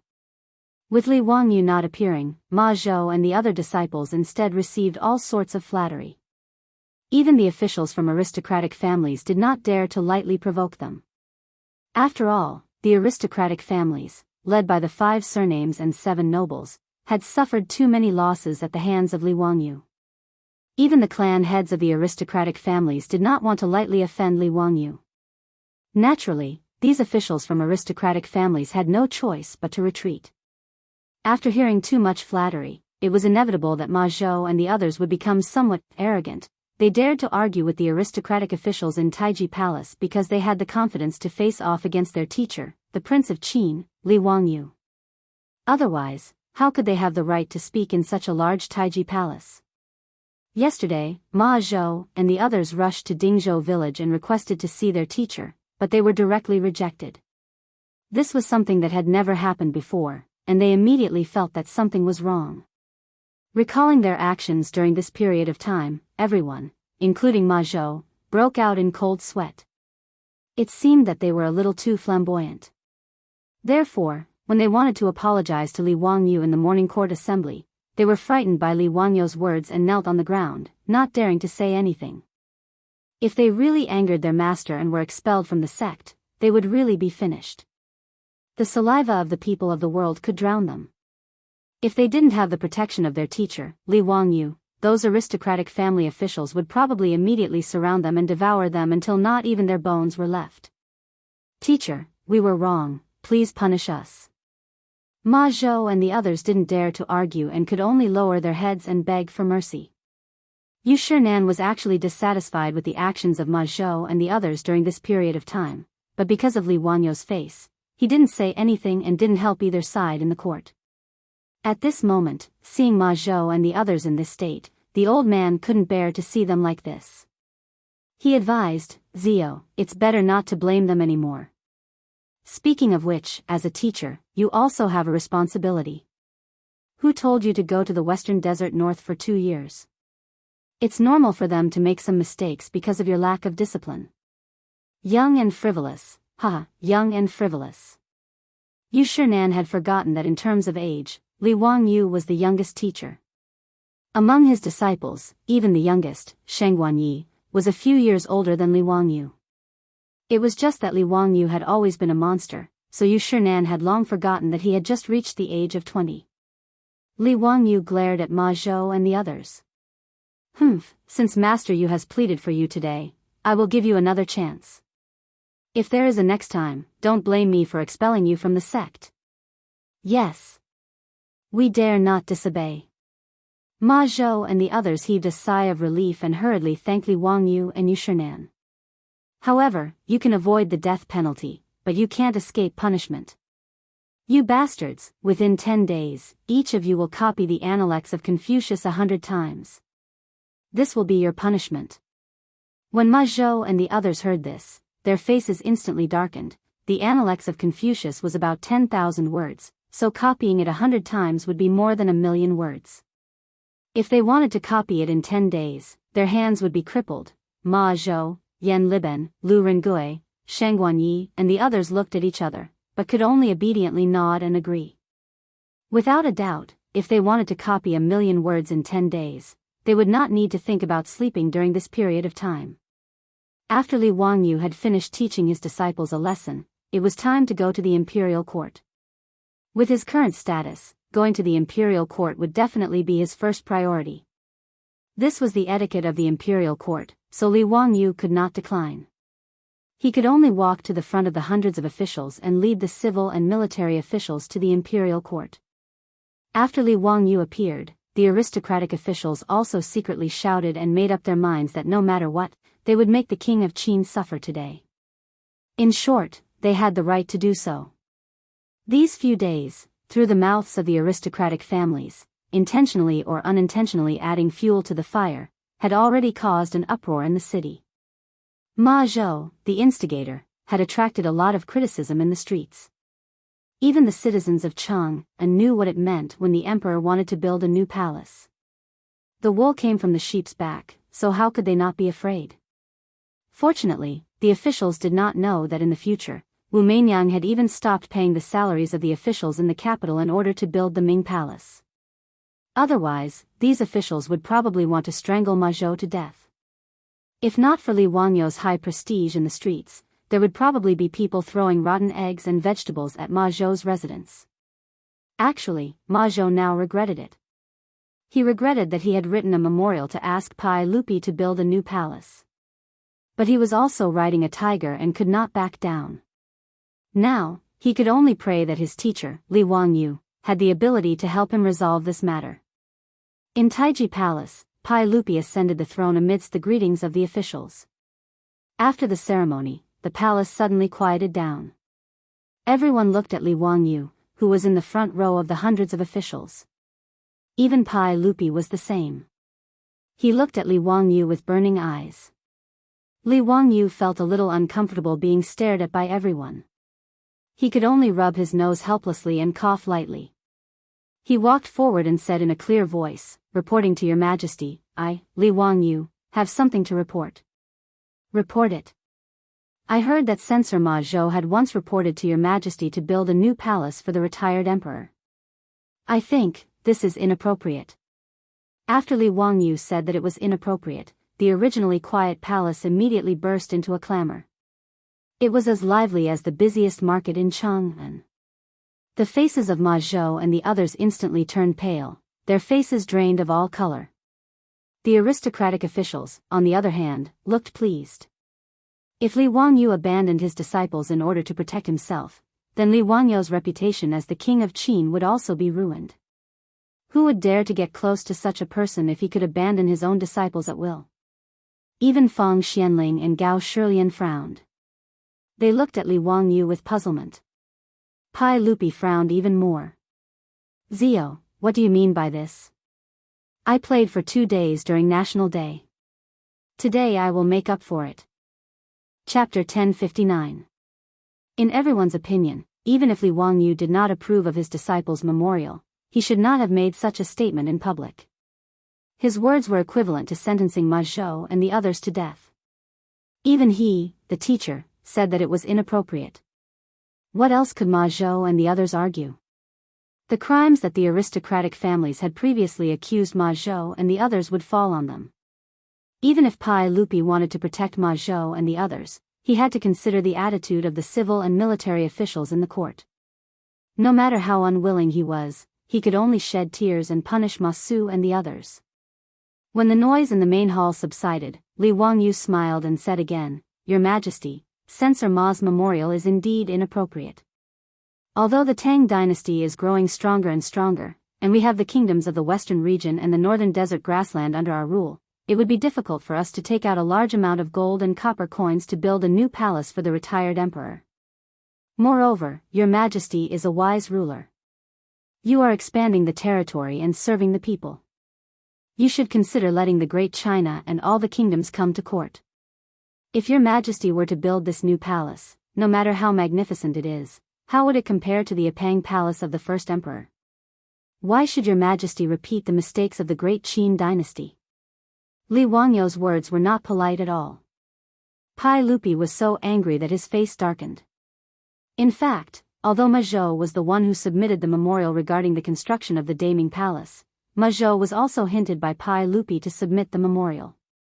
Pai Lupi's purpose was very simple. He wanted to show his filial piety to Li Yuan in front of the world. To put it bluntly, it was just a political show. Therefore, when Li Yuan died, Pai Lupi immediately ordered to stop the construction of the Daming Palace. As for Li Ji, that brat, who later started to rebuild the Daming Palace, it was because he disliked the old Tai Chi Palace and wanted to enjoy himself. His purpose was completely different from Pai Lupi's. Pai Lupi actually did not care much about the luxuries of an emperor. Otherwise, he would not have stayed in the Taiji Palace all this time. This was Li Wangyou. He was actually in the main hall, in front of all the officials, criticizing him for forgetting the first emperor's Apang Palace. How could he not be angry? In the Apang Palace, Xiang Yu had burned it down, and it was nowhere to be found. Li Wangyo's words were clearly saying that Pai Lupi couldn't love the people, couldn't seek long-term peace, ignored the lessons of history, and indulged in sensual pleasures. That was why he rose to power. This was simply pointing at a monk and scolding a bald donkey. No matter how much Pai Lupi thought highly of Li Wangyu, no matter how much he doted on him, he was so agitated that it was difficult for him to control himself. His anger was about to explode. Before he could say anything, Li Wangyu added fuel to the fire for Pai Lupi. Your Majesty, I have recently written a poem about the Apang Palace. I wonder if Your Majesty is interested in hearing it? Pai Lupi's face turned even darker. He said coldly, everyone knows that King Qin's literary talent is the best in the world. Since King Qin has a new work, why don't you recite it so that I can appreciate it too? He did not even call Li Wangyu by his courtesy name.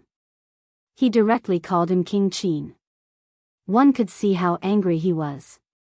Li Wangyu ignored him completely. He smiled and nodded at Pai Lupi. Then, he raised his voice and recited it loudly. The 6 kings are complete, the 4 seas are one, Mount Shu is born, Ipang is born. It covers more than 300 miles, isolates the sun and the sky.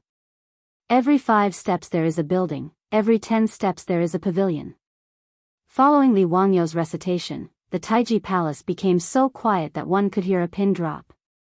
Everyone held their breath and listened attentively to Li Wangyu reciting this poem. Dumu's Apang Palace Ode had been passed down through the ages. There was no need to talk about its literary talent. Li Wangyu shamelessly plagiarized it again. This truly shocked all the civil and military officials of the court, as well as Pai Lupi in the hall. The magnificent description vividly portrayed the grandeur of Apang Palace, fully demonstrating the grandeur of the time.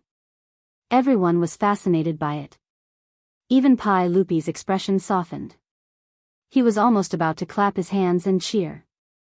But just as everyone was fascinated by it, Li Wangyu changed the topic.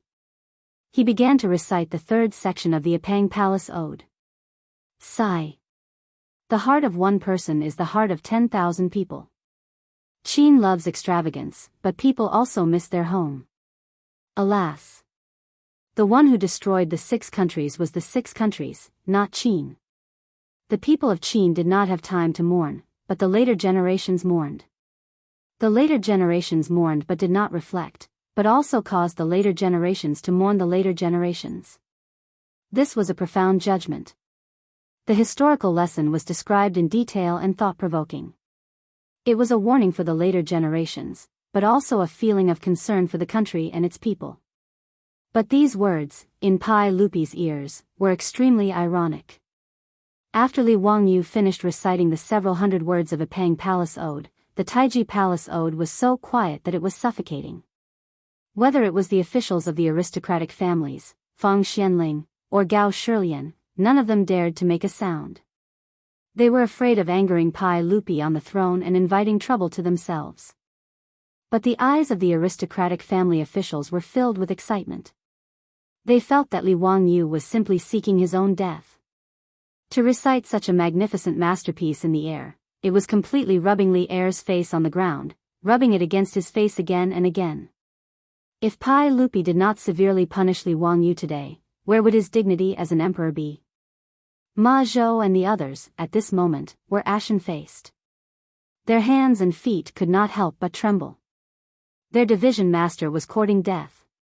Ma Zhou wanted to slap himself. Why did he have to think about Pai Lupi's thoughts? Why did he have to follow Pai Lupi's hint and submit the memorial? If he could, he would rather see Li Wangyu be punished.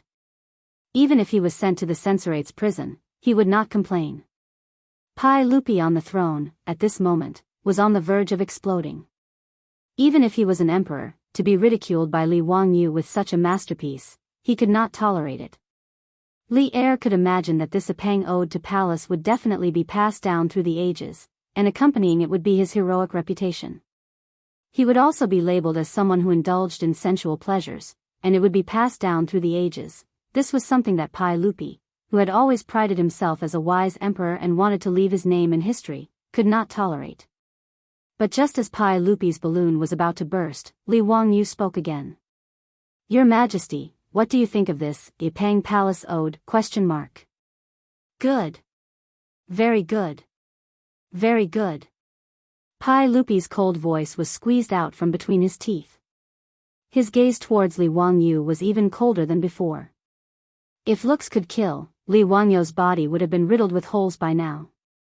Li Wangyu did not see Pai Lupi's extremely ugly expression at all. He continued, minding his own business. The lesson of the Qin people should be taken as a warning. Therefore, this new palace cannot be repaired by His Majesty, the court cannot be repaired, but... Just as Pai Lupi was about to explode, Li Wangyu changed the topic. But, I can repair it. Nanny? Li Wangyu's sudden change of topic almost broke the waists of Pai Lupi and the officials in Taiji Palace. What did this guy just say? The new palace cannot be repaired by His Majesty, but he can. What did this mean? Li Wangyu did not wait for the crowd to react and continued, Your Majesty, as a member of the imperial family, the retired emperor is also my elder.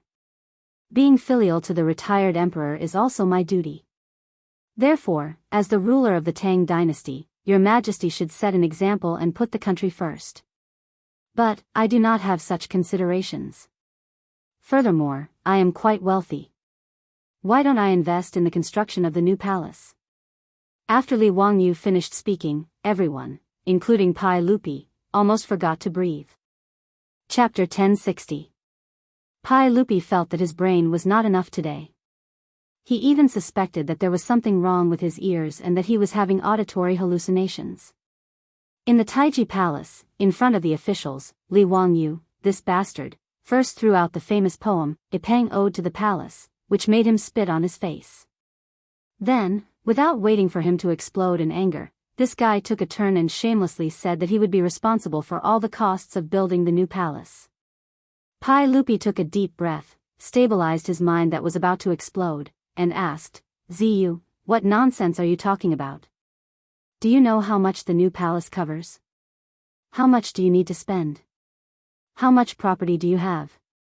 Can you build a new palace for the retired emperor? The Daming Palace was the political center of the Tang dynasty. In the 200 years after its construction, there were 17 Tang emperors who handled the court affairs here. The Daming Palace, after being completed, covered an area of 3.2 million square meters. In contrast, the Forbidden City of the later generations only covered an area of 720,000 square meters. In other words, the Daming Palace was equivalent to 4 Forbidden City. Of course, the Daming Palace was not so huge from the beginning. Even if Pai Lupi wanted to show filial piety to his father, he was not crazy enough to do so. The scale of the Daming Palace was obtained through the continuous reconstruction, expansion and renovation of the Tang emperors. Of course, the construction of the new palace was not started by Ma Zhou and Pai Lupi. Because the Taiji Palace had been in disrepair for a long time, in fact, including Pai Lupi, the imperial court also had plans to build a new palace. The Ministry of Works also had plans for this, including where the new palace would be built and how large it would be. It was just that the construction of the new palace would cost a lot of money, so the plan was just a plan and there was no official plan to start construction. It could be said that if the construction of the new palace was started, the entire Tang dynasty would have to tighten their belt. The huge financial pressure was also the reason why Pai Lupi immediately stopped the construction of the Daming Palace when Li Yuan died. Under such circumstances, Li Wangyu actually dared to boast shamelessly that he would fund the construction of a new palace for Li Yuan. If this wasn't crazy, then what was? Pai Lupi knew that Li Wangyu's net worth was not small. He might even be richer than the royal treasury. But even so, to support the construction of such a huge new palace was like throwing a cup of water on a burning cart of firewood. Li Wangyu was indifferent to Pai Lupi's question. He didn't answer directly. Instead, he bowed to Pai Lupi and said, Your Majesty, I have a gift for Your Majesty. I hope that Your Majesty will accept it. Pai Lupi was getting more and more confused about what he was trying to do. He could only nod his head in agreement. Li Wangyu gestured to Mitua. Soon, 2 servants walked into the hall with a scroll in their hands. Everyone in the hall was getting more and more curious. They didn't understand what Li Wangyu was trying to do. With Pai Lupi's permission, the two servants slowly unrolled the scroll and presented it to Pai Lupi and the officials. On the scroll, palaces and pavilions appeared in front of everyone's eyes. The hall was quiet for a few breaths of time. Then, it became noisy again. Which palace is depicted in this painting? It's so grand and magnificent. A pavilion every 5 steps, a pavilion every 10 steps. Could this be the Apang Palace? The 2 rivers melt and flow into the palace walls. Long bridges lie on the waves, not clouds and dragons. This really is the Apang Palace in the Apang Palace Ode written by the King of Qin. Wait, that's not right. The architectural style in this painting is not the Qin style.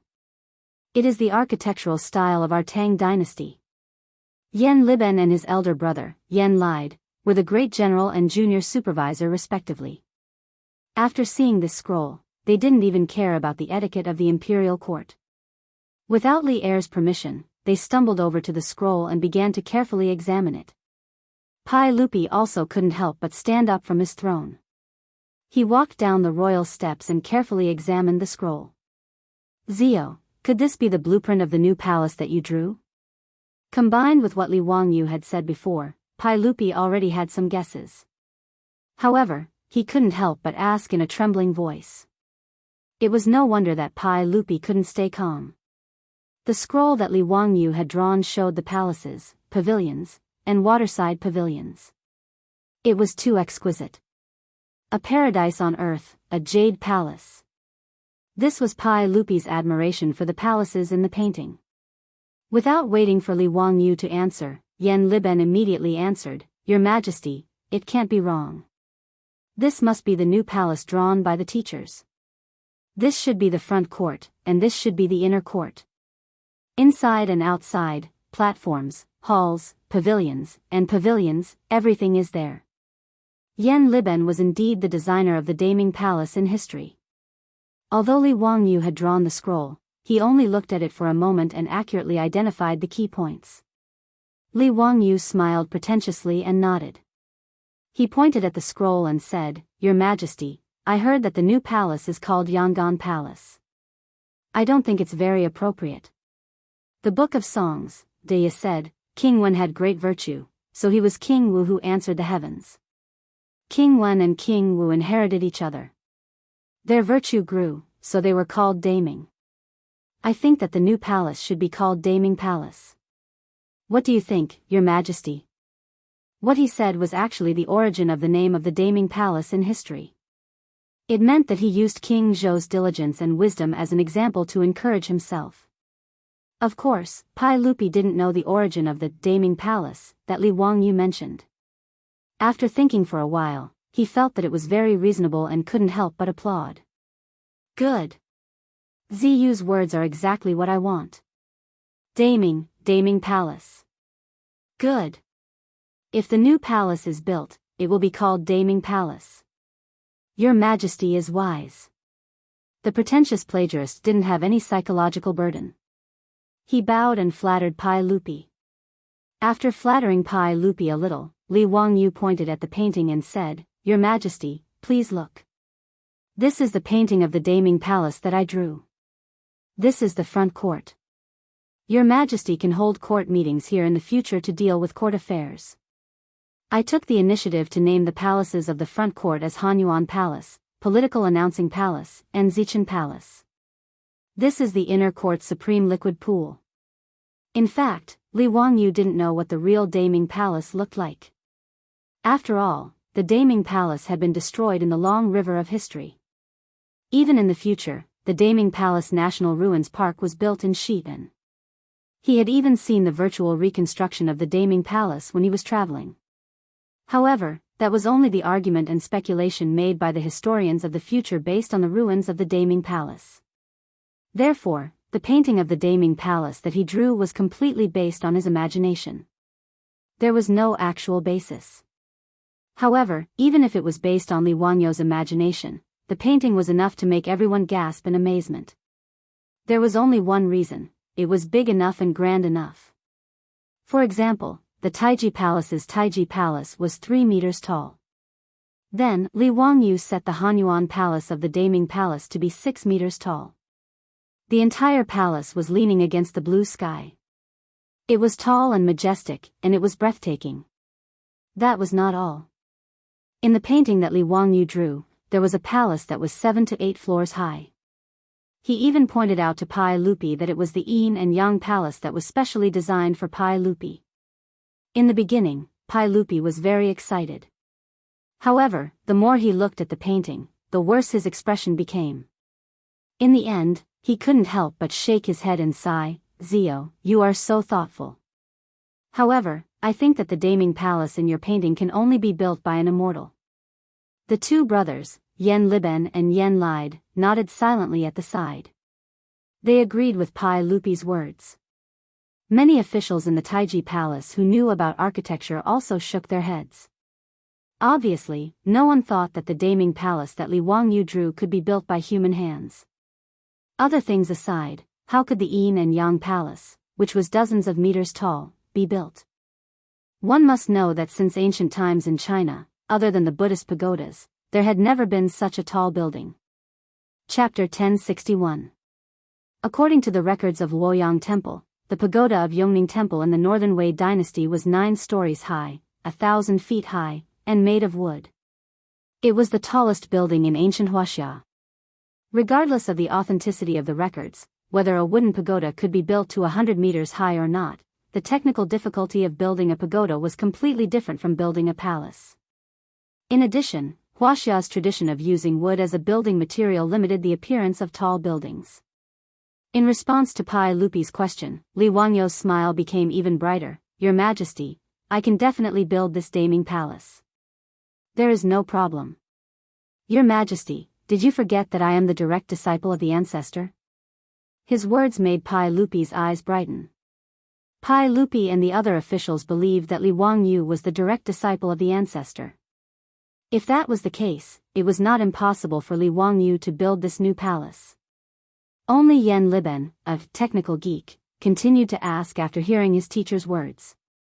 "Teacher, forgive me for being stupid, but how can a wooden building be built so high? I really don't understand." Li Wangyu smiled. "Liben, why must it be built with wood? Why can't it be built with bricks?" "This, teacher, I'm afraid it's not appropriate. How can bricks be used to build a palace?" Yen Liben was still thinking about it. Pai Lupi also looked at Li Wangyu with a questioning gaze.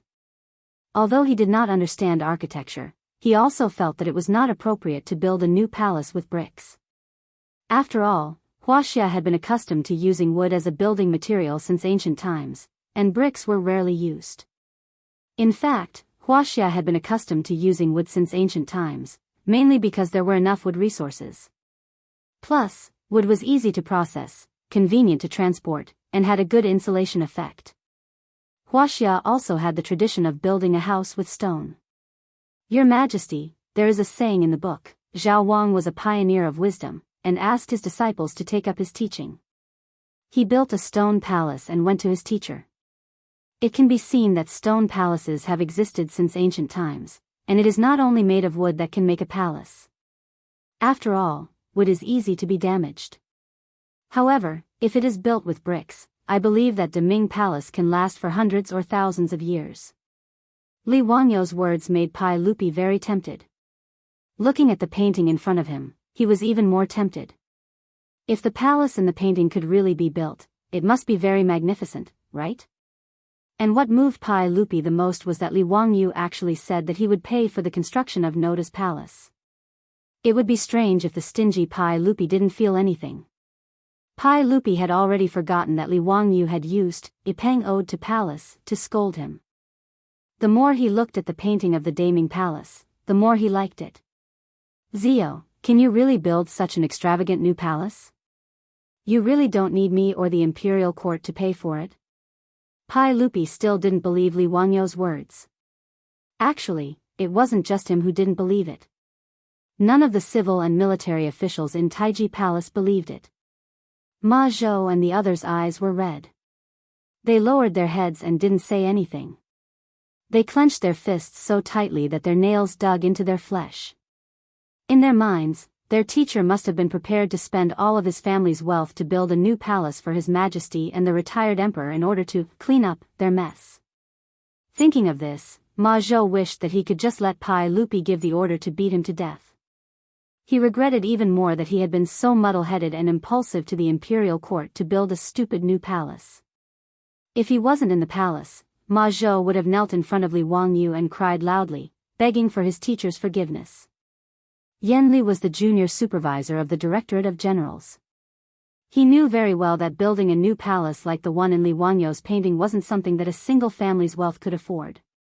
Even the current imperial court of the Tang dynasty couldn't afford it, let alone his teacher. In his opinion, such a huge project couldn't be completed without at least a few decades. How could Li Wangyu afford it? Li Wangyu was very calm in the face of everyone's doubts. Your Majesty, I am confident that I can build the Daming Palace. It won't take too long, just 1 year. Hiss. Li Wangyou's words caused everyone in Taiji Palace to gasp. Those who were close to Li Wangyu all had worried expressions, while the aristocratic family officials all had joyous expressions after recovering from their shock. Your Highness Duke of Qin, you can't speak carelessly. There are no joking words in the palace. Your Majesty, since the Duke of Qin is so certain, why don't your Majesty fulfill his filial piety? After the Daming Palace is built, the retired emperor will be able to move in and enjoy his remaining years. Your Majesty, I think His Highness Duke of Qin's words are reasonable. Your Majesty, please grant His Highness Duke of Qin's request. Since His Highness Duke of Qin can build the Daming Palace in 1 year without spending a single coin of the imperial court, why don't your Majesty fulfill His Highness' filial piety? I second that. Nearly half of the officials in Taiji Palace stood up. How could these aristocratic officials let go of such an opportunity? They didn't wait for Pai Lupi to speak before they all stepped forward to request that Pai Lupi agree to Li Wangyou's request. Their plan was simple. They wanted to put Li Wangyu and Pai Lupi on the fire so that they couldn't go back on their words. No one would believe Li Wangyou's words just now. They all treated it as a stalling tactic, a trick used to divert attention. As long as they could force Pai Lupi to agree to this request, if the Daming Palace wasn't built in 1 year, Duke of Qin Li Wangyu would be guilty of deceiving the emperor. In any case, Li Wangyu had said it himself, so he couldn't blame them for making an issue out of it. Li Wangyu didn't pay attention to the clamor of these aristocratic officials. He only treated them as a swarm of buzzing flies. Everyone knew that Duke of Qin Li Wangyu didn't get along with the aristocratic families. Even if Fang Xianling, Gao Shilian, and the other bigwigs wanted to speak up for Li Wangyu, they didn't know what to say. The bigwigs looked at each other and silently shook their heads. They felt that Li Wangyu had been too rash in today's matter. Pai Lupi was naturally unhappy with the aristocratic officials forcing to abdicate, but he couldn't do anything about it. He simply ignored the officials and turned to look at Li Wangyu. Zio, have you really thought it through? Building a new palace isn't something that can be done with a few 100,000 taels of gold. Your Majesty, what I said before, was it a lie? I can really build the Daming Palace. He dared to say that he could build the Daming Palace in 1 year because he was confident. In history, the construction of the large-scale Daming Palace started in June of the 2nd year of Longxuo. When it was completed, it took Li Ji only 4 months of the 3rd year of Longxuo. Moreover, he didn't plan to use too much wood. He planned to use bricks and cement to build the new palace. In this way, as long as the cement and bricks were in place and there were enough craftsmen, the construction speed could only be faster. 1 year's time was more than enough. The construction cost wasn't as high as Pai Lupi and the others thought. Of course, Li Wangyu didn't propose to Pai Lupi that he would fund the construction of the Daming Palace just to clean up after Ma Zhou and the others' mess. Li Wangyu didn't have so much money that he didn't know where to spend it. He didn't want to use his own money to build a palace for Li Yuan. Sometimes, spending money wasn't necessarily an opportunity to make money. Chapter 1062. In the face of Li Wangyou's insistence, Pai Lupi could not say anything more.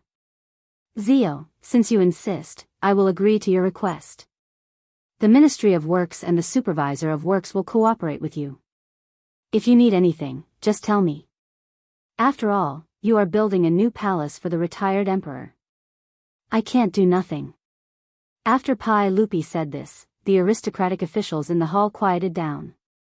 They looked at each other with excitement in their eyes. Obviously, they had achieved their goal. However, Li Wangyu was also waiting for Pai Lupi to say this. Your Majesty, I do have one more thing. Oh. Then bring it to me. Li Wangyu gestured to me Tua again.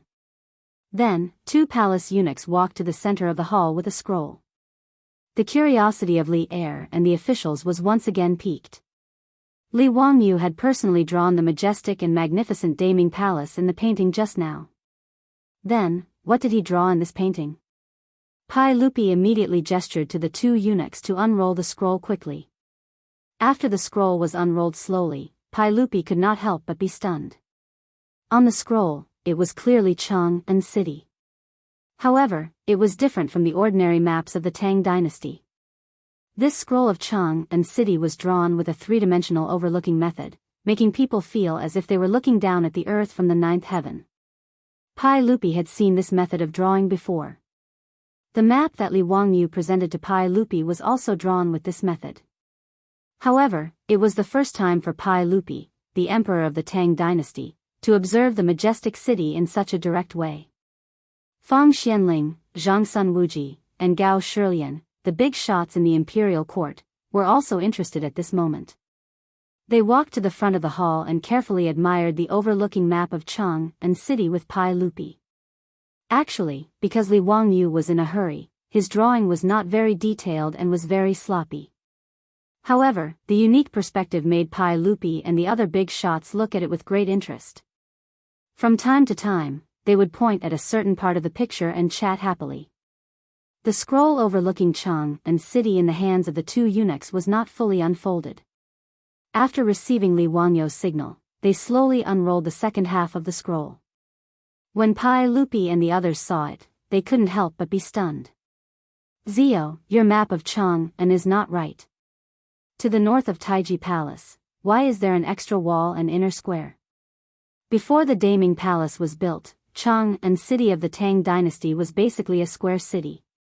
The Taiji Palace was located in the northernmost part of Chang and city. It was backed by the Xuanwu Gate and Xuanda Gate of Waigua City. However, in the bird's-eye view of Chang and city drawn by Li Wangyu, a large area of Chang and city extended to the north. Including the unbuilt Daming Palace, the Chang and city he drew turned from a square to a rectangle. The location of Taiji Palace was instead the center of Chang and city. Zio, explain to me, what do you mean by this? Pai Lupi couldn't understand Li Wangyu's thoughts. Your Majesty, now that the Tang dynasty has been peaceful for a long time, and the people have been recuperating and multiplying, this is all thanks to your Majesty. Li Wangyu flattered Pai Lupi a little, which made Pai Lupi very happy. However, there are already nearly 1 million people in Chang and city, and the number is increasing day by day. It's not easy to live in Chang and University. Therefore, I would like to ask your Majesty to expand Chang and city while the new Daming Palace is being built. Of course, all the expenses will be borne by me. Your Majesty, please allow me to expand Chang and city and let me handle the sales of those houses. Even though Li Wangyu's voice wasn't loud, it was like a thunderclap that exploded within the hall, and it shook everyone to the point they felt dizzy and flabbergasted, causing them to be at a loss for words. Expand Chang and city? Should this be done? Of course it should. Moreover, such voices had already been heard in the imperial court. Although Chang and city was the largest, most magnificent, and most standardized capital city in the world at that time, it had been 50 to 60 years since the construction began in the 2nd year of the Sui dynasty and the 8th year of Jingguan era. As Li Wangyu said, Chang and city had begun to become crowded. As the Silk Road's trade between the East and West continued to deepen, the East and West cities had long been operating at full capacity. Chang'an and Wanyan counties both wanted to expand the East and West cities, but the people living in the surrounding houses were either rich or noble. It was impossible to demolish them. Therefore, this idea was just an idea. In addition to the terrain of Chang and city, the northern part of the city was relatively low. Every summer, it would be unusually hot. This was also the reason why Pai Lupi wanted to build the new palace on higher ground in the northern part of the city. Even those officials and nobles mostly lived near the Taiji Palace. The terrain was also relatively low, and they also had a headache about the hot summer and the humid environment. This was also one of the reasons why Li Wangyu lived in Dingzhou village for a long time and didn't want to return to his mansion in Kaihua Square. However, the cost of expanding Chang and city was an unimaginable astronomical figure in everyone's eyes. It was several times larger than the construction of the Daming Palace. Pai Lupi was stunned for a long time before he said, "Zio, did you really think about what you said just now? Do you know how much it will cost to expand Chang and city?" "Your Majesty, of course I know," Li Wangyu answered with certainty. However, everyone in the hall thought that Li Wangyu had gone crazy. Of course, he wasn't crazy. Instead, he was secretly delighted. The so-called construction of the Daming Palace was just a guise to attract Pai Lupi. The real purpose was to expand Chang and city. To be more precise, it was to develop real estate. As he said before, real estate in the Tang dynasty was not worth much, but it was divided by location. Lai Hot's Noda house in Hu County was only 30 to 50,000 yuan.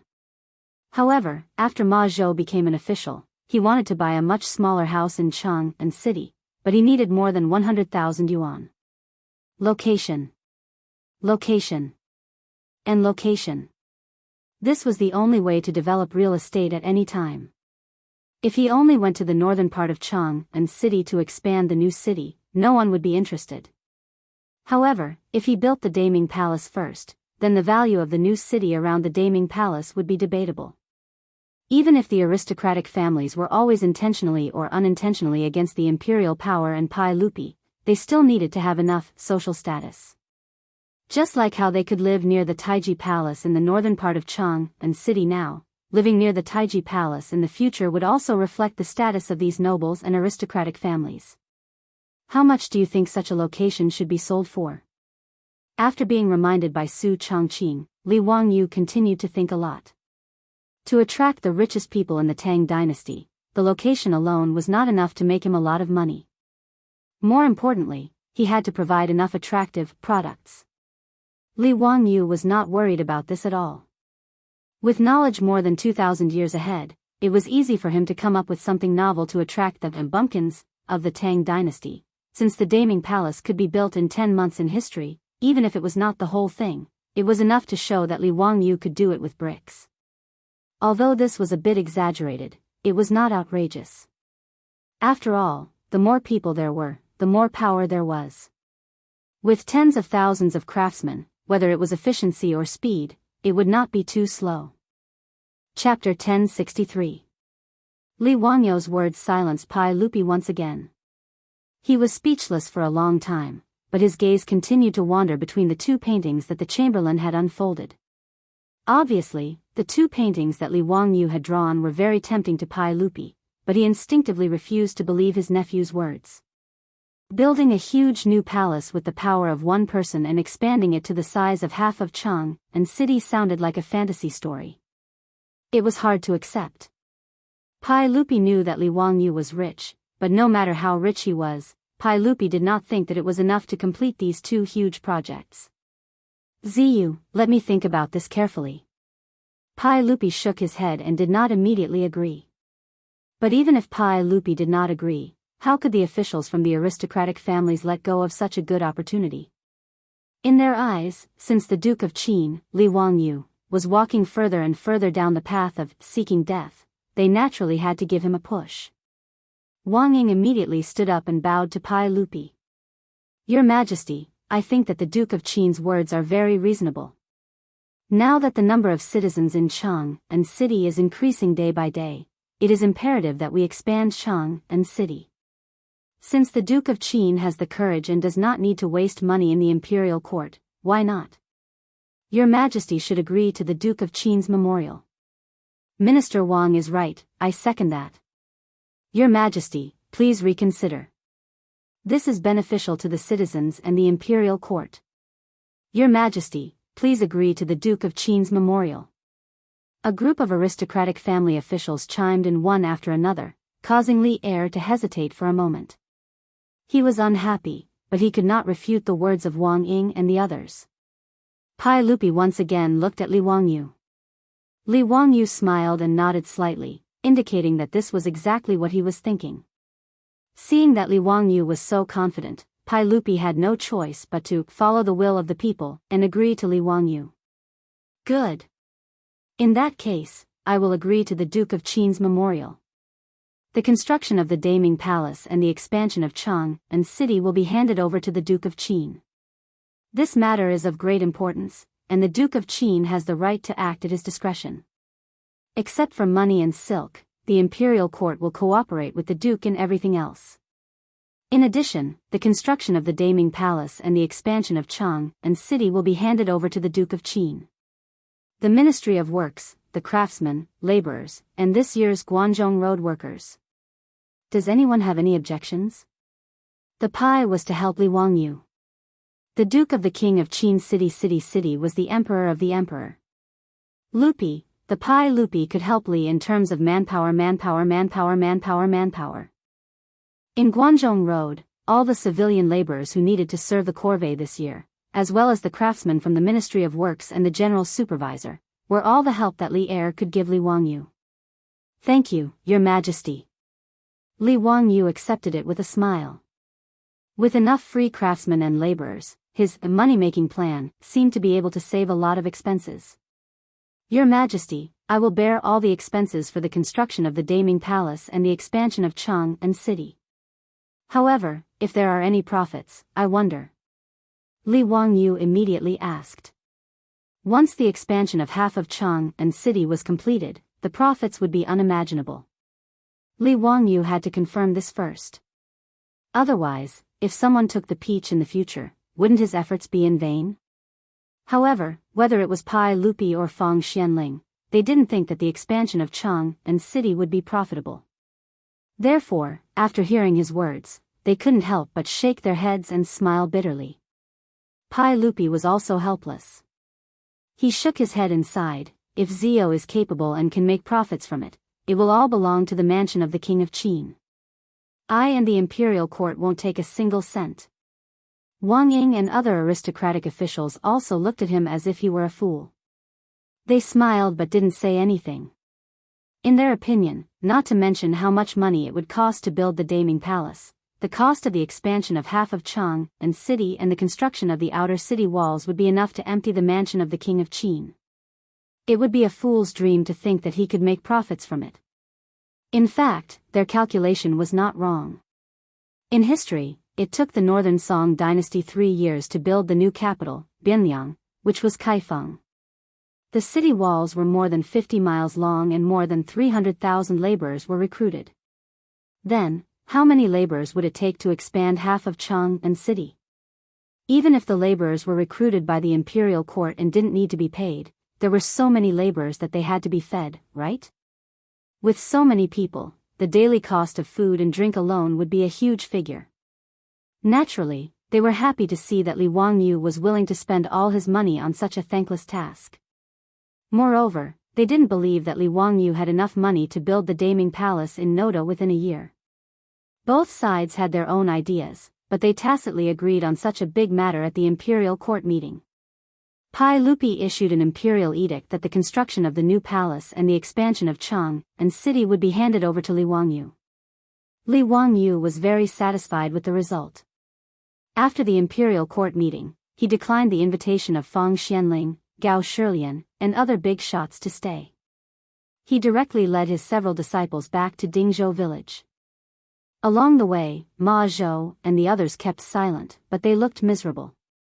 Ma Zhou, especially, was full of regret. In their opinion, Li Wangyu did this to clean up the mess for them.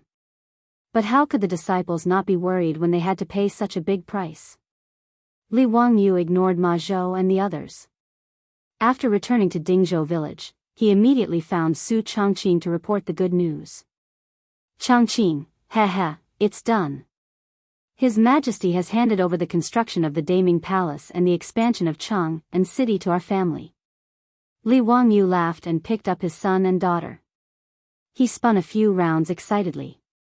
Ah, Ji, Badger, your father is going to make money for you again. You two little fellows are really too lucky. You're born as the second generation of a rich family. Are you happy? Li Wangyu's behavior made Ma Zhou and the others look at each other. They didn't understand what was wrong with their teacher. Although they didn't understand the term rich second generation, they roughly understood the meaning of Li Wangyu's words. What did he mean by making money again? Could it be that there were profits to be made? Ma Zhou hesitated for a while. In the end, he plucked up his courage and asked, Teacher, what did you mean by what you said earlier? Li Wangyu ignored him, minding his own business as he played with his son and daughter. It was Su Chongqing who saw the ashamed looks on Ma Zhou and the others' faces and couldn't bear it, so he spoke up and revealed her and Li Wangyu's plan. After understanding Su Chongqing's words, Ma Zhou, Yan Liben, and the others looked as if they had seen a ghost. They looked at Li Wangyu who was playing with his son and daughter in disbelief. They would never have thought that their teacher would make use of this to make profits. While Ma Zhou and the others were dumbfounded, the old butler, Li Heng, hurried over. Lang Jun, His Majesty, and the other officials are here. All right, this chapter is definitely lousy to the extreme. Allow me to adjust my state of mind. Chapter 1064. Time flew by. In the blink of an eye, the end of the 7th year of Zhongguan had arrived. On the 26th day of the 12th lunar month, the imperial court had already begun the New Year's Eve holiday. All the officials of the government offices stopped their work and prepared to go home for the new year. However, the citizens of Chang, and who had always loved to gossip, keenly noticed that something big was about to happen in Chang, and after the morning drum sounded and the gates opened. The citizens who lived in the squares near the eastern and western markets found that the wealthy merchants and barbarian merchants had all put on new clothes and were heading for the gates in the northern part of the city. The nobles and officials who lived in the northern part of the city did the same. They were escorted by their guards and headed for the 9 gates in the northern part of the city. The 9 gates in the northern part of Chang, and had been closed for half a year. Everyone knew that Prince Qin was building the Daming Palace and expanding the city outside the 9 gates in the northern part of Chang'an. Therefore, the citizens of Chang'an were gossiping again when these rich and powerful people swarmed to the northern part of the city. Unlike the officials in the imperial court, the citizens did not worry about whether Li Wangyu had enough money to complete these 2 projects.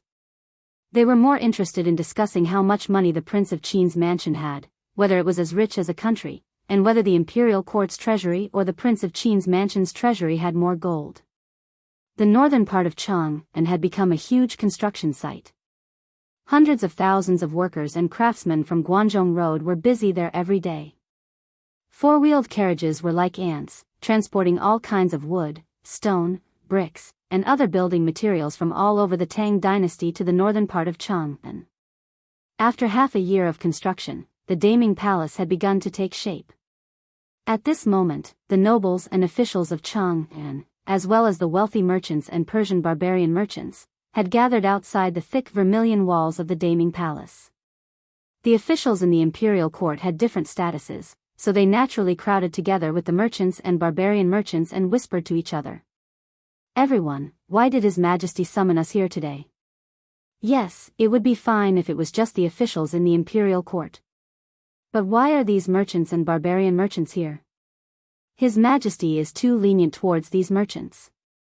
At this moment, the merchants were also gathered together and whispering to each other. Duke Cho, I wonder why the Duke of Qin has summoned us here today? Please enlighten us, Master Cho. The one who was clustered in the middle of the merchants was Cho Yuanliang, the head of the Cho family in Chang'an. Everyone knew that the Chiu clan had a close relationship with the Duke of Qin's manor. Moreover, with the help of the King of Qin, the Chiu family's business grew bigger and bigger. Now, the Chiu family was in the limelight in the east and west of Chang'an city. Cho Yuanliang was even more respected by the merchants. Because of his relationship with Li Wangyu, even the court officials had to politely address him as Duke Cho when they saw him. He stroked his beard and smiled, but he didn't answer. Instead, he kept them in suspense. Everyone, it's not a bad thing that the Duke of Qin invited us here. As for the specifics, please don't be impatient. You will know in a while. Seeing that Zhou Yuanliang refused to say, the merchants were even more curious. But judging from his attitude, it shouldn't be a bad thing. Therefore, even if they were suspicious, these merchants didn't dwell on it. Instead, they began to admire the brand new Daming Palace in front of them. Although the construction of the Daming Palace had yet to be completed, just the towering and thick vermilion palace walls and palace gates in front of everyone was already enough to show the imperial bearing of the Great Tang. Everyone could not help but yearn for the magnificent sight behind the palace gates. Now that half a year had passed, even the ordinary people in Chang'an could already see the new palace named Daming Palace in the north of the city when they looked up. A towering and huge building was constantly growing taller and taller every day. Naturally, they didn't know that the majestic building was the core of the Daming Palace. It was the Yin and Yang Hall designed by Li Wangyu, Pai Lupi's bedroom. The 8-story Yin and Yang Hall had now been completed and topped off. The glittering top of the hall shone brightly under the sunlight every day, showing the noble and inviolable majesty of the imperial power to the world. At this time, Pai Lupi and Li Wangyu were standing on the gate of the Daming Palace, looking down at the crowd below. Zio, is your plan really okay? In order to support you, I have emptied the palace treasury. If those shops cannot be sold, then my palace treasury will be so empty that rats can run away. Li Wangyu silently rolled his eyes and complained in his heart. He really wanted to say to Pai Lupi, if His Majesty didn't believe me, why did he force me to have a share in the first place? Can I refund you the money now? Damn it, what do you mean by supporting me? Back then, it was this bastard who led a group of dukes to his residence and insisted on investing in his company, alright? Thinking of this, Li Wangyu couldn't help but feel heartache. The shares that were given out were all money. That day, when Li Wangyu had just returned to his mansion, the old housekeeper Li Heng came to inform him that Pai Lupi had led a group of officials to visit. Although Pai Lupi couldn't figure out what Li Wangyu wanted to do, combined with the many things that Li Wangyu had done in the past, his intuition told him that this matter was definitely not that simple. Therefore, after the court, Pai Lupi found Fang Xianling, Zhang Sun Wuji, and the others for a discussion. After a fruitless discussion, they directly went to Dingzhou village, ready to clarify things in person. Of course, Li Wangyu was unwilling to explain his little abacus, but he couldn't resist the threats and promises of Pai Lupi and the other officials. In the end, he had no choice but to reveal his and Su Changqing's real estate development plan. In fact, the plan was very simple. It was to build the Daming Palace in the north of the city. After Pai Lupi and Li Yuan moved into the new palace, the center of Chang'an city would naturally shift to the north. In this way, the value of the land in the north of the city, which was originally a wasteland, would rise. This method of speculating on land was not uncommon in the future. In order to develop new areas, there were similar cases of municipal offices being moved to new areas in many cities. After the municipal offices were moved, the originally desolate new areas would naturally be driven up, and the property prices would rise accordingly. In the future, in many cities, the property prices in new areas were much higher than in the old areas. In the history of Chang'an city, although the Daming Palace was built in the north of the city, the area of Chang'an city did not expand. Therefore, the construction of the Daming Palace did not bring any changes to Chang'an city. However, Li Wangyu discovered the secret under Su Changqing's reminder.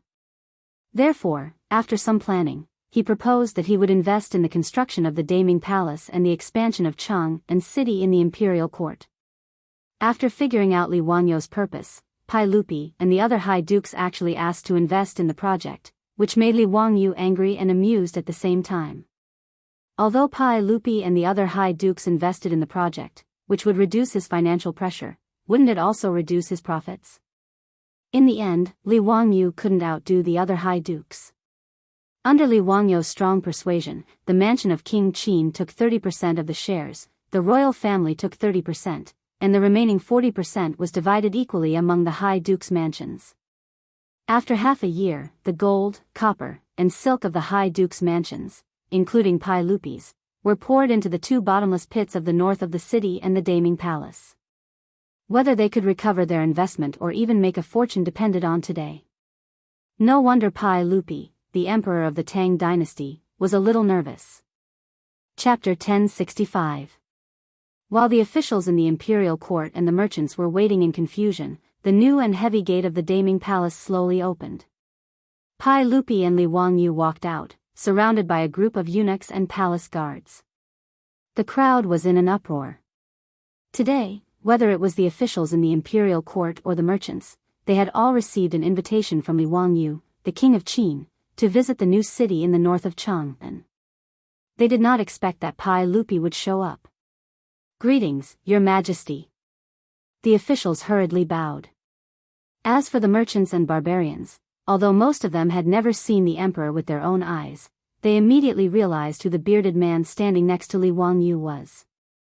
He was dressed in a bright yellow robe embroidered with dragon patterns. Therefore, a group of merchants in luxurious robes bowed to Pai Lupi in confusion. Some bowed with their hands on their chests, some bowed, and some directly knelt down and kowtowed. In short, it was a mess. The officials in the imperial court could not help but twitch their lips and complain in their hearts. Pai Lupi did not feel offended at all. He waved his hand happily, indicating that the crowd could rise. "Everyone, rise. I heard that the king of Qin invited all of you to visit the Daming Palace today. I was very curious, so I came uninvited. Even I don't know what the Daming Palace looks like. How about all of you come with me today?" Li Wangyu laughed in his heart. Pai Lupi was simply lying through his teeth. Since the Daming Palace was opened, Pai Lupi wished that he could go 8 times a day. How could he not know what the new palace looked like? However, seeing that Pai Lupi, the emperor of the Tang dynasty, was trying so hard to be a support, Li Wangyu just pretended that he did not hear anything. Pai Lupi's words caused an uproar among the crowd. The officials were not surprised, but the merchants were all excited. Although the Tang dynasty was open, the status of merchants was not high. In fact, they were very lowly. But now, these mediocre businessmen could actually enter the new palace with His Majesty, the Supreme Emperor of the Tang dynasty. It was a great honor. Some of the older merchants were so excited that they almost fainted. After a while of chaos, Li Wangyu stood up with a smile and said, "Your Majesty, everyone, why don't we enter the new palace first? This subject is also very fearful. I don't know if the new palace can satisfy Your Majesty." Pai Lupi laughed, "Very good. We are also looking forward to it. Since that's the case, Zio, lead the way." Li Wangyu smiled and nodded. He gestured to Pai Lupi to follow him. Then, he turned around and walked toward the gate of the Great Ming Palace. The group of court officials and merchants all widened their eyes and craned their necks, impatiently following behind Li Wangyu and Pai Lupi. After everyone passed through the long corridor of the Great Ming Palace, their eyes suddenly opened up. When they saw the scene in front of them, everyone couldn't help but widen their eyes and open their mouths. Their faces were full of disbelief. This is really the Great Ming Palace? Magnificent. Magnificent. Hiss. Did Qin Wang move all the palaces in the world to the human world? Ever since the Great Ming Palace was built, the people of Chang'an always paid attention to it. Even the court officials were very curious about the painting that Qin Wang showed at the Taiji Palace that day. What would it look like when it was built? But no matter how they imagined it, when the Great Ming Palace was reflected in their eyes, they could only feel endless shock. Behind the gate of the Great Ming Palace, what appeared in front of them was a huge and wide square. If it was just a square, it would be fine. Although the square in front of them was very wide, it was not enough to make them lose their composure. Most importantly, the bricks on the ground of this huge square were actually emitting a dazzling light under the sunlight. They were smooth, flat, and even had various colors on them. Looking from afar, there was a huge bright yellow dragon pattern embedded in the ground in the center of the square. More importantly, in this square, there were no cracks on the bricks under their feet. It was a complete piece. Many officials and merchants could not wait to squat down and reach out to touch the bricks on the ground. The floor tiles are so bright and clean, just like jade. But how could jade have so many colors? It's as bright as a mirror, crystal clear. I have lived my whole life, but I don't know what this is. How can there be no seams? Could it be that this is a complete piece of stone? Tao ancestor above, I'm afraid only the Tao ancestor can do this, right? Pai Lupi was very satisfied with the reaction of the officials. When he saw this square for the first time, his reaction was not much better than the others. Even Pai Lupi didn't know how Li Wangyu made this kind of stone, jade-like and glass-like bricks. Li Wangyu was even more satisfied with his own masterpiece. He had achieved his goal by being able to achieve this effect with the smallest price. According to the construction tradition of the Tang dynasty, most of the materials used to pave the square were stones mined from the mountains and carefully polished by the craftsman. To pave the huge square in front of him, just these stones alone cost a lot of time and effort. Li Wangyu naturally didn't want to do such a stupid thing, so he created the terrazzo building material thousands of years in advance. Using crushed stone, glass, quartz stone and other materials, mixing them into cement and bonding them into shape, then grinding and polishing the surface, it can be completed. Because of the low cost, the ease of construction, and other reasons, many Huaxia families in the 60s and 70s liked to pave terrazzo floors in their houses when they were renovating. The square in front of them was made by Li Wangyu's craftsmen. They poured cement on the spot, mixed with various colored stones, glass, and other materials, and polished them. And the effect was surprisingly good. The Tangs had never seen such a building material before, so they were naturally shocked.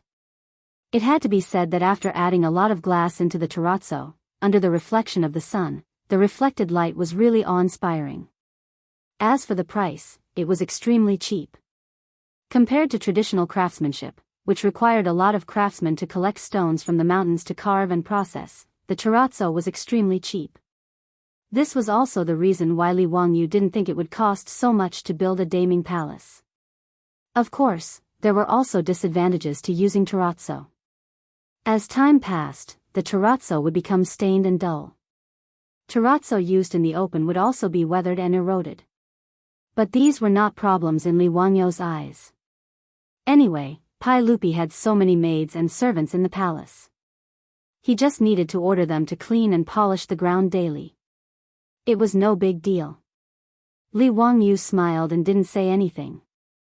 He waited for the crowd to finish their exclamations before he called them to go inside the daeming palace. Turning his head to look at the court officials and merchants behind him, Li Wangyu couldn't help but feel happy. He felt that he should prepare a small flag to hold in his hand and give each of them a little Red Riding Hood. Then, they could go on a tour together. Walking in the daeming palace, Li Wangyu couldn't help but be a little distracted. Perhaps thousands of years later, if the daeming palace could be saved from the flames of war, there would really be tour guides leading tourists here. Come, members, please look here. This is the famous daeming palace of the Tang dynasty. After more than 1,000 years, it still stands in the land of Huaxia, showing us the glory of the Tang dynasty. Chapter 1066. Li Wangyu was like a tour guide, leading a group of officials and merchants through the great Ming Palace, but everyone was dazzled. Different from the traditional architecture of the Tang dynasty, this daeming palace built under the supervision of Li Wangyu used a large number of glass, cement, ceramic tiles and other common architectural and decorative materials in later generations. In half a year, the embryonic form of the Great Ming Palace had already appeared.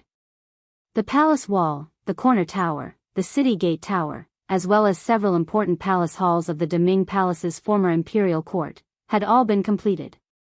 Apart from the fact that Li Wangyu had invested a large amount of manpower and material resources regardless of the cost, the most important reason for the rapid construction was that he had cut corners on his work. For example, the Hanyuan Palace Hall, the Political Announcement Palace Hall, and the Zichen Palace Hall did not use much wood at all. They were almost all made of cement. After all, according to the Tang system, the wooden beams in the main hall had to be of the best quality, and the diameter had to be enough for 2 people to wrap their arms around it. Not to mention how much such a thick Phoebe would cost. It would cost a fortune to transport it from Chuan, Dianan and other places to Chang'an. Li Wangyu directly omitted it and changed it to a concrete beam. Of course, with the current production of steel in the Tang dynasty, the steel bars in the concrete were out of the question. If the entire Daming Palace was built with reinforced concrete, the cost would not be any cheaper than transporting wood. Of course, there must be tendons and bones in the cement. Otherwise, the strength of bending would not be guaranteed, and the house built would be equivalent to a tofu dregs project. Li Wangyu only wanted to save costs and did not intend to fool Pai Lupi. Therefore, he used bamboo to replace the steel bars and treated them as the bones and tendons of concrete. Bamboo reinforced concrete was not an invention of Li Wangyu, but a product that had already appeared in later generations. Compared to reinforced concrete, bamboo reinforced concrete was lighter than reinforced concrete, and it was easy to be molded. Even its strength and elasticity were not affected by temperature. Therefore, it was used more and more widely in the future. Of course, bamboo reinforced concrete had many shortcomings. The integrity, moldability, and rigidity of bamboo reinforced concrete were not as good as steel reinforced concrete, and their durability was also not as good as steel reinforced concrete. However, these shortcomings were not too big of a problem for Li Wangyu. Although the country later stipulated that the lifespan of concrete buildings was 60 years, in reality, the theoretical lifespan of concrete buildings was very long, even up to hundreds of years.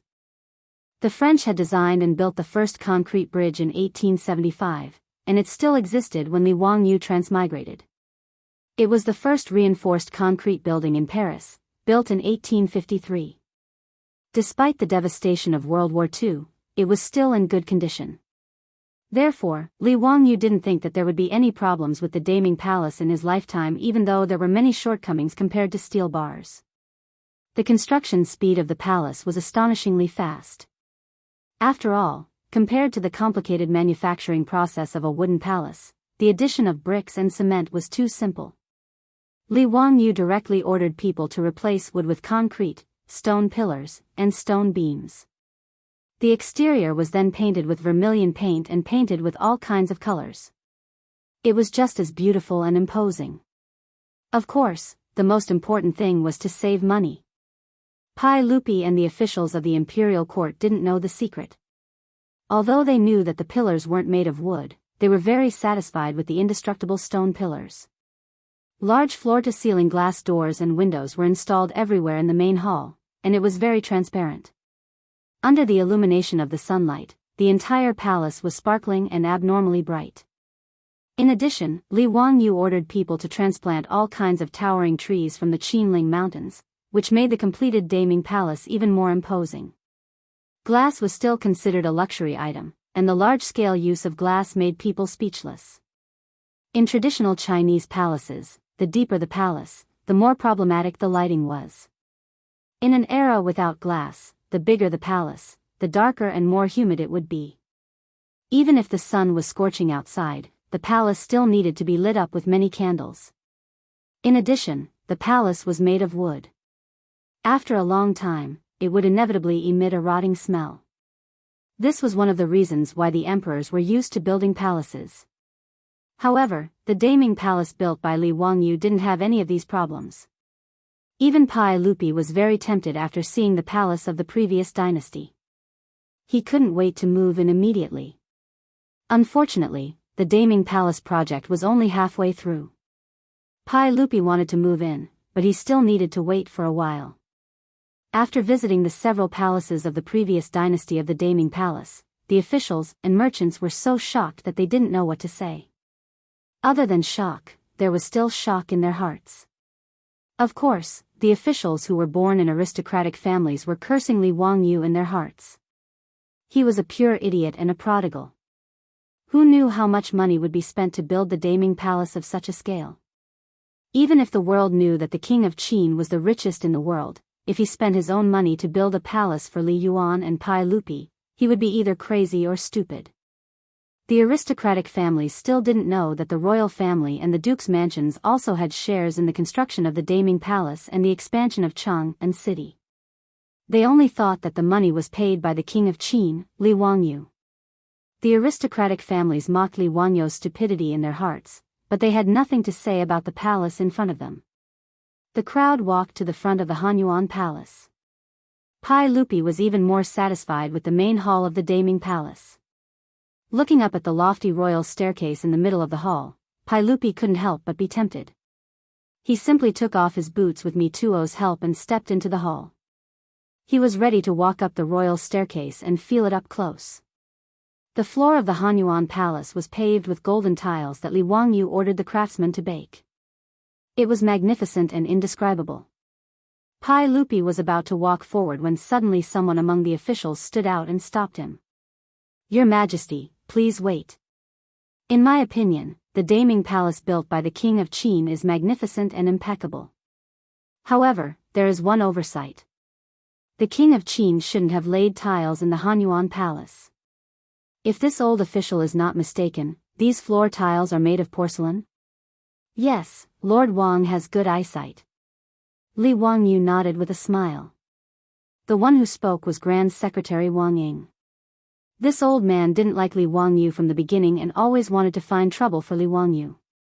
Today, when he visited the Daming Palace, the old man was shocked. Even if he wanted to be a critic, he couldn't say anything wrong. Instead, he felt extremely uncomfortable.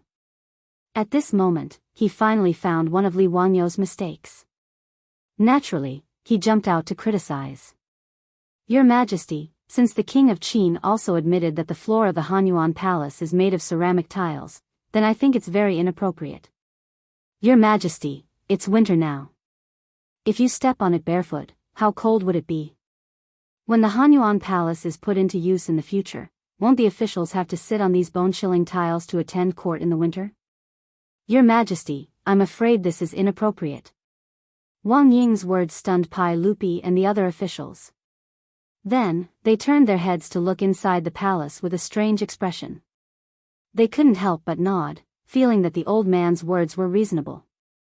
According to the custom of the Tang dynasty, one had to remove one's shoes and socks when entering the palace. When attending court, the officials would kneel in the palace. Therefore, including the Taiji Palace, the floor of the palace was all made of wood. Even in the winter, due to the insulation of the wood, one wouldn't feel too cold even if one stepped on it barefoot. However, if it was bricks, then it was different. Pai Lupi couldn't help but frown. He turned his head to look at Li Wangyu. "Zio, have you considered this?" Although Pai Lupi had some understanding of the progress of the construction of the Daming Palace, he wasn't clear about the specific details. As the emperor, he naturally didn't care about small things like what kind of floor was laid in the Hanyuan Palace.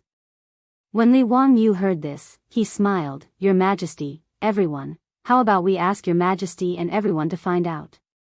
Chapter 1067. Li Wangyu gestured for everyone to enter, then took off his boots and stepped barefoot into Hanyuan Palace. In the minds of Pai Lupi and the others, stepping barefoot on the floor in the dead of winter was probably not a comfortable thing. However, Li Wangyu's expression showed no signs of discomfort.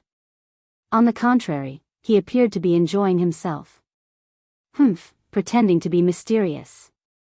Tai Chongqing Wang Ying muttered in a low voice.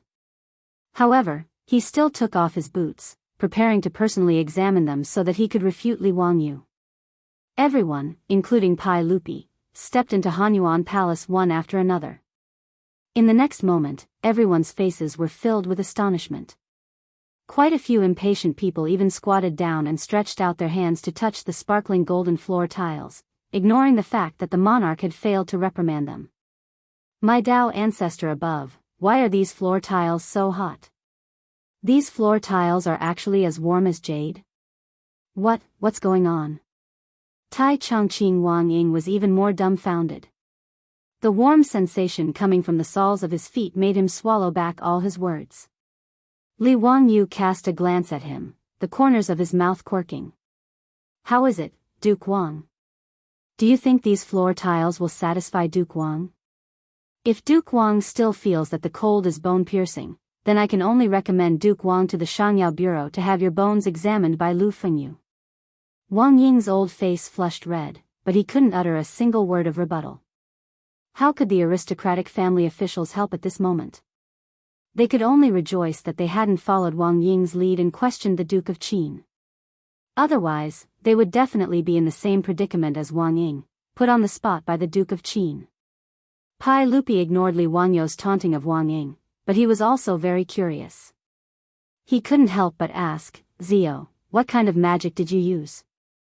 Why is it that not only are the floor tiles in this enormous Hanyuan palace so warm, but the interior of the palace is also so comfortable, as if spring has returned to the earth?"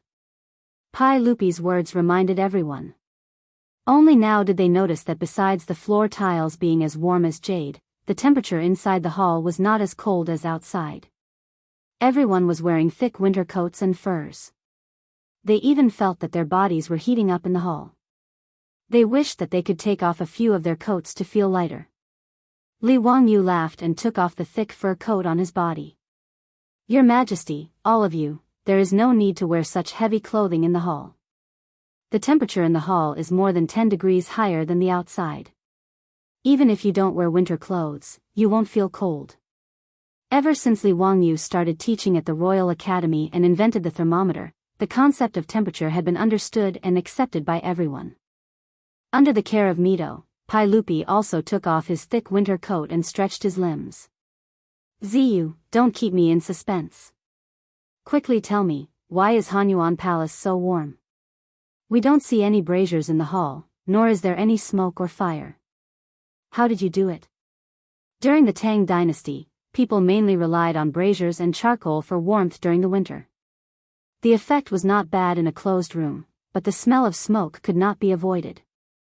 Furthermore, for a palace as big as Hanyuan Palace, no matter how many braziers there were, it would not be warm. However, everyone could clearly see that the Hanyuan Palace in front of them did not have any braziers, nor was there any trace of smoke or fire. Li Wangyu lightly stomped on the floor tiles and explained with a smile, "Your Majesty, when I was building the underground of Hanyuan Palace, I ordered the craftsmen to lay down many copper pipes. When winter comes, these copper pipes will be connected to the boilers and will continuously pour hot soup. This way, even if the outside wind is bone-chilling, the inside of the hall will be as warm as spring and there will not be any smoke or fire. I call it floor heating." To put it bluntly, it was the floor heating system of the later generations. The principle was not complicated. It used the heat radiation of hot water to heat the floor and the air in the hall. It was not a rare thing. However, during the Tang dynasty, this was an incredible invention. After listening to Li Wangyou's explanation, everyone, including Pai Lupi, squatted down and used their hands to feel the temperature of the floor. They looked like curious babies. Li Wangyu could not help but roll his eyes. "Your Majesty, it is not only Hanyuan Palace that has floor heating. I have also arranged floor heating in several halls of the previous dynasty, as well as the future chambers of the harem, to ensure that your Majesty will not be disturbed by the cold during the winter." "Good. Good. I am now looking forward to the completion of Daming Palace as soon as possible so that I can move into the new palace with the retired emperor and Her Majesty the Empress." After staying in the warm Hanyuan Palace for half a day, Pai Lupi did not want to go out again. Pai Lupi rolled his eyes again and silently gave Pai Lupi a look to remind him not to forget today's business. As the emperor of the Tang dynasty, if he wanted to move into Daming Palace as soon as possible, it would depend on whether today's plan would succeed. Li Wangyu and Pai Lupi invited the officials of the imperial court, the rich merchants in Chang'an, and the Persian merchants to Daming Palace today not to show off, but to make money. To put it bluntly, this included Li Wangyu and Pai Lupi, as well as the dukes who had invested. Now that they had no money to expand half of Chang'an and the Daming Palace in Noda, even if Li Wangyu repeatedly cut corners, it would still cost a lot. Just expanding the walls of Chang'an alone would cost a lot, not to mention the building of the previous dynasty of Daming Palace. If they wanted to continue building the harem of Daming Palace, then sorry, the landlord did not have any extra money. In the end, he and Pai Lupi invited everyone to visit the previous dynasty of Daming Palace to sell the house to get money back. Pai Lupi understood Li Wangyou's hint and could not help blushing.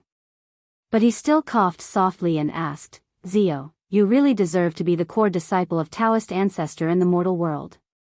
I am very satisfied with Daming Palace. But that day in the imperial court, you promised me and the officials that you would not only build Daming Palace but also expand half of Chang'an. How is the new city in the north of the city now? Following Pai Lupi's words, Feng Xianling also stood up and said, Your Majesty, you are absolutely right. After this old subject has seen the great Ming Palace, I also admire it greatly. Zio, I wonder if you can sell me a mansion after the expansion in the north of the city? Now my mansion is next to Taiji Palace. It is humid in summer and cold in winter. It is really not a good place to live. Since Your Majesty will move to Daming Palace in the future, I also want to move to the new city to accompany Your Majesty. Feng Xuanling's words made everyone's heart skip a beat. But as he said, even Pai Lupi felt that Taiji Palace was not a good place to live, let alone these officials and businessmen. But they had no choice, so they could only choose to live in the square near Taiji Palace in the north of the city. After all, it was not only a symbol of identity, but also a reflection of status. If Pai Lupi moved to Daming Palace in the north of the city in the future, they would continue to live in the square where they originally lived. If they moved to Daming Palace in the north of the city, it would be better. Li Wangyu secretly gave them a thumbs up. They were really experienced actors. Their acting skills were really good. If there was an Oscar in the Tang dynasty, including Pai Lupi, they should be awarded the Best Actor Oscar. After the two agents spoke, Li Wangyu immediately said with a smile, Your Majesty, Mr. Feng, now the outer wall of the new city in the north of the city has been completed. The roads and walls in the city have also been built. If Mr. Feng is interested in moving to the new city, there will be no problem. But in the new city, I will not sell land, but mansions directly. I wonder if Mr. Feng is interested? Oh. What do you mean? Tell us, Zio. Feng Xianling twisted his beard and asked with a smile.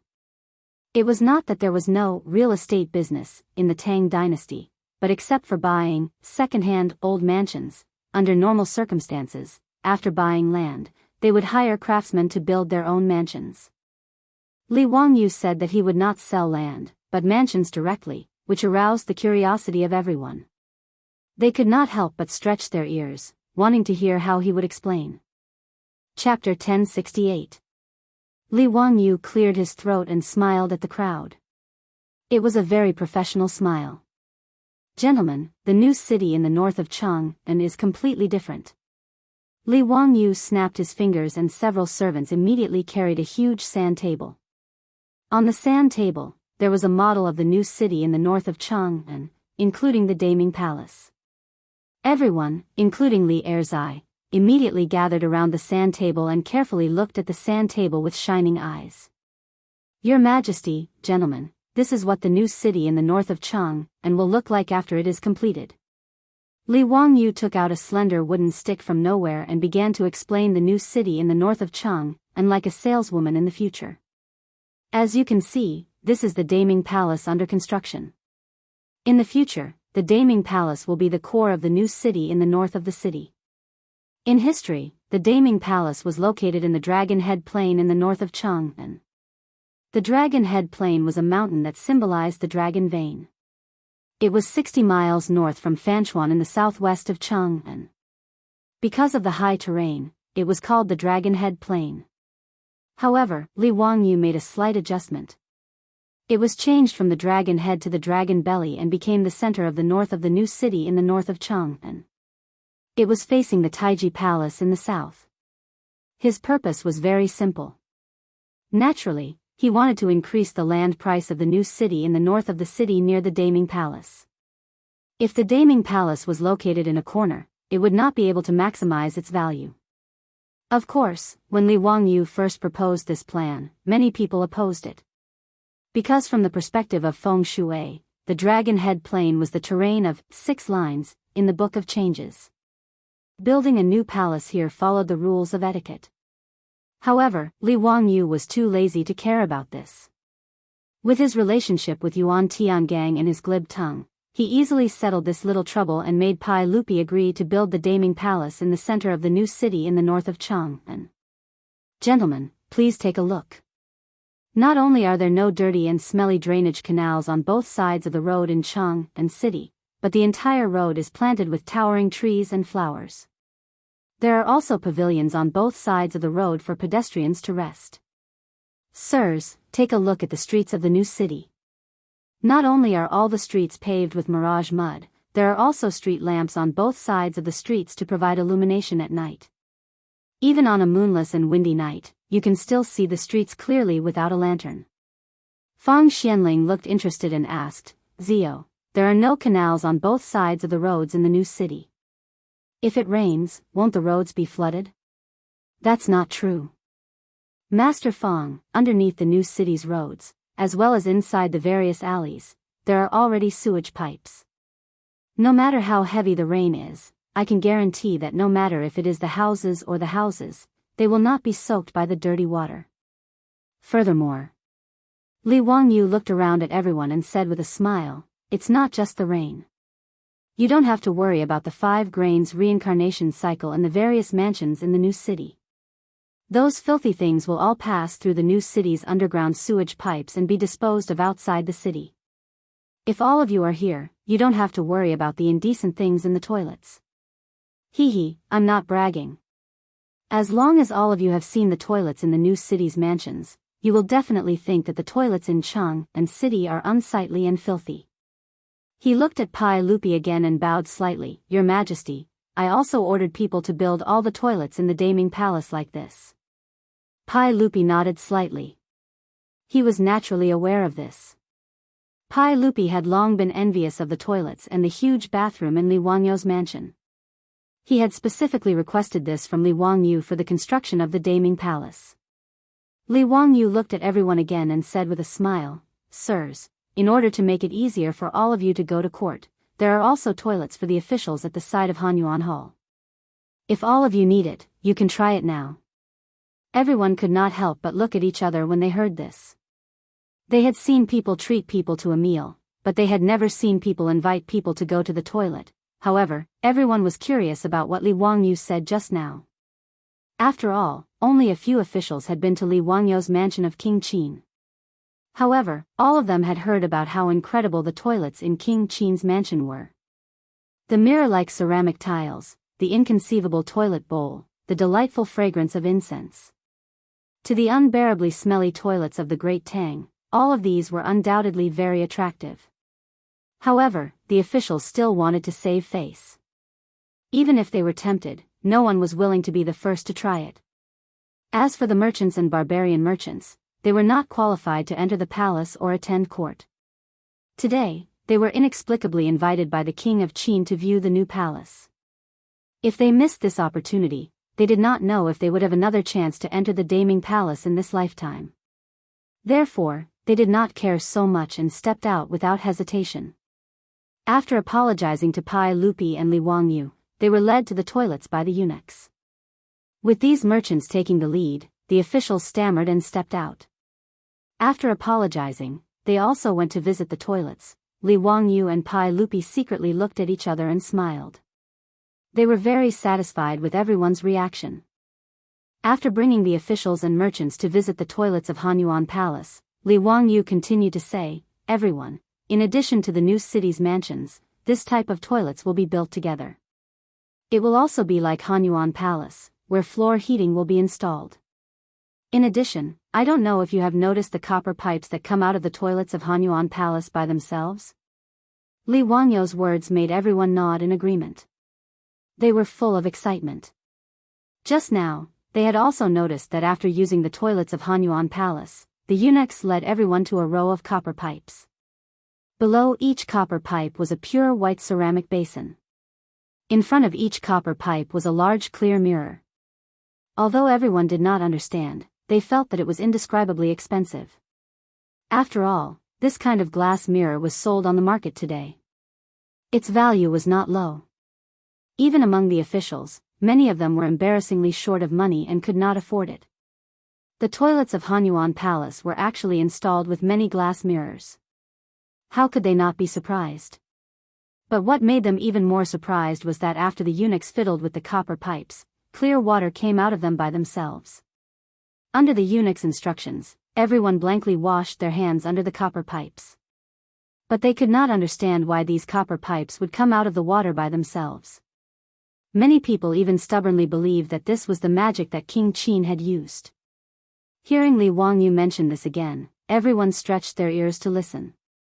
Everyone, I call these copper pipes tap water. This will also be the standard configuration for mansions in the new city. It is also because of this that the mansions in the new city cannot be built by the various families themselves. Therefore, all the mansions in the new city will be built together and sold. Modern toilets, heating systems, and tap water were all selling points that Li Wangyu used to entice his customers. Otherwise, how could he sell the mansions in the new city at such a high price and make such a huge profit? These were very common things in the future, but in the ears of the Tang people, they were incredible. Without waiting for the officials to speak, a Hu merchant stood out from the crowd and bowed. Dare I ask King Qin if we can purchase the mansions in the new city? The person who spoke was no stranger to Li Wangyu. It was the Hu merchant who had spent 20,000 taels of gold to purchase the eternal mirror of Qin at the auction. Li Wangyu wanted nothing more than to hug and kiss this cute Hu merchant. Tactful, truly too tactful. Chapter 1069. Li Wangyu had also arranged for Qiu Yuanliang from the Qiu family in Chang'an. However, since this Hu merchant was so supportive, he naturally did not need Qiu Yuanliang to do it. Li Wangyu smiled and nodded. Of course, the new city in the north of Chang'an has a total of 36 square blocks. As long as you are willing to buy, you can move here. There are no restrictions. May I ask the King of Qin, what are the rules for a mansion in the new city? How much is the price? The Hu merchant continued to ask. The mansions in the new city are custom-made, which means that according to your needs, different mansions will be customized. Well, other than not exceeding the regulations, the price will be based on the needs of the area and the mansion. There will be different levels of price. Li Wangyu gestured to the eunuch again. Immediately, another eunuch took out a scroll and unfurled it. It was a map of the new city. The difference was that different blocks were marked with different colors. Everyone was puzzled and looked at Li Wangyu. Everyone, according to the colors red, orange, white, green, blue, and purple, the prices will be different in different blocks.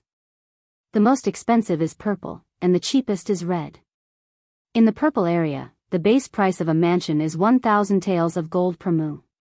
In the red area, it is 500 taels of gold per mu. In addition, the prices of the mansions are different according to the level of construction. There are 3 types of mansions to choose from: the normal version, the comfortable version, and the luxurious version. Other than the normal version, the comfortable version requires an additional 100 taels of gold per mu. The luxurious version requires an additional 200 taels of gold per mu. After Li Wangyu reported the price, everyone was in an uproar. They expected the mansions in the new city to be expensive, but they did not expect it to be so expensive. What ordinary, comfortable, and luxurious versions of the mansion? They didn't understand what exactly they meant.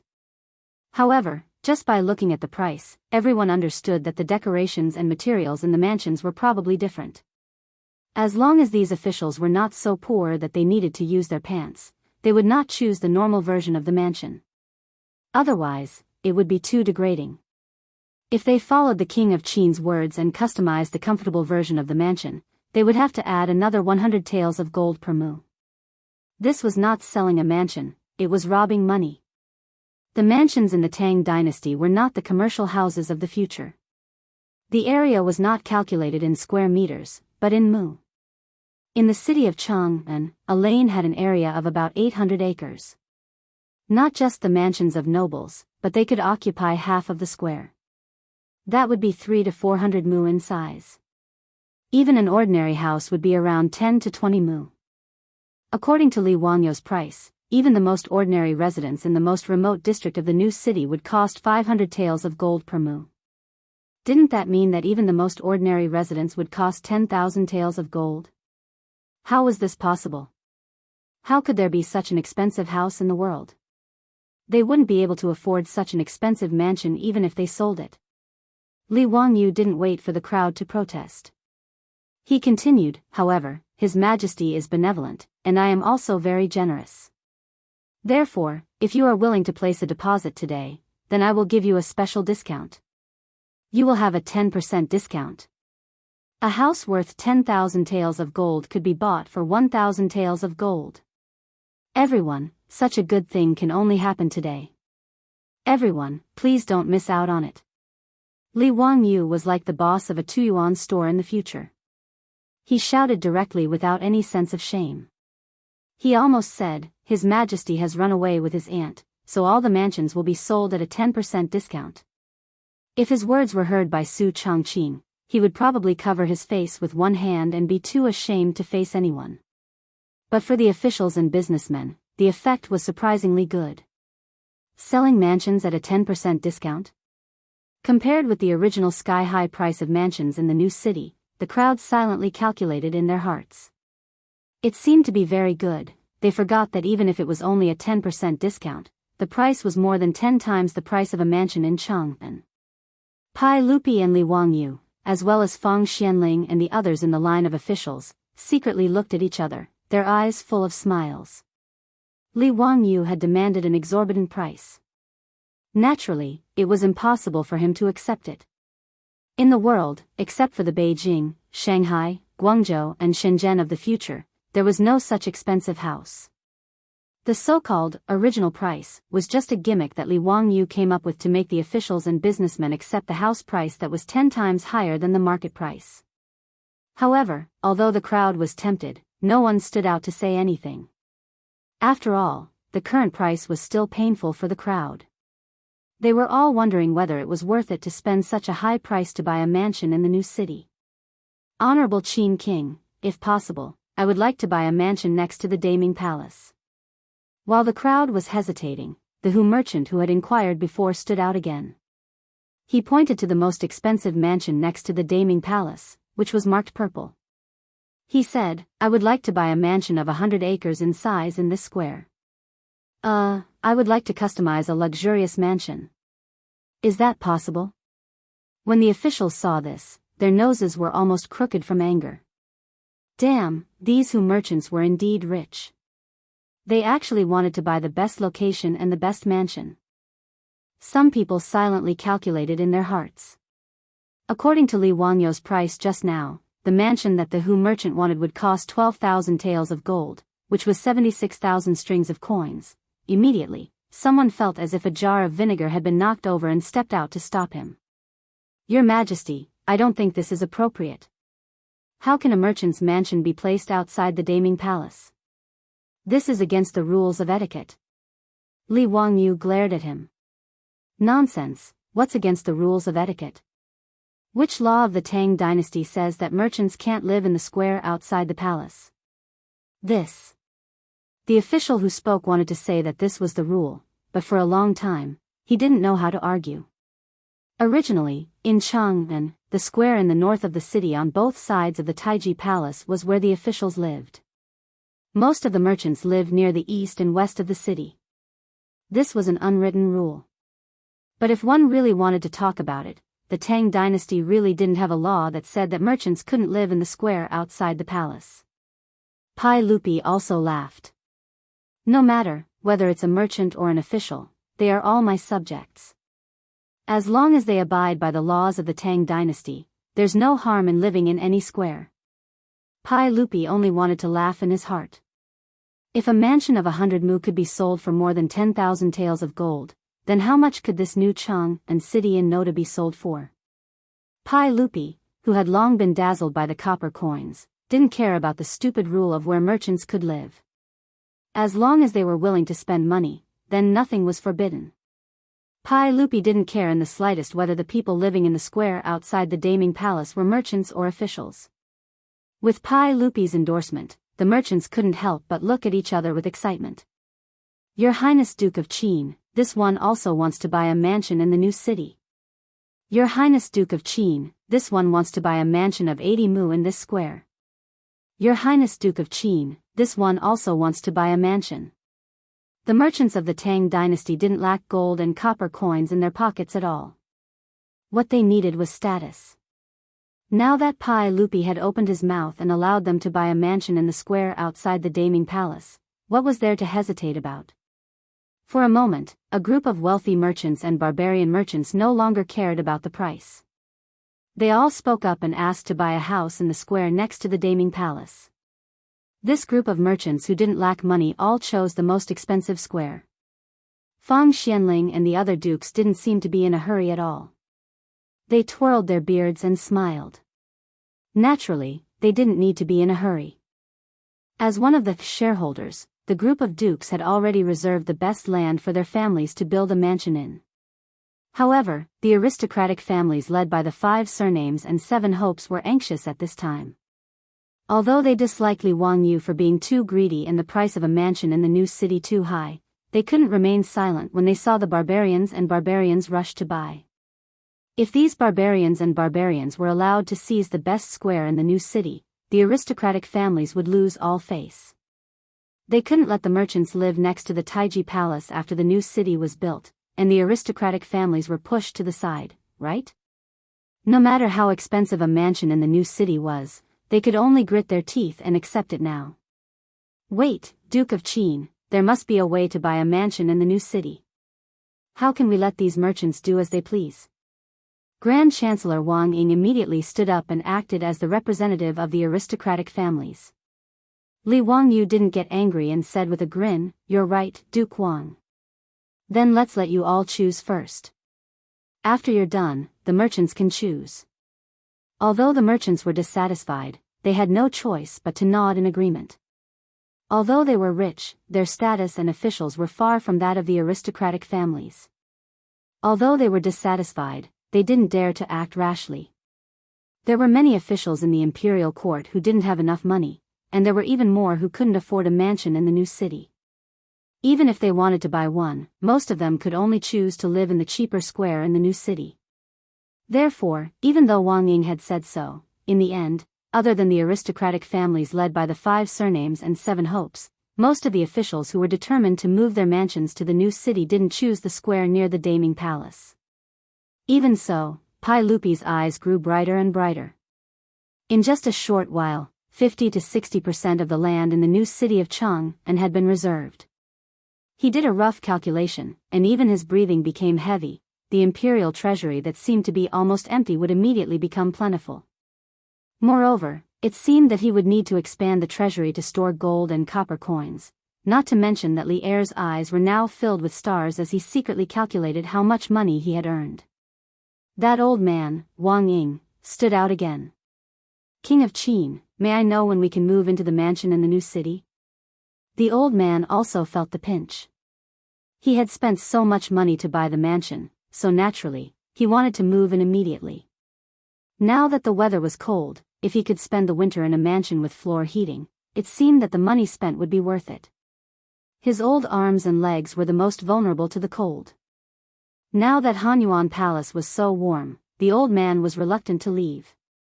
Therefore, he looked forward to moving into a new mansion. Li Wangyu laughed again. "Don't worry, Lord Wang. The new mansion in the north of the city hasn't been built yet. After you have paid, it will be delivered to you in about half a year." "What? Half a year?" Wang Ying heard and was instantly furious. "King of Qin, how can this be? We haven't even seen the mansion, and we have to pay. How can this be?" This is called prepayment. Otherwise, why would we only charge a 10% discount for today's sale? This is the reason. Of course, if Lord Wang feels that it is inappropriate, you don't have to pay. You can buy it after the mansion is built. But when the time comes, it will not be this price. Lord Wang will have to buy it at the original price. Li Wangyu was very indifferent. His mind was thinking about the house he had just bought when he first transmigrated. Damn it. Advance housing? Advance housing your sister. Just by looking at the blueprint, he had to pay the down payment, get a bank loan, and start paying the monthly allowance. How could this be reasonable? Until Li Wangyu transmigrated, the house he bought had not been completed. Every time he thought about it, he felt depressed. But now, he understood that if he wanted to make money, he had to do this. Just like the development of the new city in the north of Chang'an and the new Daming Palace. Even if he, Pai Lupi, and the other dukes threw in all their money, they could only build half of the Daming Palace. As for the new city in Chang'an, there was nothing except for the city walls and walls. It was just a piece of wasteland. If they did not sell the prepayment houses and took the money from the aristocratic families, officials, and merchants, how could they continue to develop it? To put it bluntly, Li Wangyu, Pai Lupi, and the others were just trying to gain something without risking anything. Li Wangyu's words immediately made Wang Ying speechless for a long time. The old man was so angry that his face was like a tidal wave, but he did not know how to refute Li Wangyu's words. The officials, merchants, and barbarian merchants all looked at each other. They felt that today was an eye-opener. Could a mansion be sold like this? Everyone felt that Li Wangyu, the Prince of Qin, was really shameless. He actually took a piece of empty land and wanted to collect money. It was really too shameless. But when they thought about it again, the discount price was still the same as the original price. Everyone stopped talking. It seemed that there was some truth in it. Li Wangyu, on the other hand, felt at ease being the unscrupulous merchant that he hated the most. He continued to swindle them, everyone. Today I am being generous because of His Majesty. The price of 10% is the cost price. Everyone, please don't think that it is expensive. Let's not talk about other things, just the floor heating alone uses copper pipes. What's the difference between using copper to lay the floor and using money to lay the floor? For such a mansion, do you think that the current price is still expensive? In fact, he was just trying to change the concept. It was indeed expensive to lay the floor heating system with copper pipes. However, not all rooms in the mansion were equipped with a floor heating system. Most of the areas in the mansion of about 100 mu were gardens and ponds. It would not cost much at all. How many rooms were there that could be lined with copper pipes? But copper was money now. The officials and merchants also felt that what he said was right and nodded. In the end, under the unscrupulous merchant Li Wangyu's stubborn refusal to lower the price, everyone had no choice but to accept the hooligan clause of pre-sale houses. They all signed the purchase contract under the witness of Pai Lupi. The officials and merchants ended their one-day tour of Daming Palace with complicated feelings. Pai Lupi, Li Wangyu, and the others, on the other hand, were secretly delighted. As expected, it was most interesting to build one's happiness on the pain of others. Time flew by. It was the end of the 8th year of Zhengguan's reign. Hu County, Dingzhou Village, Duke of Qin's mansion. Today, the mansion was unusually lively with guests as many as the clouds. The reason was very simple. The Duke of Qin's concubine, the Hu concubine named Aphrodite, had given birth to a concubine's daughter a few days ago. Today, the Duke of Qin was holding a banquet to celebrate his daughter's 1-month-old birthday. In the banquet hall of the Duke of Qin's mansion in Noda, 3 rounds of wine had passed and the atmosphere was at its peak. Qing Yaojin, who had already returned from the western regions, was drinking until his face and ears were red. He slapped Li Wangyu's shoulder and said, "Kid, tell me today why my Duke of Lu's mansion had no part in the construction of the new Chang'an city last year." Now that a year had passed, Daming Palace had long been completed. Pai Lupi and Li Yuan had already moved to the new palace. The northern part of Chang'an city had also been expanded. A large number of officials, nobles, and merchants had also moved there, forming the new Chang'an city center. Within the new city, Li Wangyu did not forget to build a residence for Qing Yaojin. However, this old fellow was not satisfied. He felt that Li Wangyu had committed a crime for not pulling him into the investment. Because of this old fellow had been teaching Li Wangyu a lesson every time he returned to Chang'an. At today's banquet, Qing Yaojin, this old fellow, had drunk a few cups of high alcohol before he grabbed Li Wangyu and began to denounce him. Li Wangyu silently rolled his eyes. He was too lazy to pay attention to him. At that time, Pai Lupi had led a group of Duke Guas to his residence. After forcing him to clearly explain his plan, he had forcibly asked for a share of the spoils. Li Wangyu had no choice but to agree, but he did not forget Qing Yaojin. However, at that time, Qing Yaojin was far away in the western regions. Qing Chumo and the other two idiots even mocked Li Wangyu for throwing money into the water.